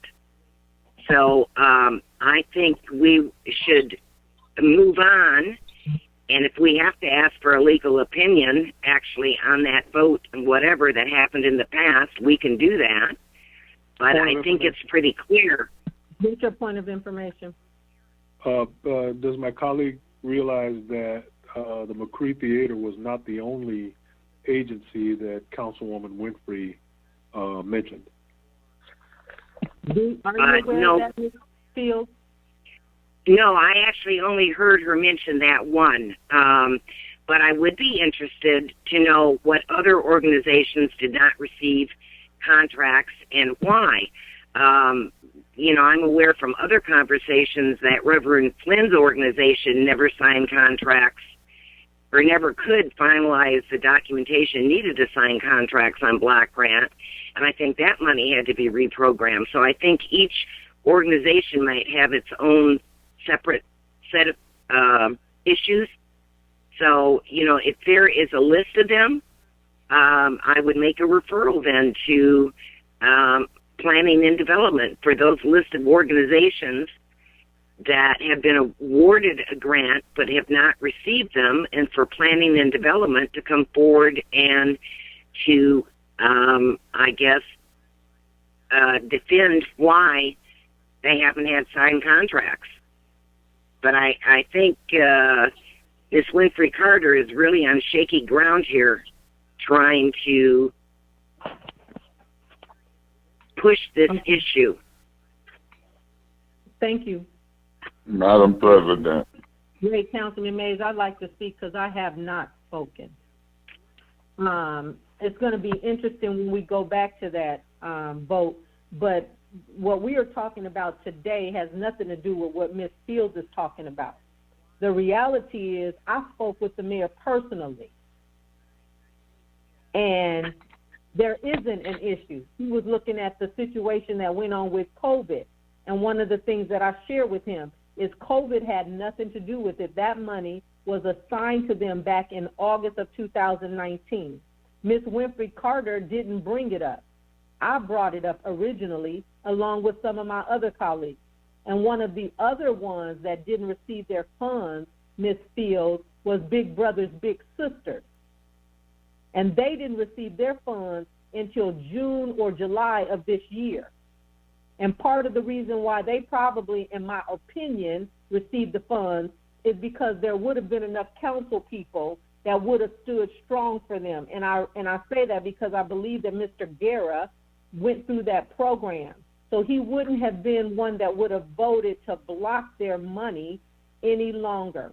And so I am going to be interested in that. The other piece of that is, if I'm not mistaken, our attorney was there. I don't know anybody that doesn't know that Miss Winfrey Carter is related to Mr. Winfrey. And so for it to be raised today to say that she would be responsible in saying that why would anyone, regardless of whether, it's unfortunate because she didn't say anything for a long time. And so it's going to be interesting for my colleagues to turn this into an ethical issue. And I'm going to be interested in finding out what the word substantially means, because if I'm not mistaken, that block grant dollar was only for like $40,000 or something like that, because we moved money from it. So it is going to be interesting, and it's interesting that my colleague is raising so many ethical concerns. So I look forward to that discussion as well. And so with that, Councilman Mays, Madam President, I'm asking that we move on, do our master resolution, and be out of here. Go ahead, Councilman Mays. I look forward to the master resolutions. I also look forward to the council discussions. I also look forward to, if you want to recess and come back tomorrow. It ain't nothing but a phone call, and we got business. Let me say this. When you look at the council body and the majority, and it might not fit the technical aspect of the charter, but guess who is the judge of the charter? I know Mr. Davis know of the relationship. Of course, Mr. Herb Winfrey know the relationship. Monica Galloway know, I believe, and I know. And that's the majority with Miss Winfrey Carter. Now, technically, go back. Don't just look for the minutes to see if she voted. Look to see if any of us, including her with the acknowledgement in the audio and video, Miss Fields, do your homework. I'm not sending the legal department to do it because it was divulged. You can't just look at the minutes. You got to see if it was divulged to the body out here. I'm not going to get into that with Angela that y'all wouldn't let me get into, and I just watch y'all do the exercise of reading out loud, going through it. That's all I wanted to do earlier. Y'all discriminate. But my point is this. Don't you worry and don't you fret, Miss Winfrey Carter, because they ain't answered why Kate Fields sent out that illegal memo yet. I filed that before she brought this up on you. That's why I tell this council, y'all got to take these investigations seriously. I'll subpoena Kate Fields on why she sent that confidential memo from the legal department to Phil Schultz, Abby Ellis. Abby Ellis, the one who turned me on because she did the documentary America Divided, Something in the Water. Don't vote for him. Read this. Point of order, Madam Chair. Once again, Mr. Mays is totally off topic on some rant that I don't think anyone's interested in. Ethical concerns, Ms. Fields. You opened up the door to talk about ethical concerns. And so Mr. Mays is talking about ethical concerns in his opinion. I appeal your ruling. There's an appeal of the decision of the chair on the floor. Is there support for that appeal? Madam Is Chair, there support for that appeal? Mr. Griggs? I support. There is a appeal that has been done. There is a support for it. As the chair, I am telling my colleagues why I'm ruling the way that I am. Ms. Fields raised ethical concerns. She raised that someone is unethical and had the attorney deal with it. And so Councilman Mays is sharing what he believes to be unethical. And so that door was open. That was not a part of what this special order was, but Ms. Fields went on and on and on, and no one said anything about it. And so now Mr. Mays is talking about what he believes to be unethical, illegal email. And so that is my ruling. Is there any discussion from this council on the appeal? Yes, Madam Chair. Councilwoman Fields? You are confusing things. The entire topic of ethics wasn't opened. The ethics was addressed in reference to the actual topic of the special order. So your logic leaves much to be desired here.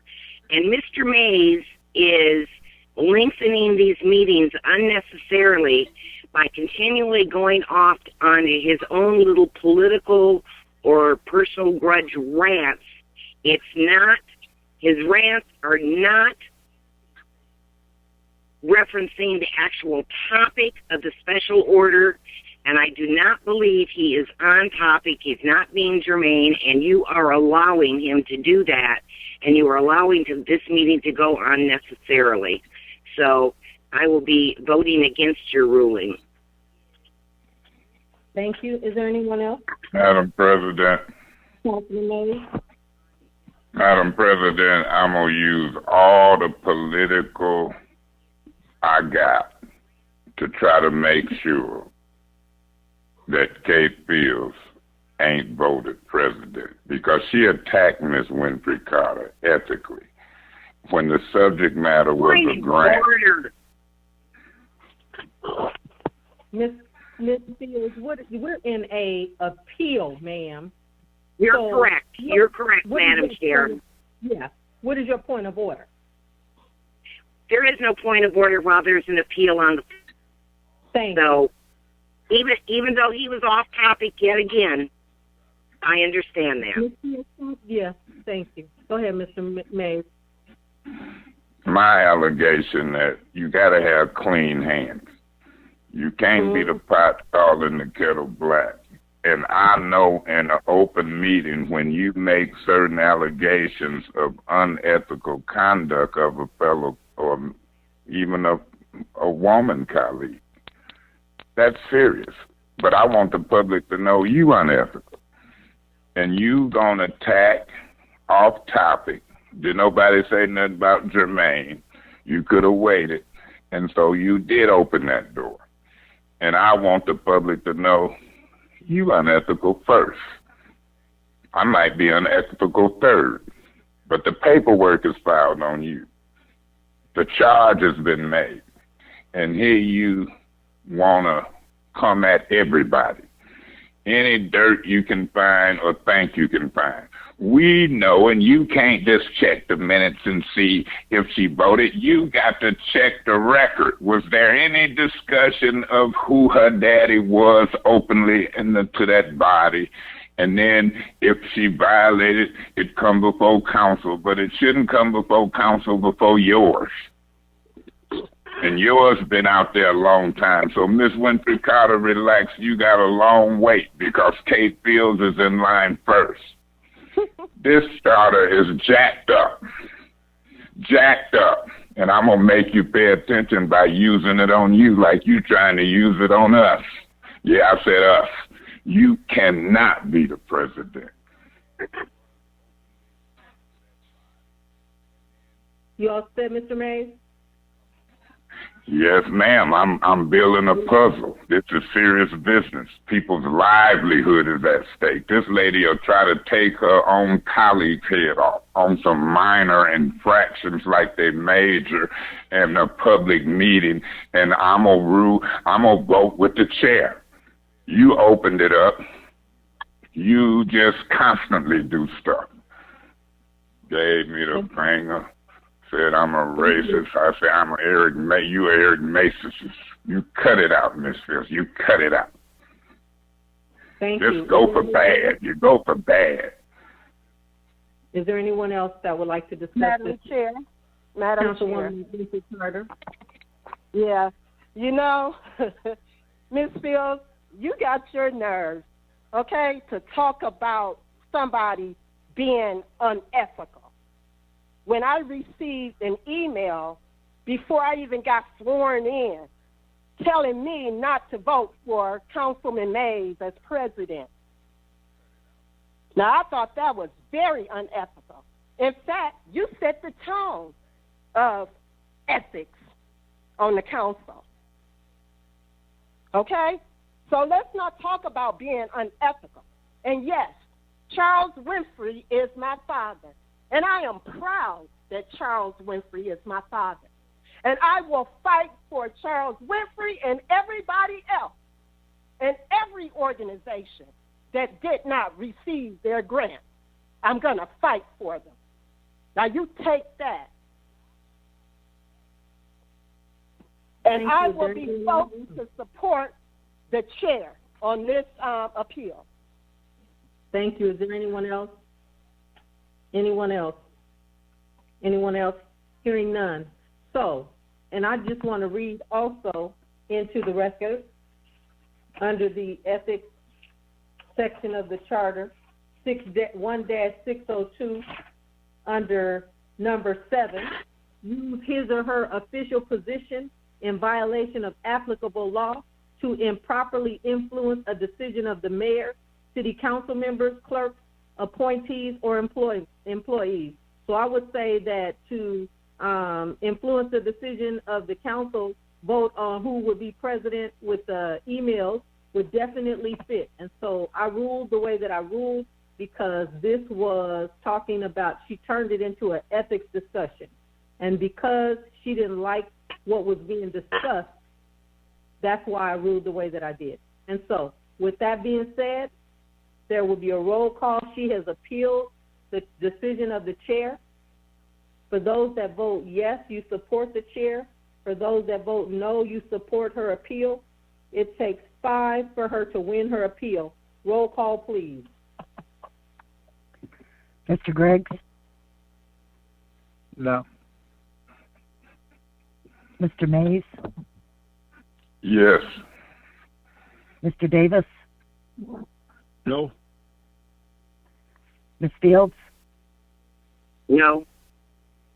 Ms. Winfrey Carter? Yes. Mr. Winfrey? Yes. Ms. Galloway? Yes. Vote is 4 yes, 3 no.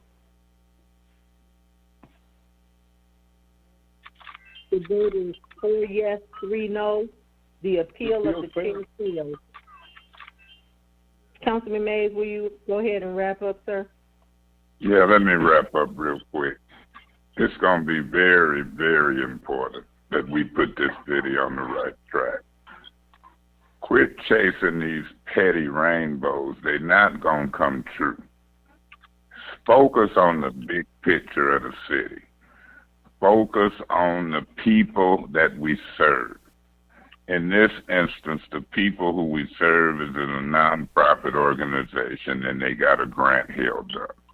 Everybody with influence should be asking the polite question, why won't you release their money, man? Is Suzanne Wilcox on the line still? I am. I'm still here. Suzanne, what is the technical holdups, if you know, of why this money haven't went to the McCree Theater? I believe it's been signed by the mayor, and they have their. I believe it's been signed by the mayor, and they have their contract now. So what do that mean, the contract out? Have the McCree Theater signed it, executed, and they waiting on the city to execute something? As far as I understand, I think they've had their contract review conference with our staff person, and I believe their contract is in their hands, and I will verify that. But And so, it has been is Mr. Edwards on the line? I mean, do it look like it's moving forward, Suzanne? What's going on? Technically, do we need to ask that you and the mayor, Mr. Edwards, whose hands is it in? I mean, you administer this stuff regularly. Have you seen one held up this long? Are you speaking that directed to me or to Yeah, anybody. We all cool. We good. You ain't gonna get muted. Hop in there. Well, I can't say you won't get muted. I'm not the chair. They mute me. Go ahead. Mr. Mays? Yes, man. Yes, sir. Yeah. There were only issues in terms of the mayor's full understanding and support. Now, what I would pose to you as a part of this, and I know you guys have had a substantial debate, and look what it done turned into, allegations of stuff. That's what I mean. I'm not trying to go down that direction. Yeah, I ain't down with that. Let's talk about the details of this. What I would say to you is, by your own discussion, the contract that the approval was in August. We did have contracts that were signed prior to our arrival. So, what the question you might want to ask is, how did those two contracts? No, let's just ask about this one that's been laying there, and Suzanne don't want to say it, but it's in the mayor's office. Let's talk about what is the holdup. Oh, that's the only one we're talking about. Those are the only two. The only two, and the one you're talking about right now has been signed. That's what Suzanne is providing you. But our whole debate. You saying it have been signed? That's what she just. Yes, that's what I said. So what's the holdup on the release of the money if everything's been signed? Have everything been signed? Nobody has said there was a holdup on the money. We saying it. Ms. Winfrey Carter saying it. No, the holdup you spoke about. I'm saying it. Being the signing. The signing was what everybody's been referencing. That was the argument. So now that's been done recently? Mayor Neely has signed it. I'm going to repeat again. Mayor Neely has signed it. Since you guys have kept saying Mayor Neely hadn't signed it, so did that happen recently? It's good news if it happened. Did it just happen recently? We can be on one accord about it. That's very good news. Okay, well, if it's been signed, how long do it take to release the money? I'm going to acquiesce to finance or acquiesce to... Okay, acquiesce. Let's acquiesce to whoever can say, tell me how long it's been signed and how long of a gap between the signing and the money. Now, if it was signed recently, then my question is, how long do it take to get the first or any release of the money? Anybody know? I do. This is Suzanne. I believe the contract is in the hands of the contractor. There's a process that we go through once the contract is signed by the mayor. It's called a contract review conference. I believe that's been held. That happens between our staff and the director, in this case, Charles Winfrey. And once that's done, then the contract is released to the contractor.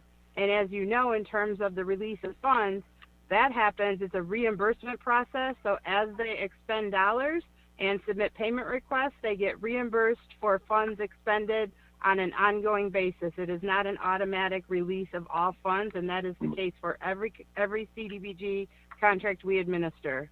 And that sounds good, but all I'm gonna say is, if that stuff had been in place, I can imagine as long as it's laid there between two or one administration, it doesn't matter to me.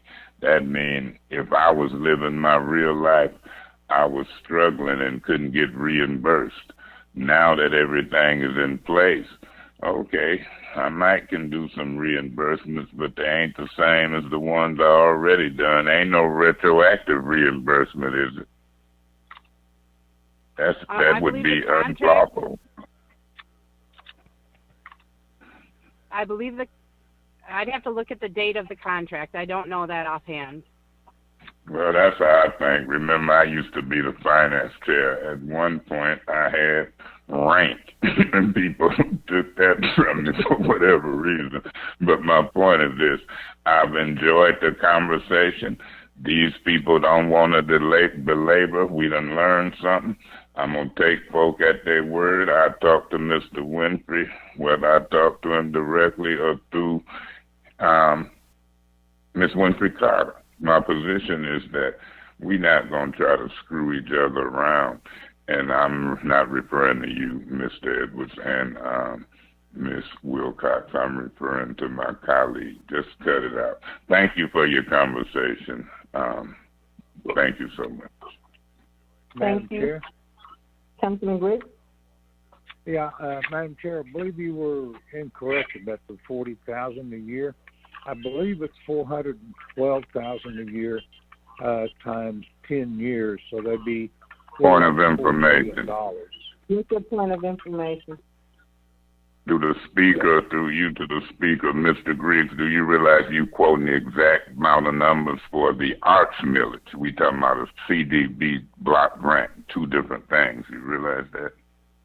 I was going by an MLive article. I believe it's $412,000 a year for the McCree Theater, plus vehicle comps.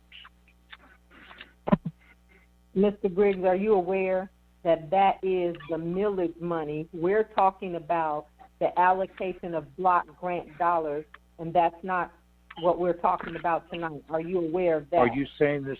So what you said, it's only for $40,000 a year?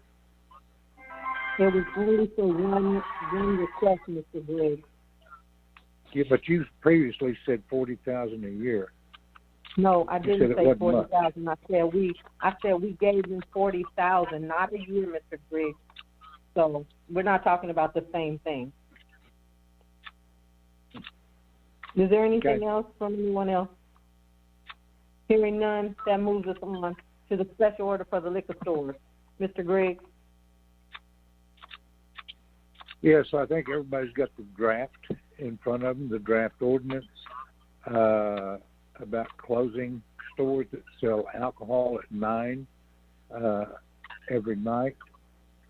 The only thing that I'm not really sure about, say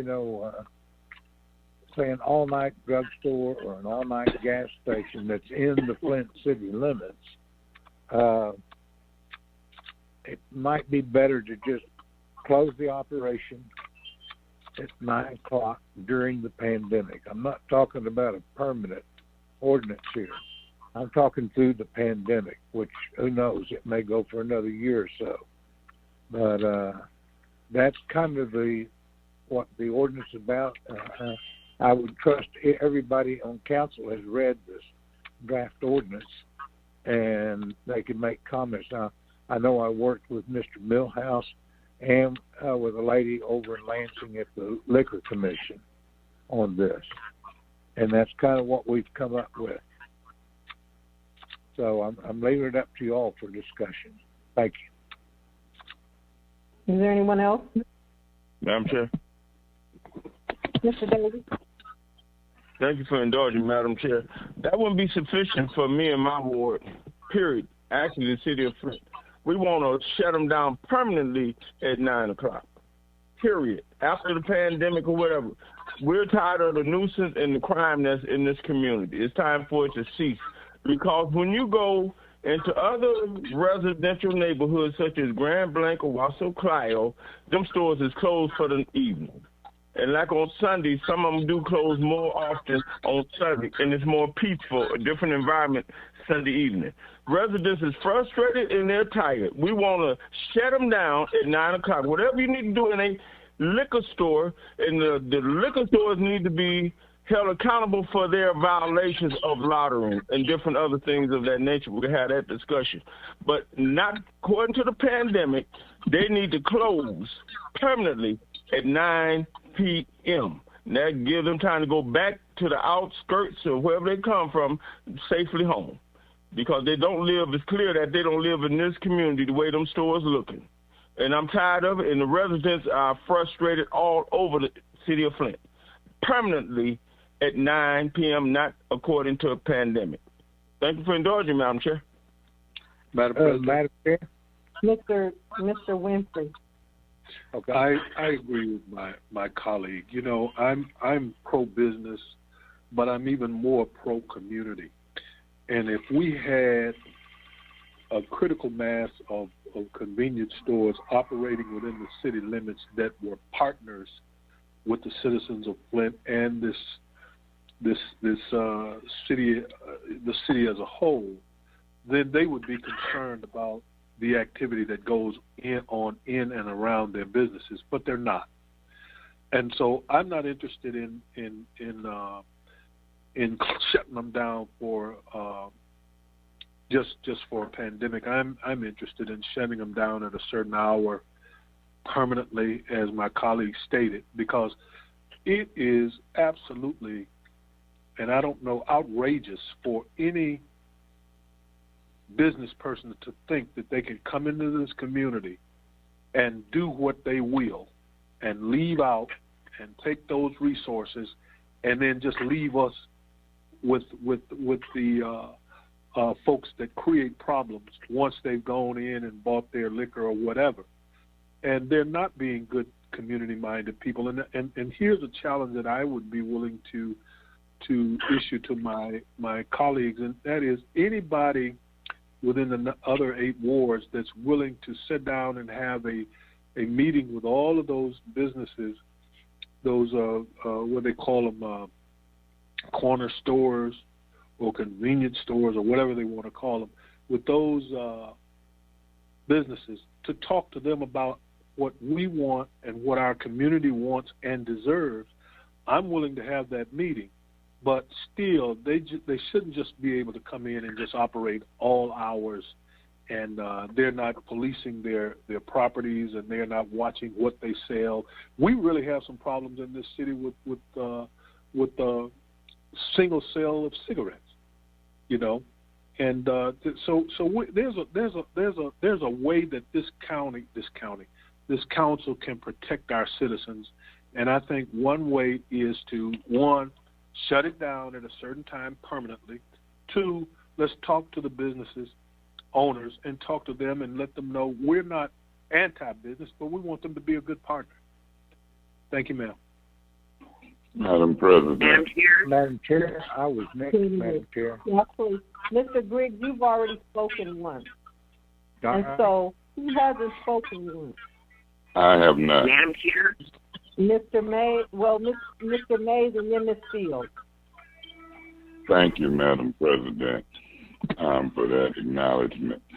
I've listened to the reports about this proposed ordinance. I've seen the media pick up on it. But I want my colleagues, the citizens of Flint, and the media to pick up on what I'm going to say. So far, I've heard from 3 of my colleagues, Mr. Winfrey. And Mr. Winfrey, I do agree with you because I'm in partnership with some store owners in my area. And they were in partnership with the previous administration under Police Chief Tim Johnson and Weaver. Remember, we talked cameras. We also I put a proposal in the budget to put more point of information. What's your point of information? Could Mr. Mays define in partnership with? Yeah, I can define it. I know him. For example, Zahir Asaf, Zuzu, corner of Pearson Road and DuPont. You might see me in there when it's election time. I might be getting petitions to run for office. Been knowing him for 15 or 20 years. I knew him when he owned the store on the corner of what used to be, I think, 3rd and University Park. University Park bought him out because they didn't want no liquor store over there across from that gas station. So I can define it. Let's go to Pearson Road and Martin Luther King corner liquor store. Some Indians got it now. and somebody broke in and come through their roof and took money. My partnership with them, I go in there, I can cash a check. I done called police when somebody was shooting, and I had to run behind the counter. I know the people in my area, Miss Fields.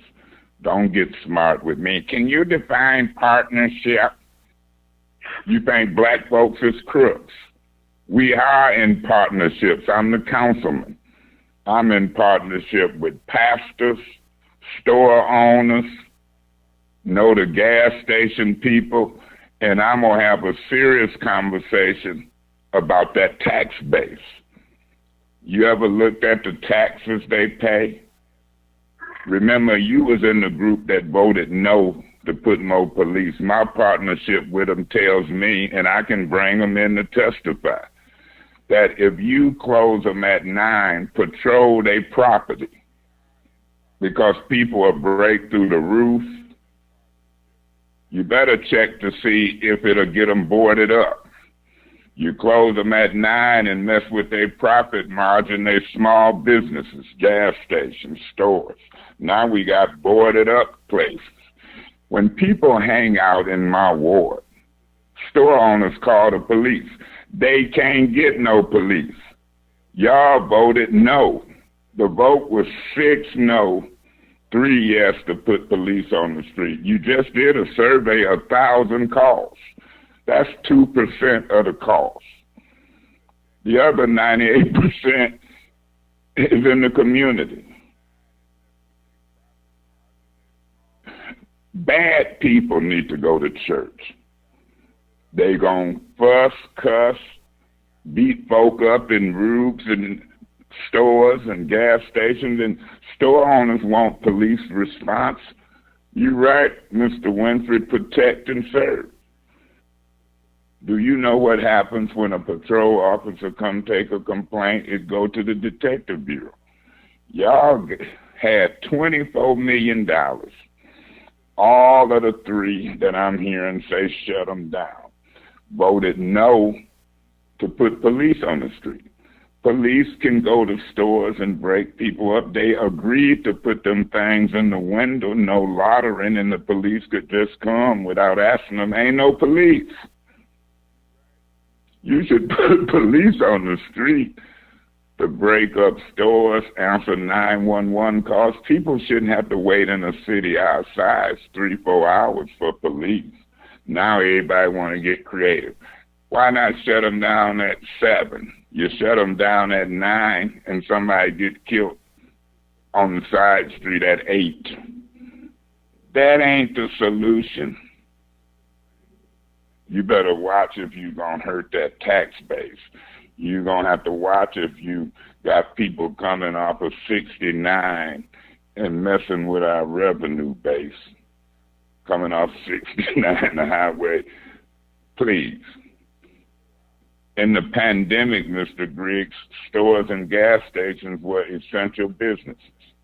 People ain't just buying liquor. They buy bread, milk. Some of them ain't even got cars. Well, yeah, they could shop before 9. Well, let's check on the business's tax base, Mr. Winfrey. Sure, some of them will meet with you. Will it be 100%? I'll meet with you on that too. But you don't just move hastily because it ain't no police answering calls from store owners, residents. That's where the issue at. Y'all voted no for blight and police. And I got to remind you that. I got to get the media to ask me my opinion because it's different from y'all's. Now, I'm just telling you. I've been waiting to chime in on this. I got a voice. Y'all voted no for 6 or 7 cars per shift. Additional. 2 years in a row. You know who you are, council people. And then you're going to try to fool the public and say, shut folk down because people loitering and won't clean up the blight at their stuff. Them the two issues y'all voted 6-3. Winfrey Carter, Mays, and Galloway voted to do the right thing. We didn't have to get creative yet. All we want is police to break up stuff at stores, to arrest crooks, bad people. We need patrol and detectives. And then you can have a safe city. You close a store at 9. Why don't you close the Roots? I got beat up there. Close it at 9. I'm going to be an advocate for common sense. I want a common sense approach first. And y'all control the purse strings. Y'all done let this administration squander $24 million. Might not could put police on the street now listening to Eric Scarsoni, who ain't an appointee. But you talking about ethics, Ms. Finance Chair. Let's talk about the charter, the law, the big bulk of it. Appointees all in our banking accounts squandering $24 million. We can't put police on the streets. Now we got to resort to close them down at 9. Talk and shut them down. I'm a Democrat. I'm for the working man. I'm for small business. Let's look at this. Let's keep this on the next council agenda for discussion. And I so move. There's a motion to keep this on the agenda for next council meeting. If you're in support for that? Madam President? Mr. Winfrey? I support that motion. It's been moved and supported. Is there any discussion? Yeah, yes, Madam President. Councilwoman Fields. Thank you. I want to talk about the actual resolution, the draft that was presented to us. First of all, the actual resolution does not specify only during the pandemic. It's Point of order. There's a motion to postpone this to the next council meeting, Ms. Fields. No. Point of order. What point of order? What's your point of order? My motion was to move it to next council meeting. I didn't necessarily use the word postpone, but if I need to withdraw it to give people time to talk, I'll withdraw it. Well, you made a motion to move it to the next council meeting. So the discussion that should be happening now is whether or not you're supporting moving it to council meeting on Monday. So, Madam Chair, let me understand this. So you're saying that what I'm trying to discuss is not relevant to that motion? Now, I'm not being germane? I'm saying the motion on the floor is to move this to the next council meeting. Usually the discussion is around whether you are going to support moving it or not. If you want to discuss it more, you can ask your colleague to withdraw his motion, and then you can discuss and talk about what you think it's saying, because that's different from where we are now. Well, it's really interesting to me, your fine hair observation of what is or isn't relevant at this moment. I will talk about the postponement. I don't think it should be postponed. I don't mind continuing the discussion, but can you clarify for me whether this is a motion to postpone or to continue it? I'm not clear on what this motion is. The motion that was made by Councilman Mays is to forward this on to the council meeting on Monday. So, so you're effectively trying to stop my discussion of the motion while everyone else has had an opportunity to weigh in. You are in violation of council rule that says if you don't cease talking, you shall be removed. The point of order is I'm not coming to stop you from anything. There is a motion on the floor. You know as well as anything, it's almost like I move for the question. And so if you would like your colleague to remove his motion, he said he would, Ms. Fields, let's not go on and on and on about this. Do you want him to remove his motion?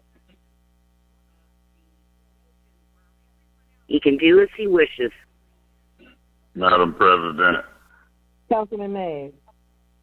I move to withdraw the motion.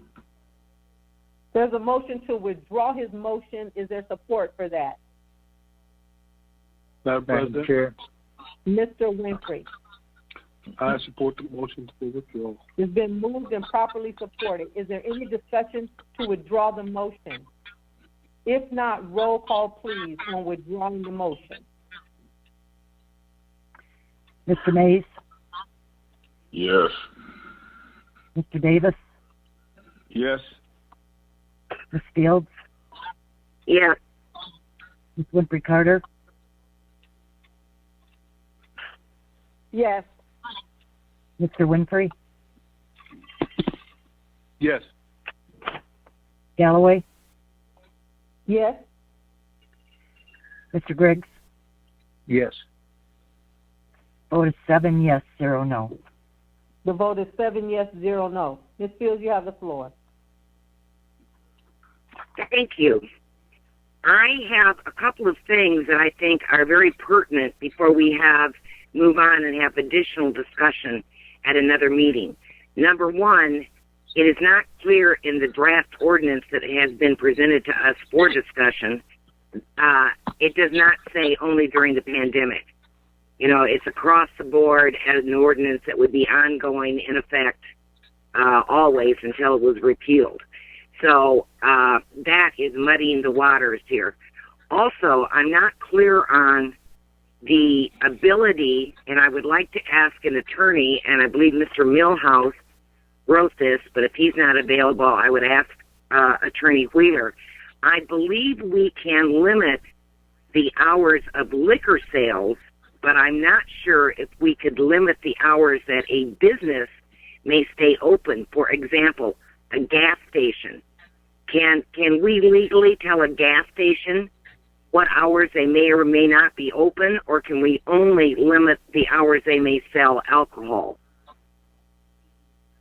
Yeah, I think this had more to do with the alcohol, but this particular ordinance, and like I said, this is a draft, and so this was not, this was, just so you know, it wasn't submitted to the entire council. It was submitted to Councilman Griggs because Attorney Millhouse is working with Councilman Griggs. So this was just the initial draft. We don't even have an assigned chapter to it yet. Okay, so I just want you to know, like I said, we were just getting started on this. However, I did send it to council staff, just in fairness to everyone, since it's being discussed tonight, to make sure that it's disseminated to everyone to take a look at. But like I said, this is in its infancy, although we were working quickly on it. So like I said, I need to just double check that. That just has to do really with related to the liquor sales, because that was the point of it. But I believe this one was mirrored off of two.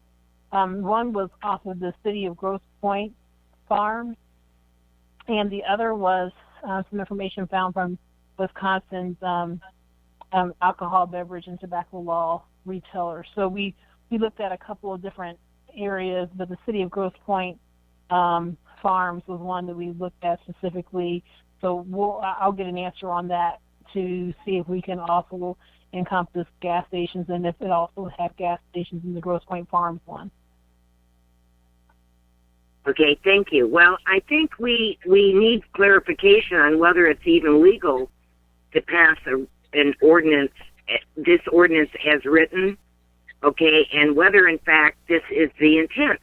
You know, is the intent to close these stores and these, in the ordinance it talks about liquor stores, convenience stores, gas stations, etc. But is it the intent to close all of their business, or only to limit their alcohol sales? And also, I want to say, in terms of how these stores operate, now, it is state law that no one is allowed to have an open intoxicant outside the store. And part of the problem, and I think the complaints that the neighbors in various parts of the city have, is that these liquor stores are doing nothing to prevent people from just basically they're actually bringing chairs and couches, and they're making little living rooms out of the parking lots of some of these places, and they have open liquor that they're drinking. Now, it is up to the city police to police that, but I don't know our capacity to police that across the city, but it is our responsibility to make sure that these state laws are followed. But in terms of working with these stores, I think there's certainly more that they could do to not allow people to bring couches and chairs and set up, mini parties outside the store, drinking and partying, and that's where I think the neighbors are objecting, and I think that's where these altercations are happening. It's not a quick in and out of the store. It's because they're loitering in the parking lots, creating problems. So if we could limit the sale of liquor, I would certainly support that, but I think we need to be a little clearer on the parameters of what we do or do not have in this ordinance before we try to move something like this for first reading. That's all. Thank you, Mr. Thank you. Madam Chair. And I'm asking 1 second. Oh, is that you, Mr. Winfrey? Was that Mr. Winfrey? It's Councilman Davis. Okay, Councilman Davis. Well, Councilman Davis, you've spoken once. Am I correct? Yes. Okay. Yes. I haven't. I haven't. I just want to say one thing. I'm sure we are all very passionate about this. It is 11:05. We know for a fact that this was only a discussion, that we were not going to take action tonight. I am asking my colleagues to allow us to move this to the next council meeting and to move the master resolution and to approve or separate anything that you don't agree with to the next council meeting, which is on Monday, 5 days away. And so in the interest of time, can we all agree to do that? It's 11:05. I think that we can make a decision on whether we're going to deal with these resolutions tonight or at Monday's council meeting in like 10 minutes. There are many that need to get off that are staying out of courtesy. And so, Madam Chair. Any further discussion? Mr. Griggs? Yeah, I just won't take me 15 seconds. I don't need any attacks, but, all other 8 council people could have easily done the same thing. I just threw it out there for discussion, and if you want to shut them down, all you got to do is sign the draft ordinance and be done. So stop attacking me. Thank you. Mr. Griggs, I want to thank you on behalf of just me taking the initiative. This was a starting point for the conversation, and so that's why we have committees, but we don't. And so thank you for what you've done, and I think that you've done a great job in starting the conversation, and I will read it over the weekend. And so if there's nothing further, I move that this will be added to the council meeting on Monday, and then that we move on. So that brings us to licenses. Madam President. Point of order. What's your point of order, Mr. Davis? What was my place in my special order, ma'am? Oh, didn't you? I thought you already spoke. No, I only had one time. I had a special order just like Griggs did. Well, actually, you. But I'm gonna move it over to Monday. I could do that. But I want to say this. Mr. Mays, Councilman Davis, I want you to calm down. 1 second. Originally, you said that your special order would be included in his. And I didn't say nothing. Okay, you did. You spoke and said, this is not going to work for my ward. We want you.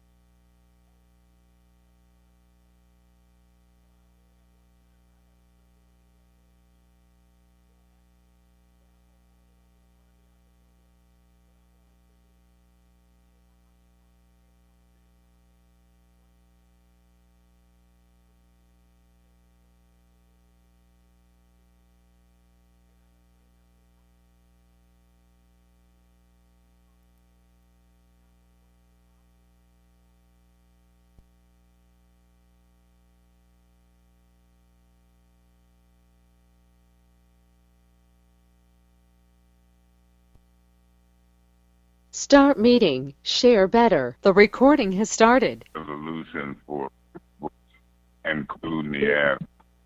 Wait a minute. Okay.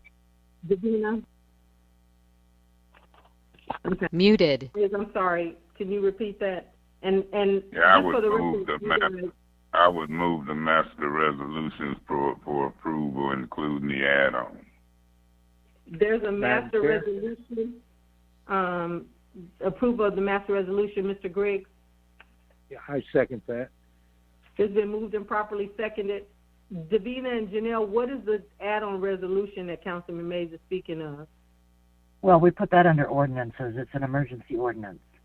Oh, okay. Oh, then I don't have to do that. I would, if I may, I'll amend the motion just to approve the master resolution. There's an amended motion to approve the master resolution. Is there a second to that? Madam Chair, Mr. Griggs? I'll second that. It's been moved and properly seconded. Is there any separation? Madam Chair, this is Janelle. Ms. Janelle, you wanted us to separate which one? The first one. Okay, so we'll separate that one. The setting the public hearing. Okay. Is there any other separation? Any other separation? Madam President, Councilman go ahead. Go ahead, and you got some separations. I'll wait. Go ahead. I just have one separation. I'd like to separate 200425. What is it? Define it. The settlement Flint water case. Okay. And so, is there any further? Any other separations you got? Yes. No, I don't. Mm-mm. Okay, well, it's a couple separations that I had on there. How many resolutions is?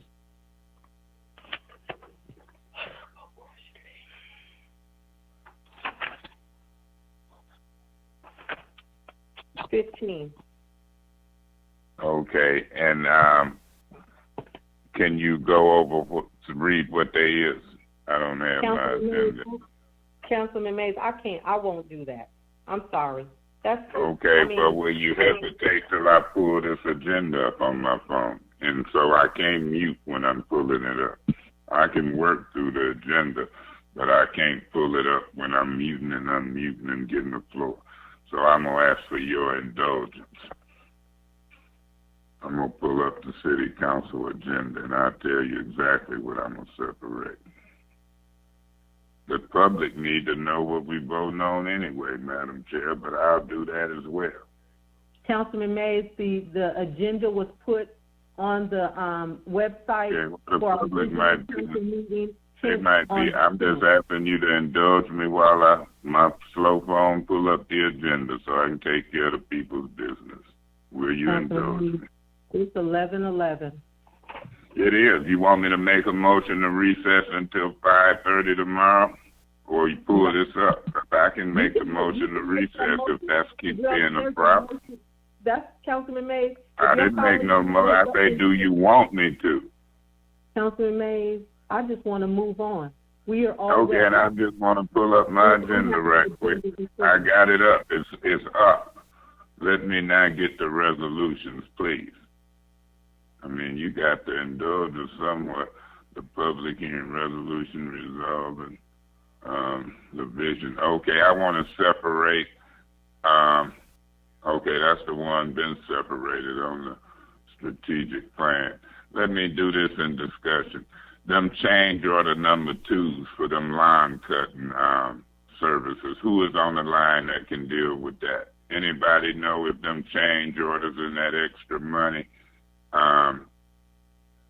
One of them is say amount not to exceed 56,000. I think both of them said that. Clyde, anybody on the line? What is we doing all them change orders for extra money for the line cutting? Point of order. Point of order. What's the point of order?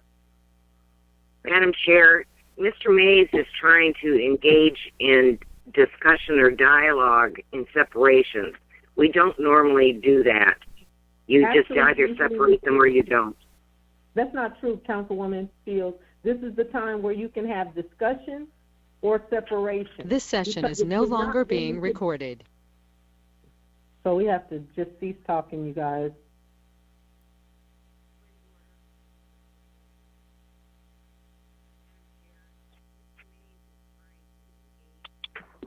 The recording has started. Thank you. Ms. Fields, this is the time where if you want to have dialogue because you're not going to separate, this is the time for it. If you're going to separate, then you separate and you don't talk about the separation. I don't believe that's correct. You don't That's the way we try to talk to staff. You just separate or not separate, and then under the motion, then you have discussion. Ms. Fields, that's what we've been doing it this way the whole time that we've been on council. Well, I disagree, but you're going to do whatever you're going to do. I'm not. I'm doing what we have consistently been doing. And so, Mr. Mays, you wanted the staff to come on, and Janelle. On that particular one, yeah, I see what I'm going to separate now, but on that particular one, I wasn't planning on separating it, but I wanted to hear some, Because we're in 5 minutes. Janelle and Davina are timing. Okay. Go ahead. Well, in them 5 minutes, I'm going to do a couple separations. Now, while we waiting on the staff, if anybody can answer why is what's happening with them contracts for the grass cutting, that's the right of way. Mr. Mays? That Clyde, go ahead, Clyde. Yes. Yeah, these are additional funds, as far as I understand. These are additional funds to complete the grass cutting aspects of this year. These were funds that have been requested by that department to be able to continue the mowing and complete the mowing. Yeah, if they gonna do a good job, just like up there on Home Street between Oxley and Clio Road, where them tires ain't been moved yet, then I'm all for it. But I'm just saying, when they put them bids in, somebody missed bidding or the grass growing too fast. When it come to change orders and budget amendments, we supposed to watch them 100,000s turn into millions. And last I knew, it was a 4 to 6 million projected, fund balance, way under the 15%. But at the same time, I'm steady seeing budget amendments. Ms. Galloway, I want to separate the one that deal with the lease for Brennan Center, and I want to separate the one that deal with the water meters. You need the numbers for them. The Brennan Center part thing is 200416, and the one dealing with the water meters is 200414. Mr. Edwards, if you want to respond, fine. If you want to remain silent, fine. Well, what exactly would you like to know? I mean, in terms of which? No, I'm just wondering if you watching it because if they doing a good job and really need the extension, or if they underbid, then I want to look at it. And then finally, Ms. Galloway, I'm going to separate 200418 and 200421. Is that in the let's say, did I say 418 and 421? You did. And you separated the 425. Is that right? That is right. Okay. I'm good. That makes the Thank you, Mr. Edwards. Oh, yeah, no problem. That makes the master resolution 200408, 200409, 200410, 200411, 200412, 200413, 200415, 200417, and 200429. Is that what you have, Davina and Janelle? Yes, ma'am. Is there any further discussion? Hearing none, roll call on the master resolution. Mr. Davis? Yes. Ms. Fields? Yes. Ms. Winfrey Carter? Yes. Mr. Winfrey? Yes. Ms. Galloway? Yes. Mr. Griggs? Yes. Mr. Mays? Yes. Vote is 7 yes, 0 no. Vote is 7 yes, 0 no to approve the master resolution. That brings us to the first separation, which is 200426. I separated that because the staff says the date needs to change. What does the date need to read, staff? If you could just put blanks in it, or just amend it, and we'll put blanks in it because we have to figure out when we can get it published. So can someone make it, so do we need to do an amendment to make it a 200426.1? Yes, ma'am. Okay, can I have a motion for that? Madam President, Councilman Winfrey? I move that we make 200426 a 200426.1. Based on the recommendation and Based on the suggestion recommendation of our support staff. Thank you. Is there support for that motion? Is there I support for that motion. Ms. Fields has supported that motion. Is there any further discussion on that changing? Yeah, Madam President. Councilman Mays.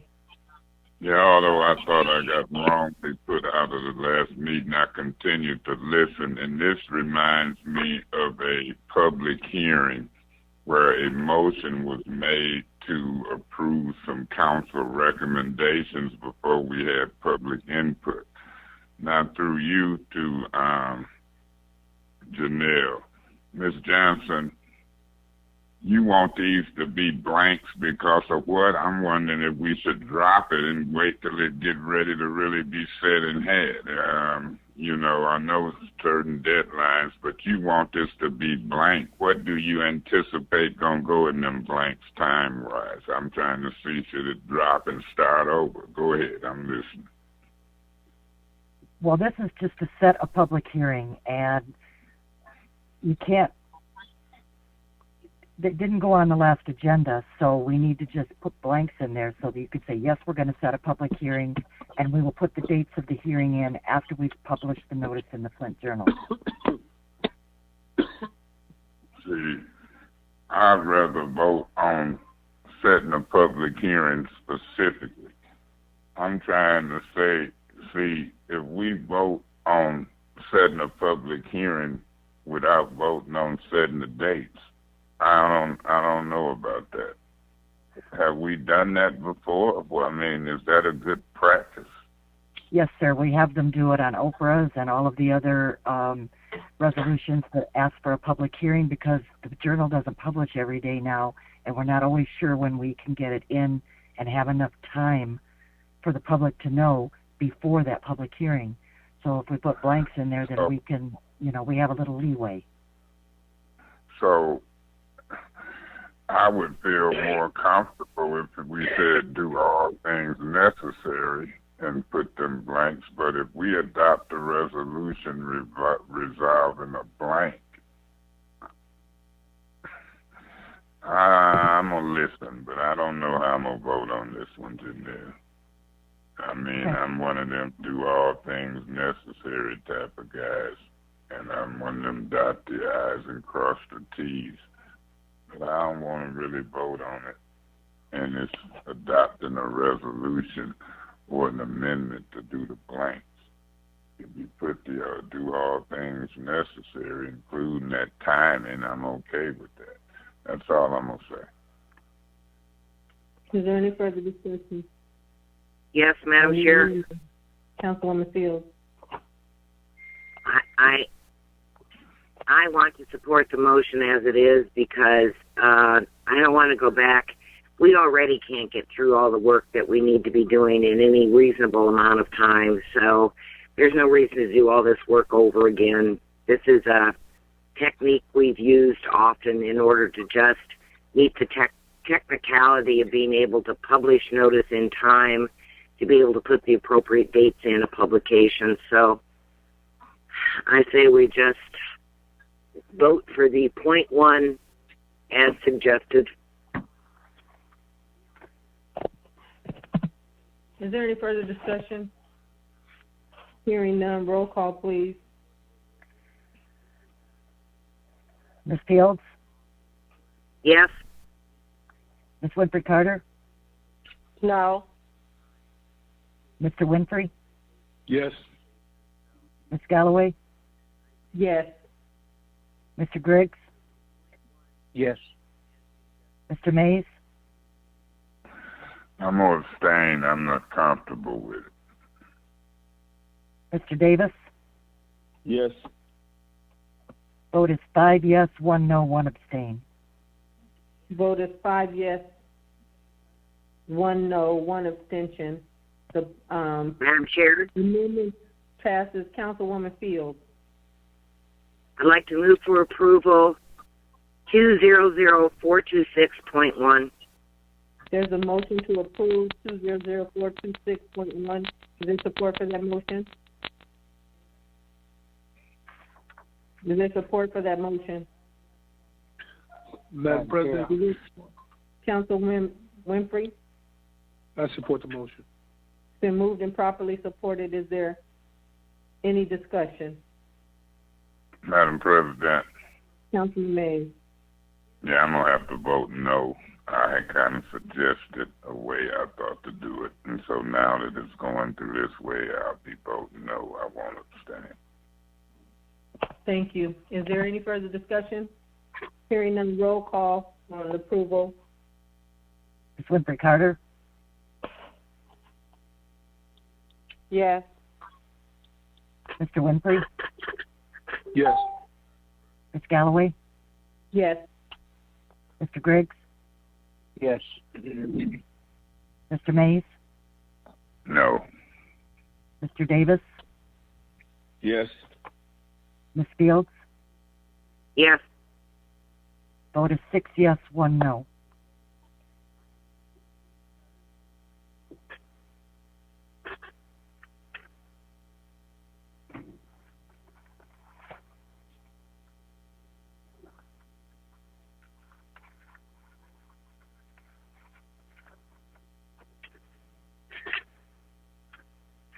That brings us to 200414. Point of order. Point of order. Point of order. What's your point of Call order? the vote. You repeat what you said for the record. The vote was. I'm sorry, was I on mute? So the vote was 5 yes, 1 no, 1 abstention. So it passes. No. No. Go ahead. The vote was 6 yes, 1 no. 6 yes, 1 no. Thank you. I guess I was on mute. I'm sorry, you guys. 6 yes, 1 no, it passes. That brings us to 200414, Councilman Mays, separation of the water meters. Yeah. Through you to Mr. Edwards. Point of order. Councilman Mays, there has to be a motion on the floor before you can discuss it. I didn't know that because that's why we separated. We don't. Well, okay. I'm gonna move to postpone it then, because I ain't gonna make the motion before I get my information. There's a motion to postpone 200414. Is there support for that motion? Is there support for that motion? Is there support for that motion? That motion dies for a lack of support.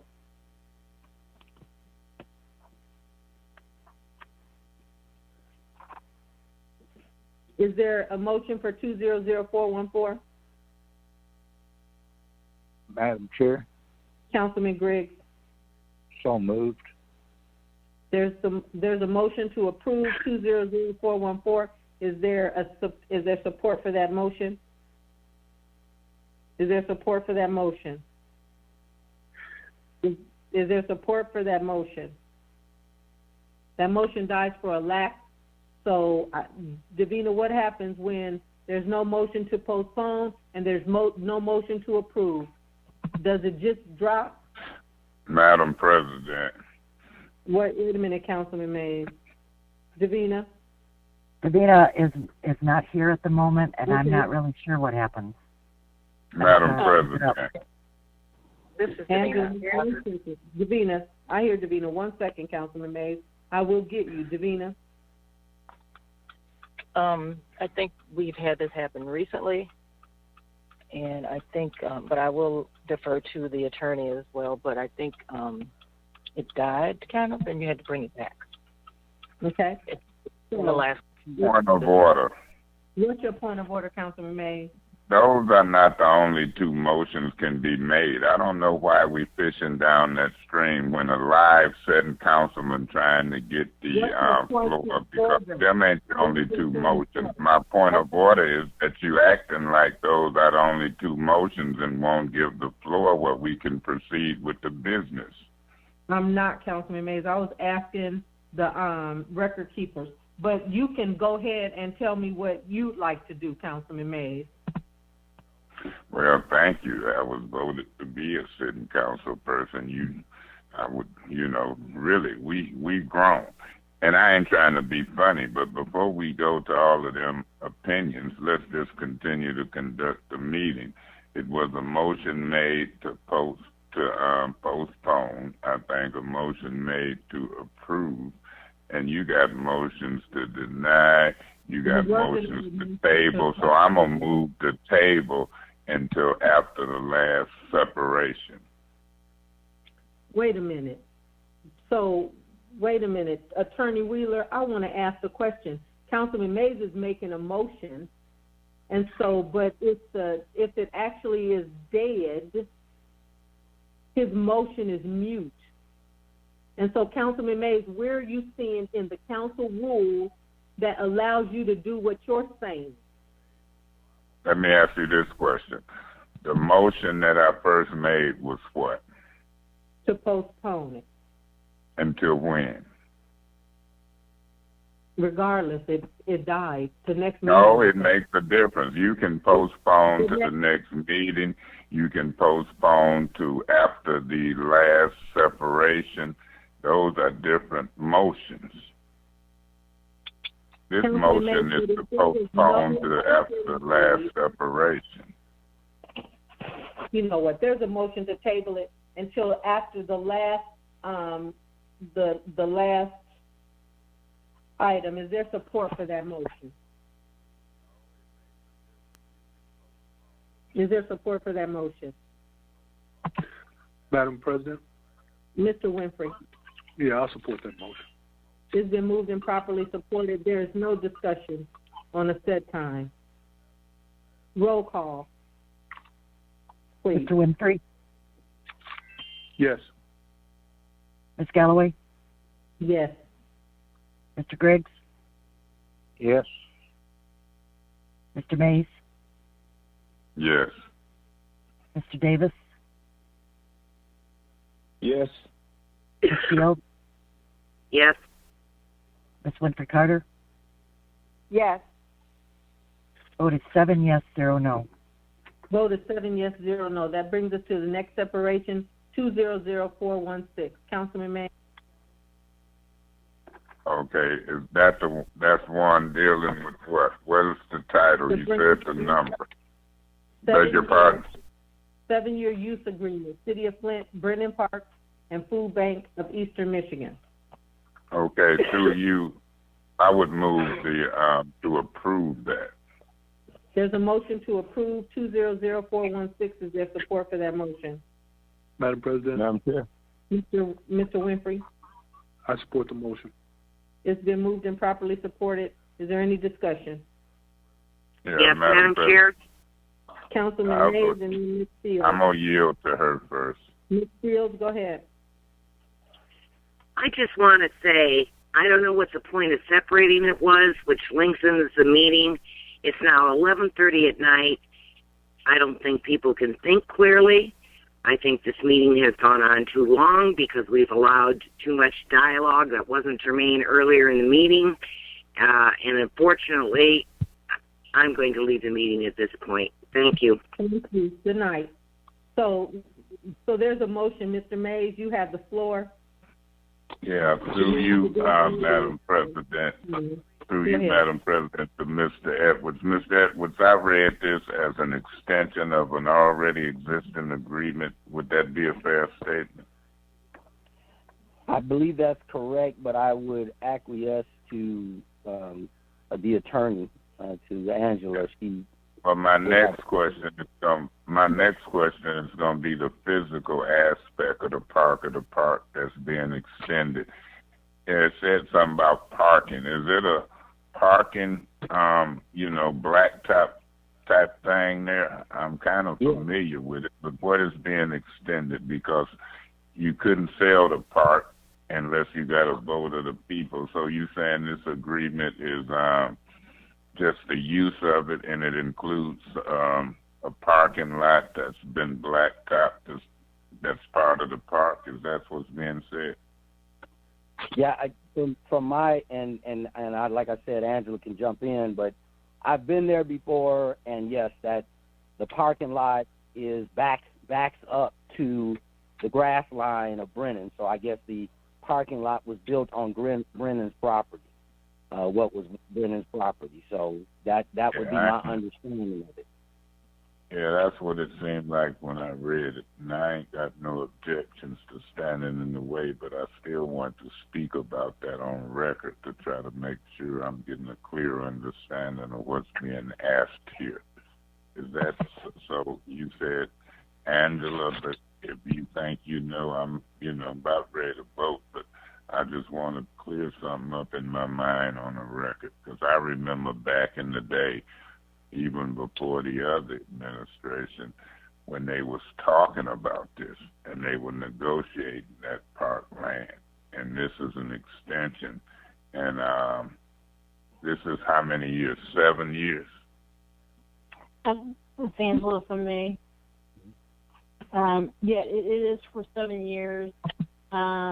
And this is a contract that extends the previous contract that began in August of 2012, and so it recently expired, but it hasn't been expired for that long. Food Bank has been a good partner of the city, and like I said, they use the parking lot, but they also do upgrades to the park. So this is a great benefit for the city and a great partnership.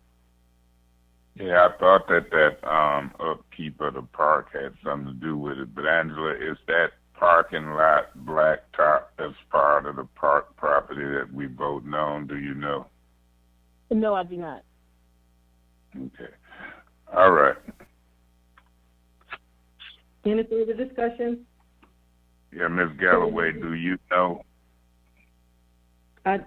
Councilman Mays, I thought it was just an extension. I thought that was because that's where the parking is.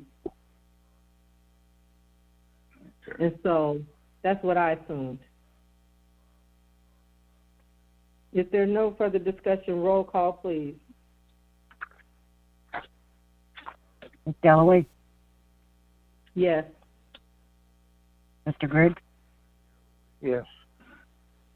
Mr. Mays? Yes. Mr. Davis? Yes. Yes. Ms. Winfrey Carter? Yes. Mr. Winfrey? Yes. Vote is 6 yes, 0 no. The vote is 6 yes, 0 no. That brings us to 200418, the final project plan, authorized project representative, the water treatment distribution plan. Madam President, the reason I separated that through you, Madam President, to Mr. Edwards. Mr. Edwards, it identifies Rob Benzick on there as a vacant position. Is he gone? He is indeed, sir, as of September 21st. Okay, so all those people named in that document, if he was still here, would that still be necessary to have that many? That is correct. Yes, it should have been that way in the first place. You have too many projects of such a high value that it rests only with a single signer. And so this changes that. You have multiple signers. Any one of these people are capable and would be authorized. Of course, we would keep it to the highest levels of leadership to do it, but I'm just saying to you, this provided some room. It should never, just like a checking account or anything else, you should never have only one person who's the primary authorized signer, because anything can happen. Well, you got that in the finance department. You got Amanda as the as the treasurer, and you got her as the chief financial officer, and I'm not sure what Eric Scorsoni do. So it should never, you're right, it should never happen, not in the organizational structure you're referring to.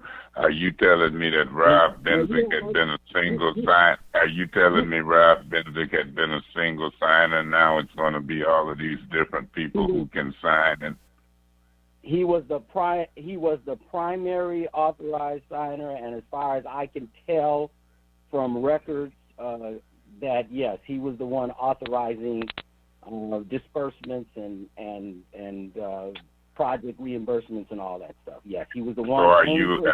Am I understanding now that any one of these people can do that? It doesn't take these multiple people. Any one of the people can do that. Is that what you're telling me now?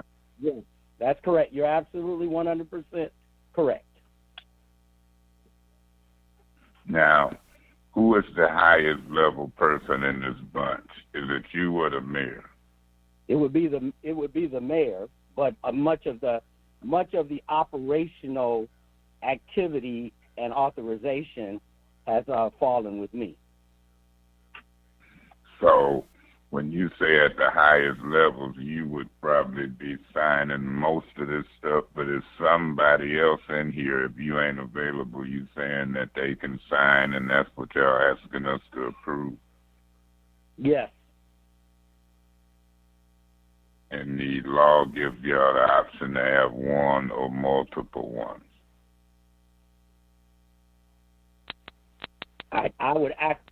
It is a contractual agreement, and you're authorizing. I guess when you say the law, in this case, you are the law, and so you're authorizing these designated people legally to be authorized to sign contracts, to authorize payment. Now, do I want to do that because I'll be giving up my authority to know when these contracts is being signed? This is how it's all. I mean, this is the actual functional way. Administration is responsible for signing the contract. That's all. That is the way it's built. If you guys are approving the modality to move to contractual agreements, but the contract is always signed by the administration. Right, but then we approve contracts as well. These contracts is for what specific activity that you said never should have been one person? What is the activity, for the record? These are all the water projects, the secondary water source, the Dort Reservoir, the chemical feed building, the Cedar Reservoir, Cedar Pumping Station, Dort Pumping Station. These are all those projects that you guys already approved. Yeah, we did approve them, but why wouldn't we want to look at these specific contracts? The contracts are already signed. All of these, well, I take that back. I'm stand corrected. I'm sorry about that. Most of these contracts have already been implemented, signed, and implemented. There are some still pending, but you already, the contracts themselves for the other projects will be coming before you. For instance, the Cedar Pumping Station and Cedar Reservoir have not gone out for bid and for engineering at this point. So those. I'm trying to be courteous to my colleagues as well as to the general public. But like I say, I'm gonna keep harping no committee meetings, and they want me to vote on these major things with no committee meetings. I'll listen to my colleagues, but at this point, Mr. Edwards, unless they indulge me in more conversation, I might abstain. I mean, I ain't tripping about it, but I mean, you got to do committee work and get questions answered. And before people start saying, well, it's late, we got to rush through this. Haste make waste, and you're dealing with multi-millions of dollars, if you understand me. I need to know the mechanics of governmental operation. We got governmental operation committee, we got finance, and this council ain't been functioning. Anything else you want to tell me? No, this is just, as I said, this is just to give authorization for us to continue what we've already been doing, but to have appropriate people in place to sign off. So have we moved on Rob Benzick's replacement? He had some licenses and stuff that you have to really have in there, don't you? Councilman, your time has expired.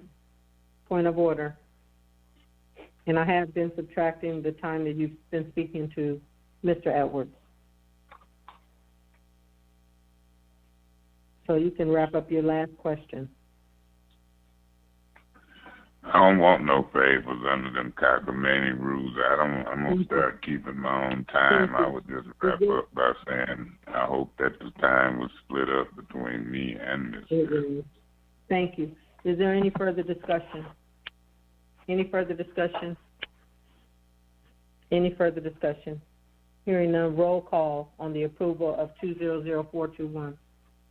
There's no motion on the table, Madam Chair. There, that's 40. That's 418. 418 is what we were discussing. 418. Yes, there's ma'am. there's no motion on the floor. No. How did that happen? Okay. So, Point of is there order. a motion? What's your point of order, Councilman Mays? It was a motion on the floor. I thought there was a motion on the floor, but that's why I had a 5-minute limit. If it wasn't no motion, then, you know, I thought I made the motion, and who seconded? Herb. And Herb seconded. Mr. Winfrey, did you second it? I sure did. Thank you. And so I'm sorry, that was 200416. There was never a motion made on 200418. We did, Janelle. That's what I'm saying. Mr. Mays did, which was unusual. He made it, and then Mr. Winfrey seconded, and then we started discussion, which is why I started recording. And so, if you would like to hear them say it again, Mr. Mays, can you? I mean, we're not going to start. I would so move. And then, is there a second for that? Madam President. Mr. Vinci? I support the motion. Been moved and properly supported. So is there anyone else that would like to speak on that? Hearing none, roll call on the approval. Mr. Griggs? Yes. Mr. Mays? Yeah, I would abstain because under these rules, can't discuss it, can't vet it properly, no committee meetings. I abstain for those reasons. Mr. Davis? Yes. Ms. Winfrey Carter? Yes. Mr. Winfrey? Yes. Ms. Galloway? Yes. Vote is 5 yes, 1 abstention. Then 5 yes, 1 abstention. The motion carries. That brings us to 200421, authorization, water project, pollution plan. Madam Chair, I would move to approve that. There's a motion to approve. Is there support for that motion? Madam President. Councilman Winfrey. I support the motion. It's been moved and properly supported. Is there any discussion? Madam President. Councilman Mays. Through you to Mr. Edwards. Mr. Edwards, is this a similar type of thing? Yes, sir. Just for the water pollution control, it's 6 projects there that need to. Now, Mr. Edwards, you can take this any way you want, but when I give up authorization to certain folks to run the city, I don't like them. Even though I understand it, I'm a politician. and you got somebody with higher authority than you, namely Mr. Neely, signing off, and I ain't comfortable with all them sign-offs on the McCree Theater and other sign-offs and the picking up a blight in the first ward and politics and all of that. So I'll probably abstain again because I'm reluctant when folks don't come, and when they do come, they want to give me an update on a city that I already know very well. I don't call people for updates and tell me not to speak in my special order and colleagues join in. I call them up for governmental operations. I'm the still guy still talking about the Eric Scorsone contract. I'm still that same guy that believed that charter appointees should not be department heads driving trucks. That's a department head. If you over a department, that requires council approval. Appointees don't drive city vehicles. I have not seen that in years.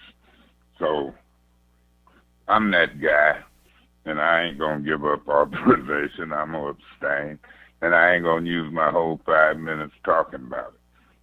But believe me, I'm used to folks respectfully disagreeing with me. I ain't used to folks fighting me physically and beating me up. I'm old. I ain't the guy I used to be. I'm wiser. And I ain't going to authorize folks who, in my opinion, cheats in elections and win by just a little bit and don't want to talk about things.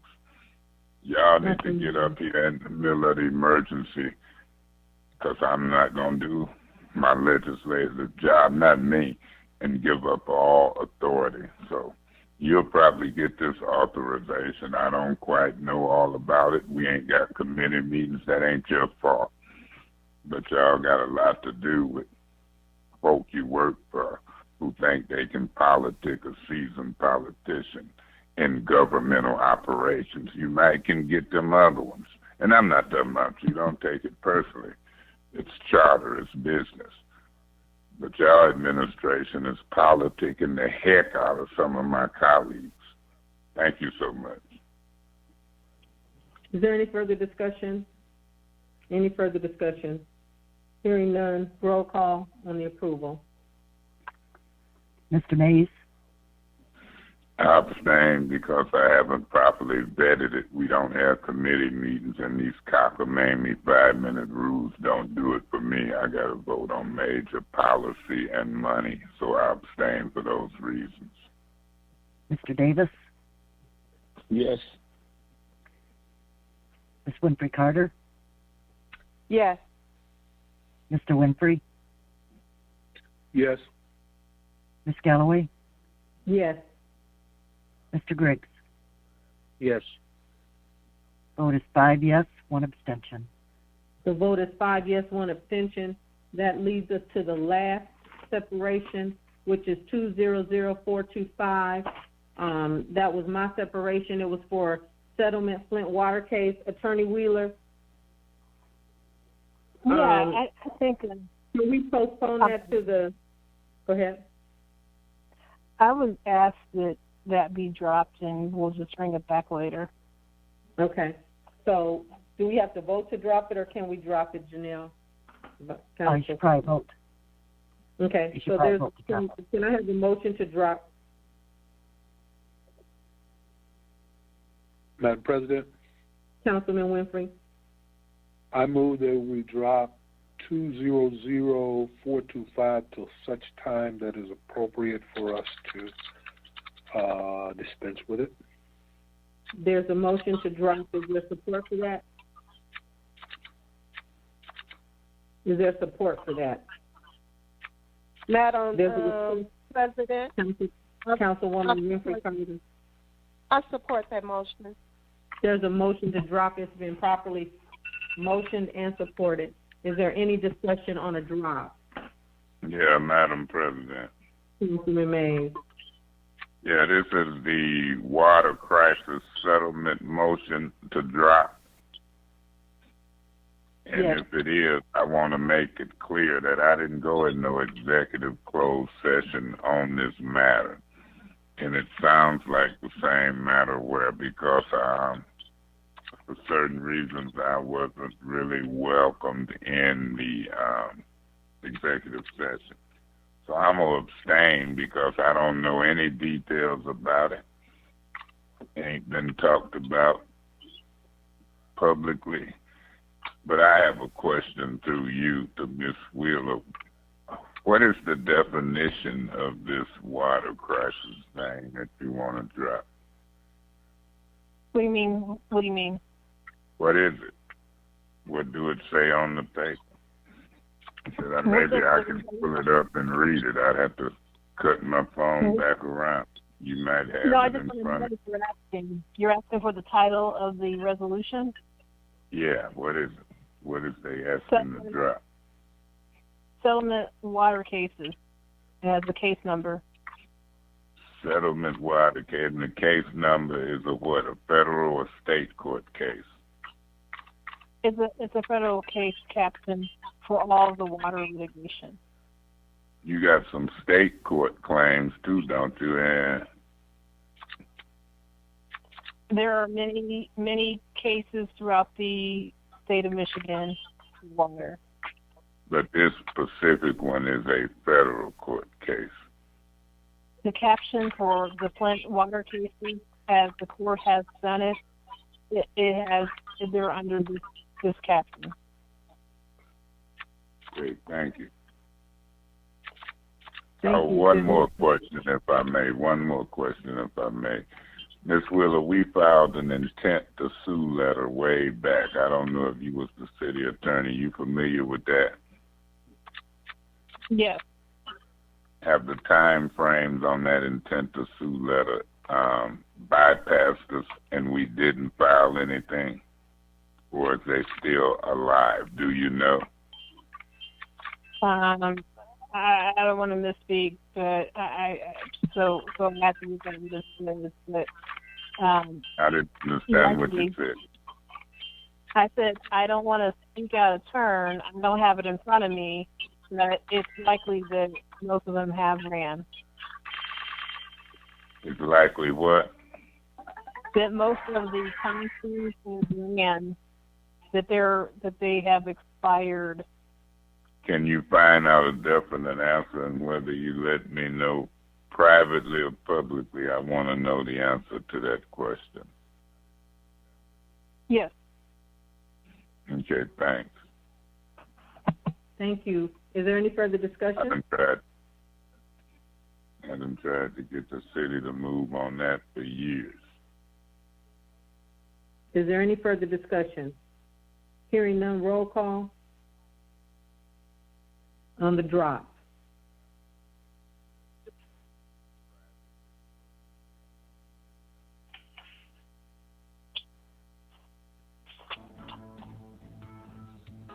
Danielle? Thank you for calling the City of Flint. Please be assured that your call will Hello? be answered quickly as possible.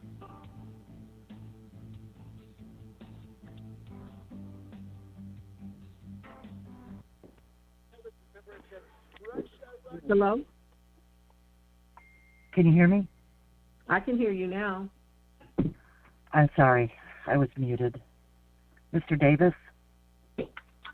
Yes. Ms. Winfrey Carter? Yes. Mr. Winfrey? Yes. Galloway? Yes. Mr. Griggs? Yes. Mr. Mays? Yeah, I abstain. I did not attend the closed session on the discussion about a water settlement. I'm not privileged to information regarding it, and so I abstain for those reasons. That's 5 yes and 1 abstention. Since 5 yes and 1 abstention, that resolution is dropped. That brings us to the tabled resolution, which was the setting of the public hearing that was on the table, 200426.1. Is that correct, Chanel?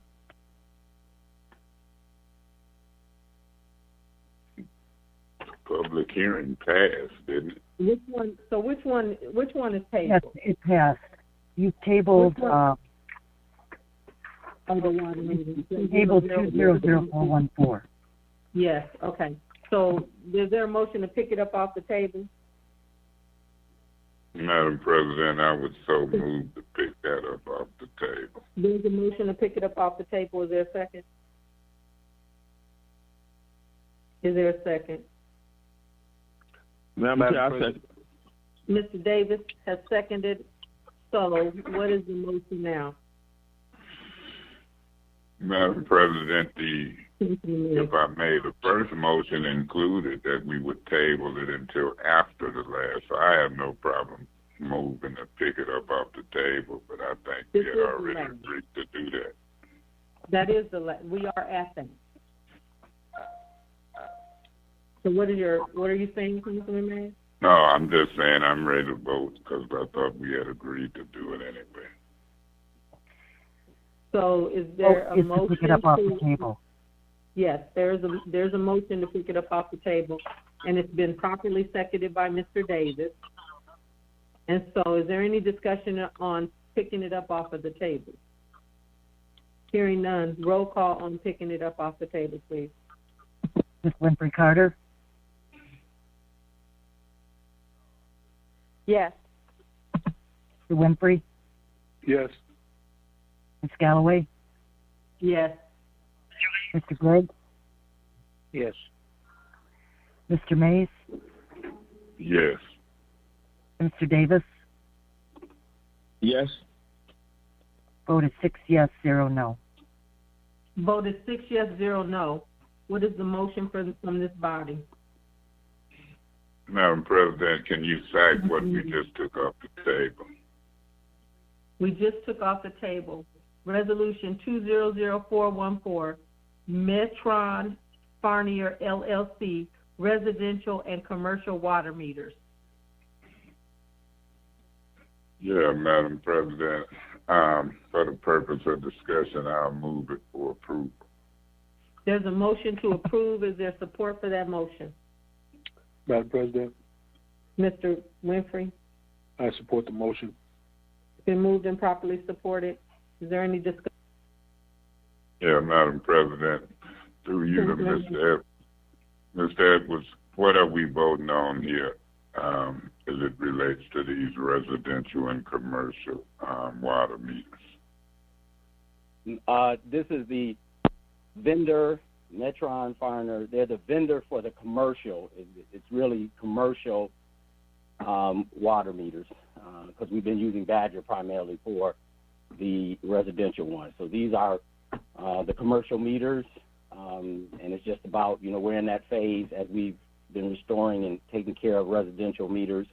We're also moving into the phase of getting commercial meters installed as well. So this is to provide that supply of the commercial meters to be able to get that part of the job done. So why do the resolution mention residential? Because it kind of threw me off. It was a different company. I'm getting calls from residents telling me the name of that company. It didn't match up in my mind. So why would this resolution say residential and commercial? Why wouldn't it just say commercial? Because yes, I mean, you're correct. Your observation is correct. Because in a few circumstances, those were used as residential meters as well. They both, the technology of it is this. Whether you're using the Badger meter or this Metron Farm meter, both meters work off of using cell phone networks. So they both have that capability of use. But Metron Farner also makes the residential. They make them both residential, commercial. So my best understanding out of it, after having talked with the customer service and with the water service center, is that there has been some interchanging of the two meters, the two types. Not in a lot of instances. I'd say probably in 5% of the circumstance, there's been an interchange. So I guess the best answer is that they have some Metron Farner residential on hand, and they were installed as well, along with the Badger meters. But the primary use of this particular vendor is for commercial. concerns me because the residents I got a call from, 2, 3, 4, 5, or 6, however many it was, they say, Councilman Mays, do I trust these people? Is they for real? Or is they just somebody trying to get in the house? So now you're not saying that we're going to have 2 different companies dealing and knocking residential doors. It's a letter been sent out and stuff. This company won't be involved with residential, or will they? Make it clear for me one last time. No, they will not. Vanguard is the installer. That's what you're talking about. Vanguard is the installer. It was our responsibility to acquire the meters, but Vanguard is the installer. So is the resolution worded properly? Should it stay like it is? Yes, that's correct. Okay. There's nothing wrong with the resolution. This is the equipment. Okay. All we're not talking about the installer. We're only talking about purchasing the equipment. Okay. Mm-hmm. Is there any further discussion? Yes, Madam Chair, Madam President. Ms. Winfrey Carter. I have a question, and I don't know if this has been answered. Clyde, when will the residential water meters be complete? Aren't we replacing all of the residential water meters? Correct. Because I've been getting calls. Go ahead, Clyde. No, I was just acknowledging that your statement was correct. I mean, you go ahead and ask me another question. So now there's not a charge to the resident, is it? No. Okay. All right. This is part of the water program. All the meters needed to be changed. All the water meters, residential home meters, had to be replaced. Okay. So do you know when that will be complete? The projection was for the end of the year, but that was before COVID. So now I'm told things are kind of. I'm told that things are kind of, there've been some muted in terms of just like the lead pipe replacement business. We're on second and third notices to try to get people to let us change out those meters. And so, and that number is as high as 5,000 right now, is what I'm understanding. So, we're about halfway through the program. Based on all the water customers, they've got about half the number installed of the total population, if you will, of meters. But we are up against the resistance.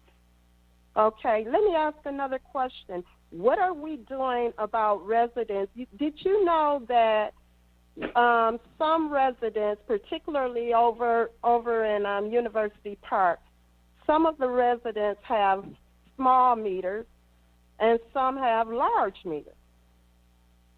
I didn't know that. I didn't even know that would be something that had been done.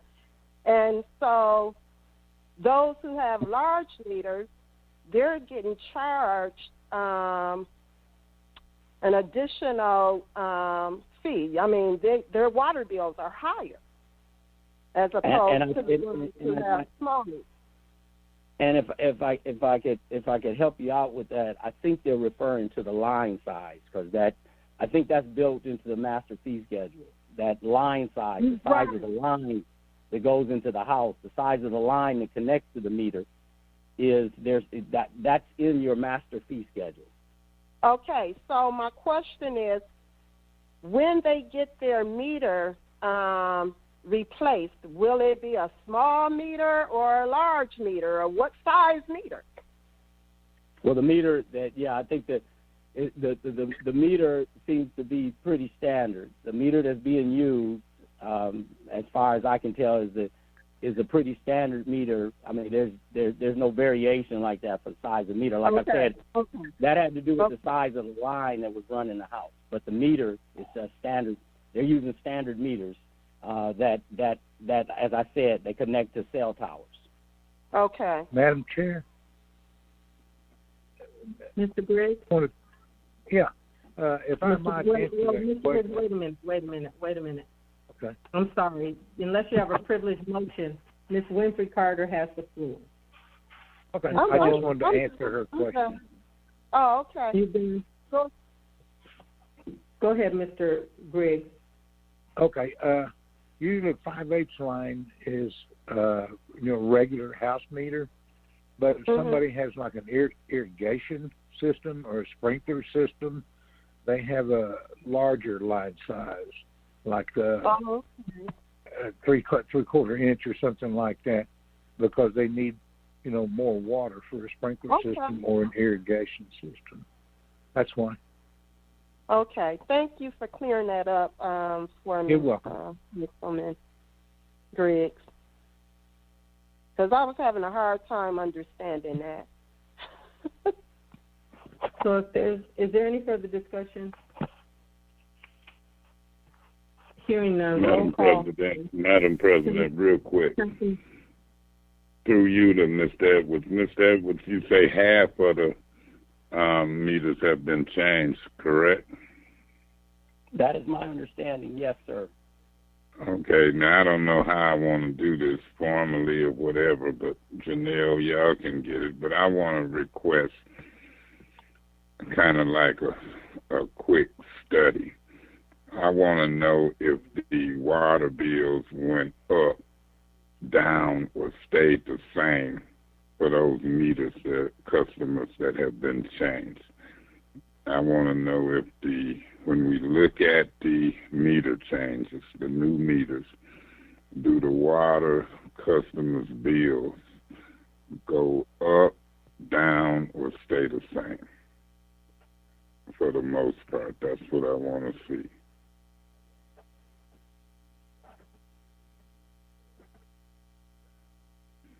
Now, who would that request go to, Mr. Edwards? I'm gonna take take your request to Amanda. Okay. One of the things I did learn about these particular meters is they're much more reliable, and they reveal a lot of information to the homeowner. The actual homeowner can understand where leakage is at in their own house. There's an application that you can use for it. So that's good. I'm sorry? I say that's good, but you see what my concern is. If we've had bad meters for years and we got some of the highest water rates, I'm going to be curious to see with the new meters. I'm praying and hoping that people's bill don't go up. If it stay the same, remember, we got people say we got the highest bills in the country. If it goes lower, hallelujah. But I want to kind of see what that, I ain't putting a hard time frame, but rather than me get calls about it, I want to be proactive and kind of see what's happening with them customers' bills.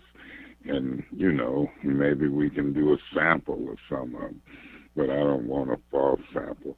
I kind of want to know how these new meters is affecting that. And then as a council, people don't know it, but the council, because of the master fee schedule, got the total ability to lower and raise water rates. Thank you. So if there's no further discussion, roll call on the approval, please.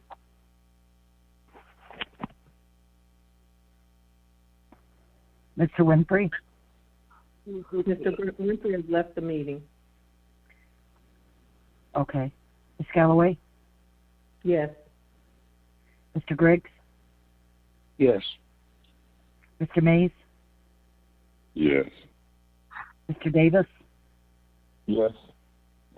Ms. Winfrey Carter? Yes. Vote is 5 yes, 0 no.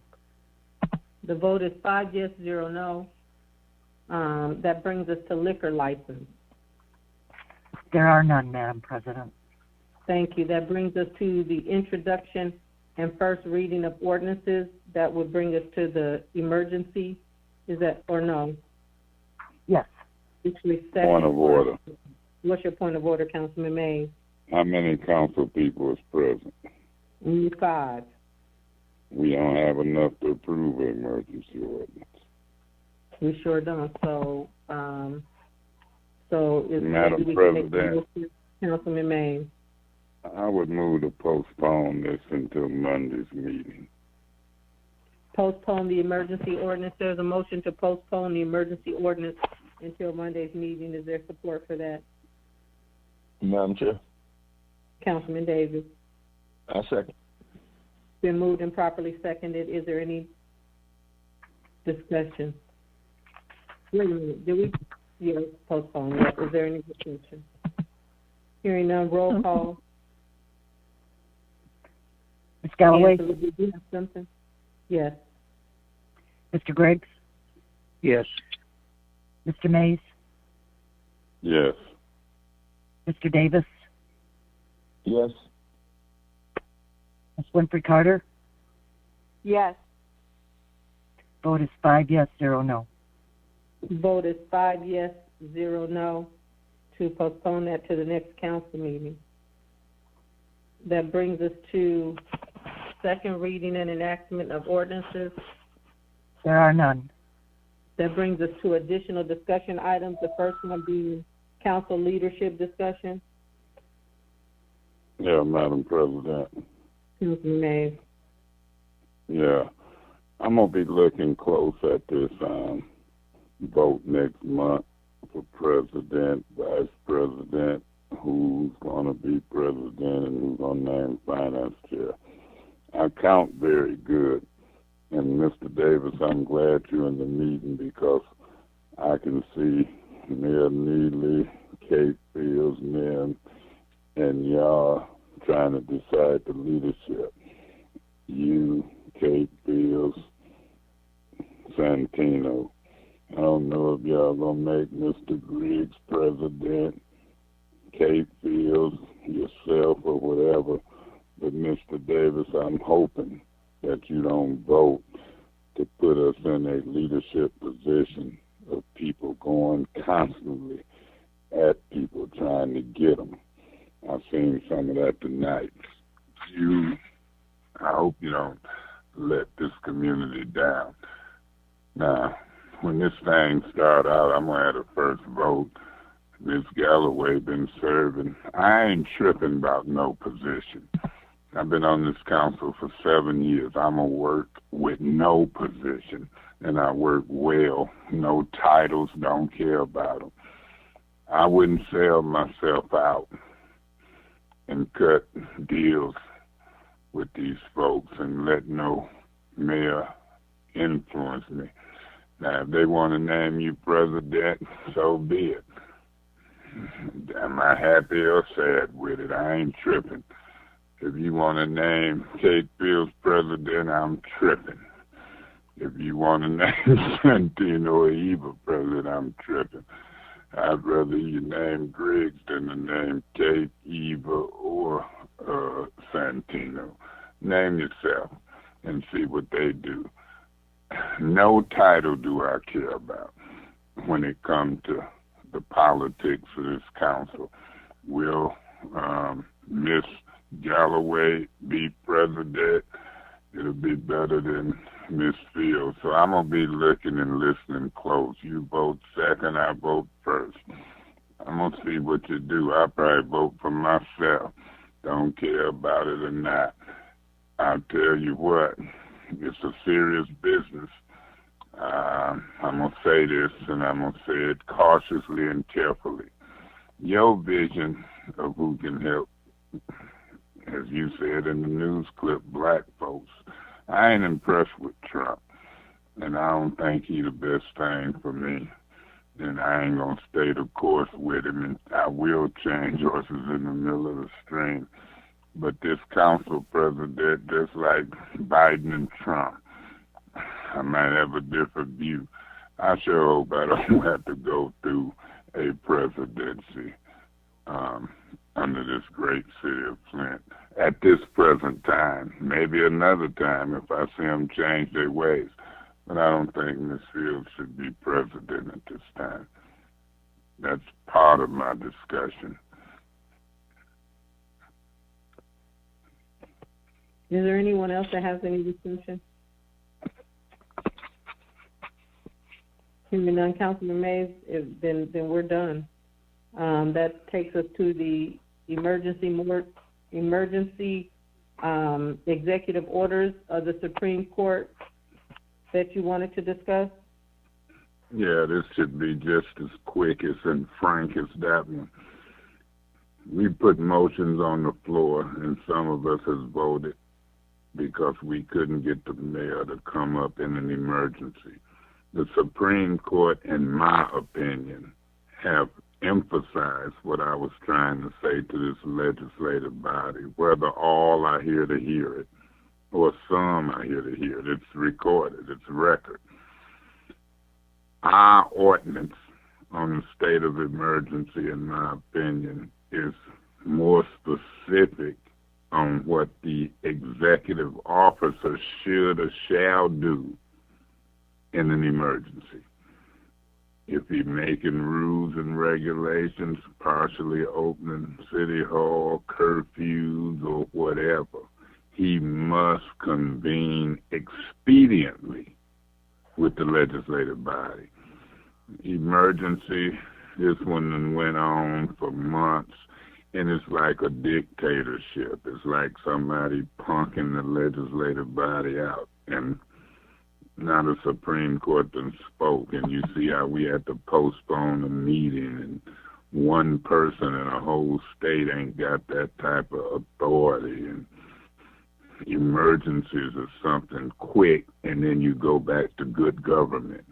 You deal with executive and legislative, and you don't let the executive body divide and conquer you for their own well-being. They don't care sometime about you. They care about what they doing.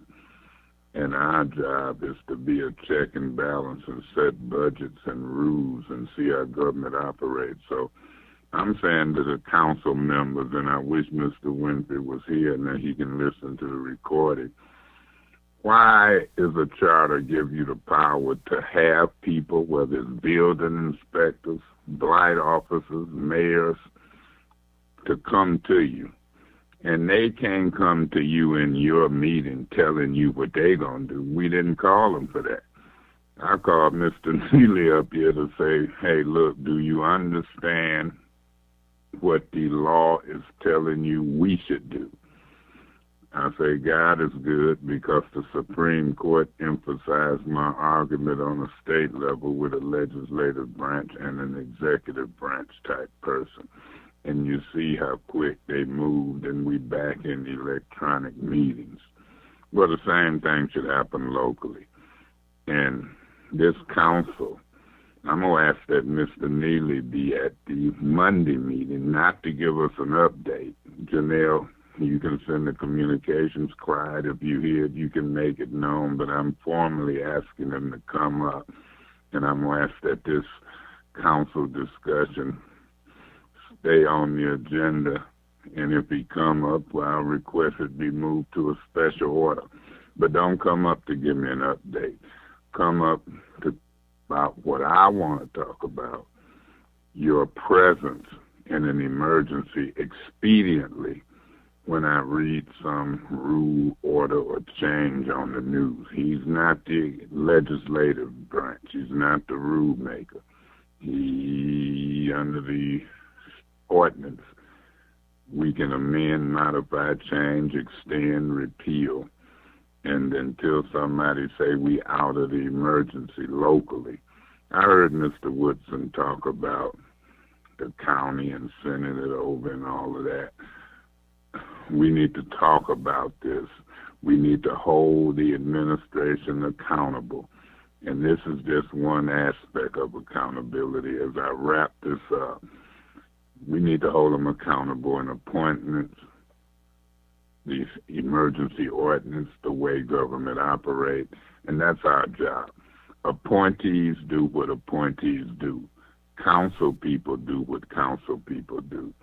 And for those council people who refuse to do their job in a timely manner, for those council people who don't understand their job and therefore they just don't know what we should be doing, read the charter. Our greatest power is to hold folks accountable to the charter, including ourselves, and to make sure we do what's best for the residents of the city of Flint in all cases, particularly in emergency. I request that the staff on my behalf send the communications out once again, and you can put in there if need be, or you can tell them, don't come to give me an update. I'm a councilman. I know pretty much what's happening in the city. Come to talk about government operations in an emergency. Thank you. Thank you. If there's no further discussion, that brings us to final council comment. Mr. Mays, we can start with you. Yeah, I'm going to say this. In 7 years, I've stayed close to home. In the last 3 weeks or so, I've answered constituents' calls. I've did communications with certain departments from Stockton, California. I've had people on Facebook wish me well, tell me it was a deserved break, but I'm working. I'm supplementing my income, and I will file my taxes. And so I can appreciate the invitation to Stockton, California, right outside Sacramento. But also, I've been getting communications back and forth. I got communications and news clips about the proposed 9 o'clock closing of stores, I think prematurely, and I think politically. You got the people who was advocating it the most voted no for police, protect and serve, break up lottery. They voted no for blight, clean up, not just at the stores, but in these streets and these abandoned houses. And I'm like, how can they have the audacity to vote no and then squander $24 million of savings listening to Eric Scorsone and Mr. Neely them, and then try to get creative on the backs of taxpayers, small businesses? There's been no study of their margin of profit. Will they close? Will they be boarded up? Will they leave the city? I think it's a irresponsible articulation. I think the media should tell both the pros and the cons as the elected officials articulate their thoughts.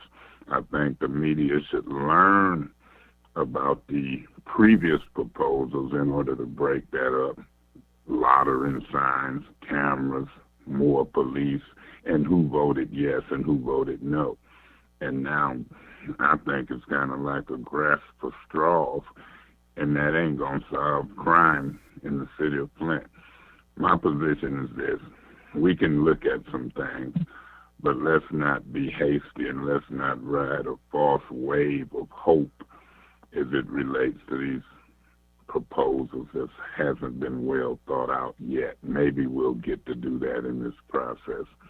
So I'll say this. As the election draws close, who sits in the seat in the president's seat, the House and the Senate has a lot to do with funding coming to states and cities. People can say what they want. I'll talk about God whenever I want because that's where my faith is at.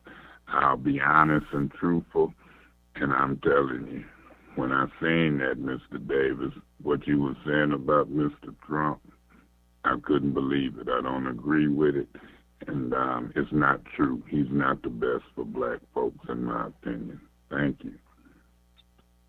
Thank you. Mr. Davis?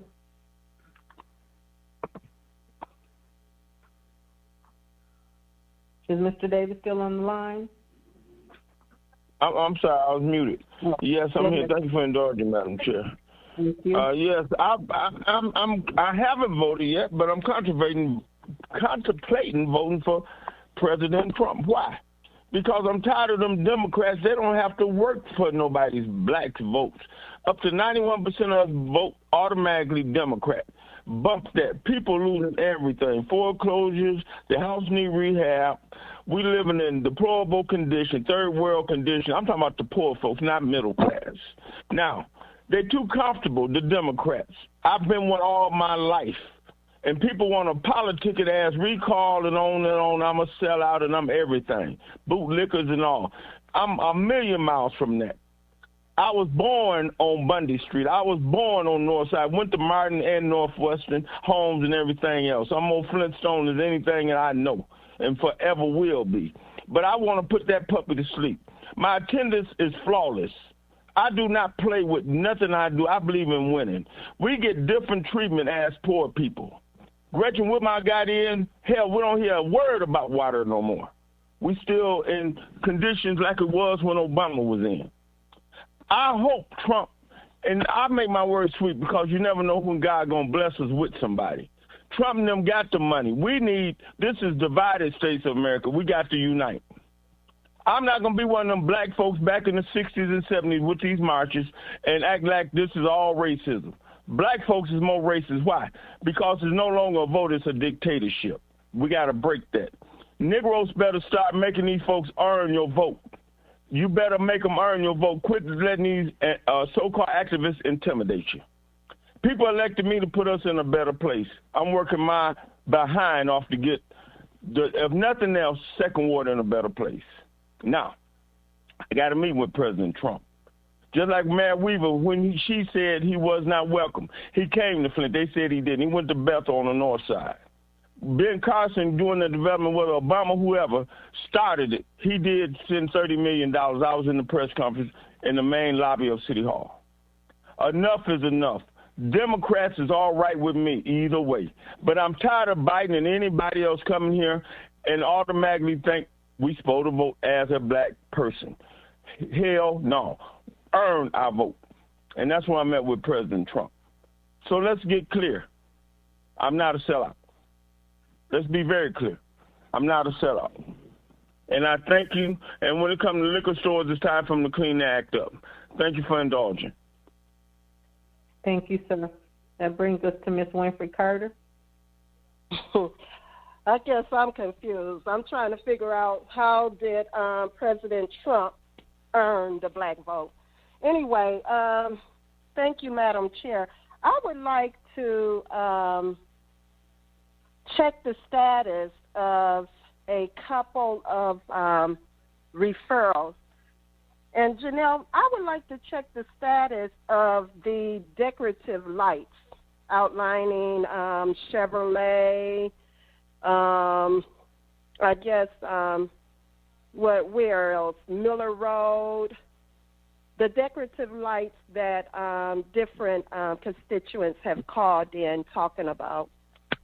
I would like to check the status on that. And then also I thought about something. I would like to check the status, and maybe I'll save this one until I can get the address. But and also I would like to make sure that the neighborhood safety officers will be at the meeting on Monday to discuss the ordinances that deal with blight, those ordinances that they are responsible for, as far as the city of Flint and the blight department. Okay? Yes, ma'am. I'll make that request.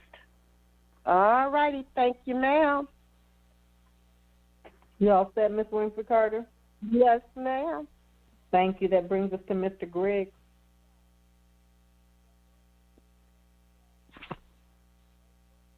Yeah, okay. I would like to make it clear to Councilman Mays that I adopted a 3-mile stretch of Interstate 69 in my ward before I became a city councilman. It goes from I-75 to east of Hammerberg. So, east of Grand Traverse. It's a 3-mile stretch. And believe it or not, I actually worked 40 hours a week for 25 years without any gap in employment. So I did have a productive life. Thank you. Thank you. I just want to say to my colleagues, thank you very much for making the sacrifice to complete the work of the community on today. And that's all I want to say. Please, please, please be safe, people. I noticed the other day 5,000 cases in Michigan in one day. So just protect your family and be safe, and know that you can vote during, I think the hours now are, Janelle, is it 9 to 5? It's 8 to 5 Monday through Friday, 9 to 5 Saturday and Sunday. 8 to 5, you said? Yes, Monday through Friday. Okay, Monday through Friday. And so please, please, please exercise whatever choices that you want to make. And so with that, I'd like to entertain a motion to adjourn. Madam President, Councilman Mays. I think we got 5 people. I ain't going to hold it up, but I tell you what, I pray to God for the people of the city of Flint, me and my family, and the people across the nation. And so I so move to adjourn. There's a motion to adjourn. Is there support for that motion? Madam Chair, Councilwoman Winfrey Carter. I'll support that motion. It's been moved and properly supported. Is there no roll call on the adjournment, please? Mr. Griggs? Yes. Mr. Mays? Yes. Mr. Davis? Yes. Miss Winfrey Carter? Yes. Miss Galloway? Yes. 5 yes, 0 no to adjourn. Vote is 5 yes, 0 no to adjourn. Have a great night. We are adjourned.